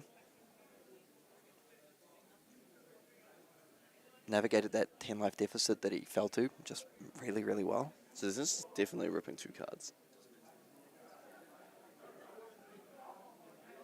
Yeah, I think Max has a grains Okay, too. let's see if we can see what's in. This looks like a wounding blow. Yeah, he does have a grains. Oh my goodness, is that a great? Oh, he's blocking. Yeah, no, I like this block here because you're going to have to give up a card anyway.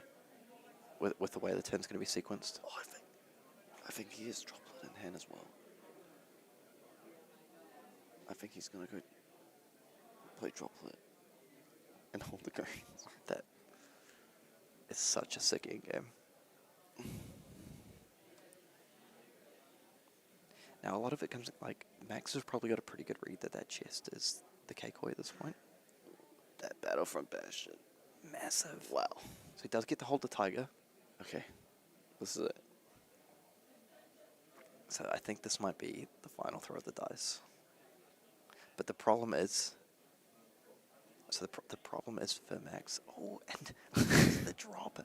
The drop. Yeah, the problem is he can just do this, though. The Fen 5, because he's so light on cards here. Yeah. I mean... Ben's a cool customer, yep, and that's game over.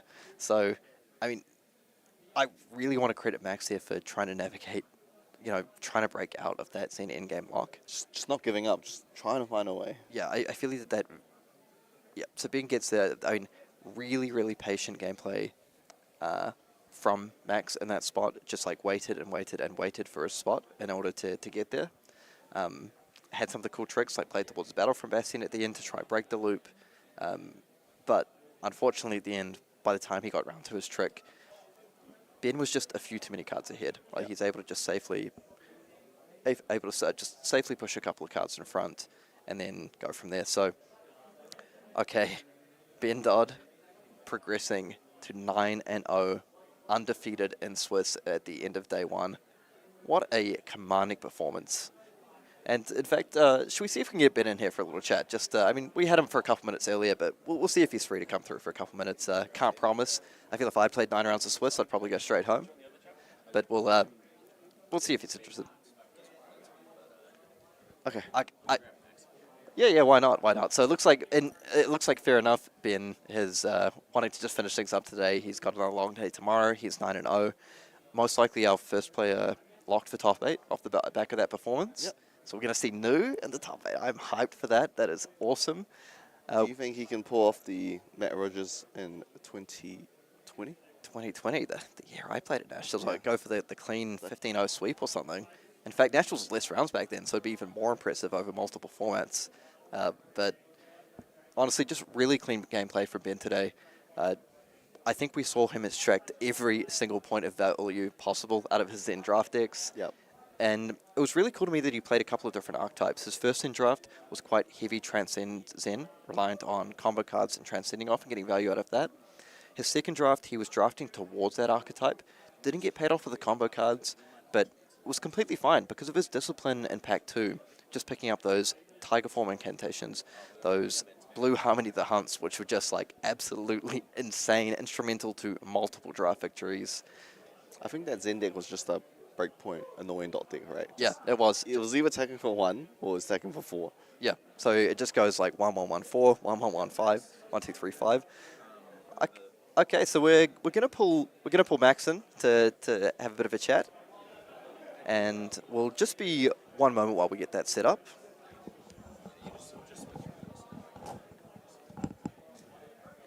Thank you. No worries, right?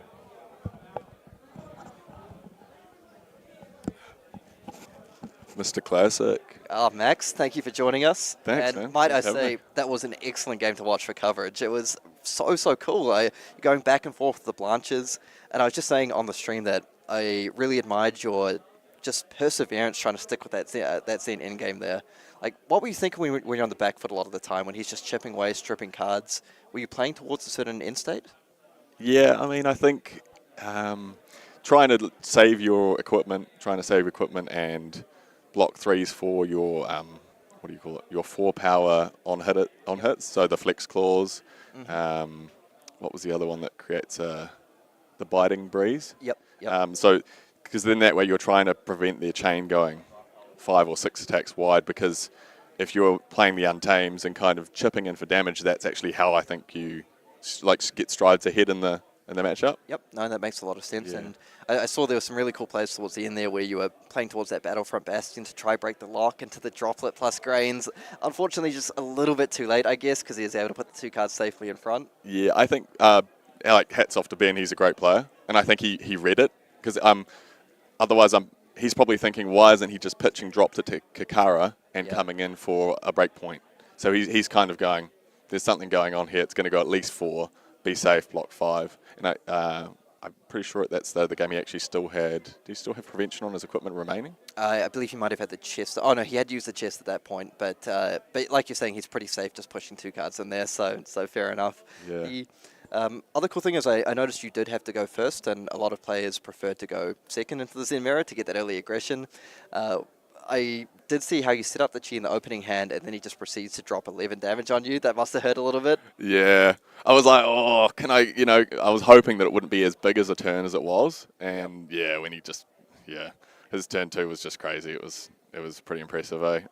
And so I knew from that point it would be a game of small margins and just trying to block his bigger numbers if I needed to, and if my cards didn't line up with good value. But I think part of what kept me in it to the end was the fact that in the draft I tried to stay open through early picks and take some of the cards that I'd probably say are a little bit less appreciated by some players, or by so like cards zero cost cards like Droplet, and even the 1 cost is it Spillover. Yep. The Mystic. Oh, Rising Tide, I think. Rising Tide. Yeah, and because they work well with your combo starters or not your combo starters, but your go again starters in Ninja. So I was taking those early, thinking, well, that's good value because you pitch it early game, and then late game you're coming in for 4 for 0. Whereas other players are going, I'm having to attack with my reds, pitch my blues, but if they don't have the good quality blues for late game, then that's kind of where you get a little bit of an edge. Yeah, you can start to try pull ahead a little bit towards there. Yeah. Now, I'd also like to ask you, what have you chosen to play in Classic Constructor this weekend? I've been playing KO. Oh, KO, nice. So are you packing some of the hate for the Zens out there? Yeah, I've got a little bit of disruption package in there. We've got some, the weakest link, Amnesia. Also on the sensor. I think the sensor fit really well into the cost curve. Yep. And sometimes on your, you don't play to it, but sometimes on your sash turn, you actually end up coming in for 5 for free. Yeah. Which seems a little bit... A little bit awesome. This is a bit silly, isn't it, really? So would you say the addition of Savage Sash in the KO Armory deck sort of gave a new lease on life to KO? Or with just a little bit of the extra push you needed to maybe compete with some of the newer heroes? Yeah, I think it's really good because of what it's opened up, not a second archetype, but I'd say the deck can be constructed in 2 ways when you're looking at your deck building process and your cost curve structure. When you're going for the Sash build, you can sort of play more expensive cards, obviously, because when you kind of try and block a little bit more, and then when you're going to go for it, you're trying to go 4 attacks wide, ideally. Yeah. So you're coming in for a few wild rides, hopefully, and then maybe you're clawing, and then maybe you're attacking again. Yep. Which was that's the dream, really, off Sash. But the Tunic build is very different.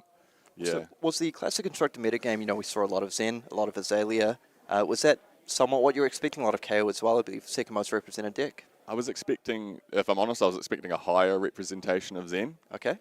So I'm not sure on the percentages. I haven't played any Zen. Yeah.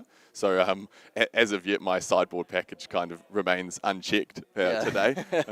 But hopefully tomorrow, if I pair into a Zen, I can actually test it out. The trick is to draw into it, really, isn't it? Yeah, just start lay down the smackdown of it with some of those hate cards. I love it. I love it. And finally, I will let you go. I know it's been a very long day, and you've played extremely well to navigate to, what is it, a 7-2 record? Yeah, me and Ben, I think, is both. Oh, it's Ben. Ben actually managed to pull off the 9-0, go undefeated. Oh, no, but he lost to me in the final round, right? It was a draw. Oh, that round just... So the round just then went to time. Oh, it did? Oh, did we have that? Oh, so okay, we might have had that incorrect. Oh, that was the result recorded incorrectly. No, we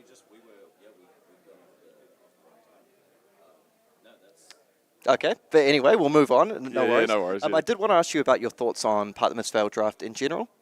I love it. Yeah, I love the fact that you can stay open. It doesn't feel like you're forced in any particular direction.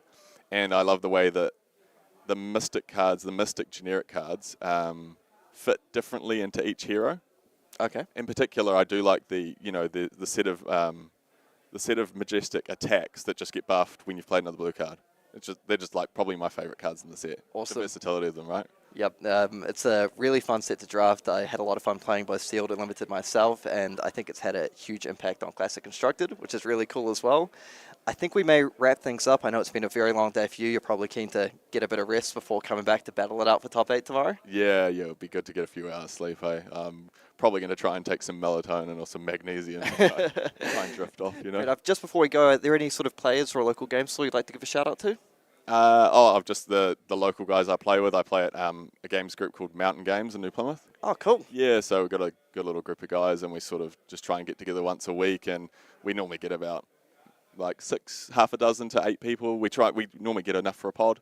Okay. Yeah, and it's pretty casual. Just come down if you're in New Plymouth and you want to come down for a game and try out a really fun, challenging, skill expressive game. Come and try out Flesh and Blood. Yeah. Awesome. Hey, if I'm ever in New Plymouth, I'll definitely be there. Yeah, man. Well, you're repping it for you in New Plymouth today. Put up an awesome result on day 1. I'm going to shake your hand and say good luck for tomorrow, mate, and hopefully we see you in the top 8. Yeah, thank you. Yeah. Cool. I think that's... All right, so we're just going to bring Newsom back in. We're probably going to look to wrap things up for the day. It's been a bit of a long day, so I'll get my co-host back down here. Thank you very much for joining us, Max. Cool. Thank you. See ya. Oh, what an action-packed day, and we are getting ready to do it all again tomorrow when we will have our final 3 rounds of Classic Constructed Swiss, followed by a cut to top 8, also Classic Constructed. And I know Newsom and I are both looking forward to that a lot. We had some just incredible games of Flesh and Blood play today. If you're wanting to see more, which you should, because this has been an incredible tournament so far, we will be starting up at, I believe, 10 a.m. New Zealand time tomorrow morning. I'll double check that stream time for you. But yeah, any final thoughts today on all the games we've seen? The Classic Constructor was interesting. It showed that even though Zen had 21 people playing out of 108, no Zens were undefeated. I think maybe the best Zen right now might be X3. Kieran. Oh, really? Yeah. I didn't know that. Yeah, because there was one Zen who Matt Rogers ended up 3-0 after the first 3 CC rounds, but perhaps fell a little short in the draft? Yes, I think so. I think he went 1-2 in this first draft, and then he might have gone 2-1 in his last draft. So, okay. Yeah. So I mean, Zen's not actually looking that great. Yeah, I mean, knowing Matt, I'd never count him out, though. That man has come back from tough Swiss situations in the past, only to make it through to top 8 and get all the way. But yeah, I will say it is worth noting that Zen most represented deck, but when we looked at the undefeated heroes after at least the first 3 rounds of draft, so CC, small sample size, it was really the Azaleas and News up the top there with some KOs and just the one Zen. Obviously, that could all change tomorrow, but I think we have some really cool storylines going in. We have Ben Dodd just sort of crushing the field at the moment. We'll see if he can continue on that hot streak tomorrow. Trying to become a two-time champion, claim a calling. Yeah. I mean, if you become national champion. I mean, calling and national champion, that's pretty nice titles to have. But anyway, I think that's probably going to be about it from us today. We are hyped, but we've got to go home. We've got to get some rest and get back here for all the action tomorrow. Thank you very much for tuning in, everyone. Can't wait. We'll catch you all tomorrow.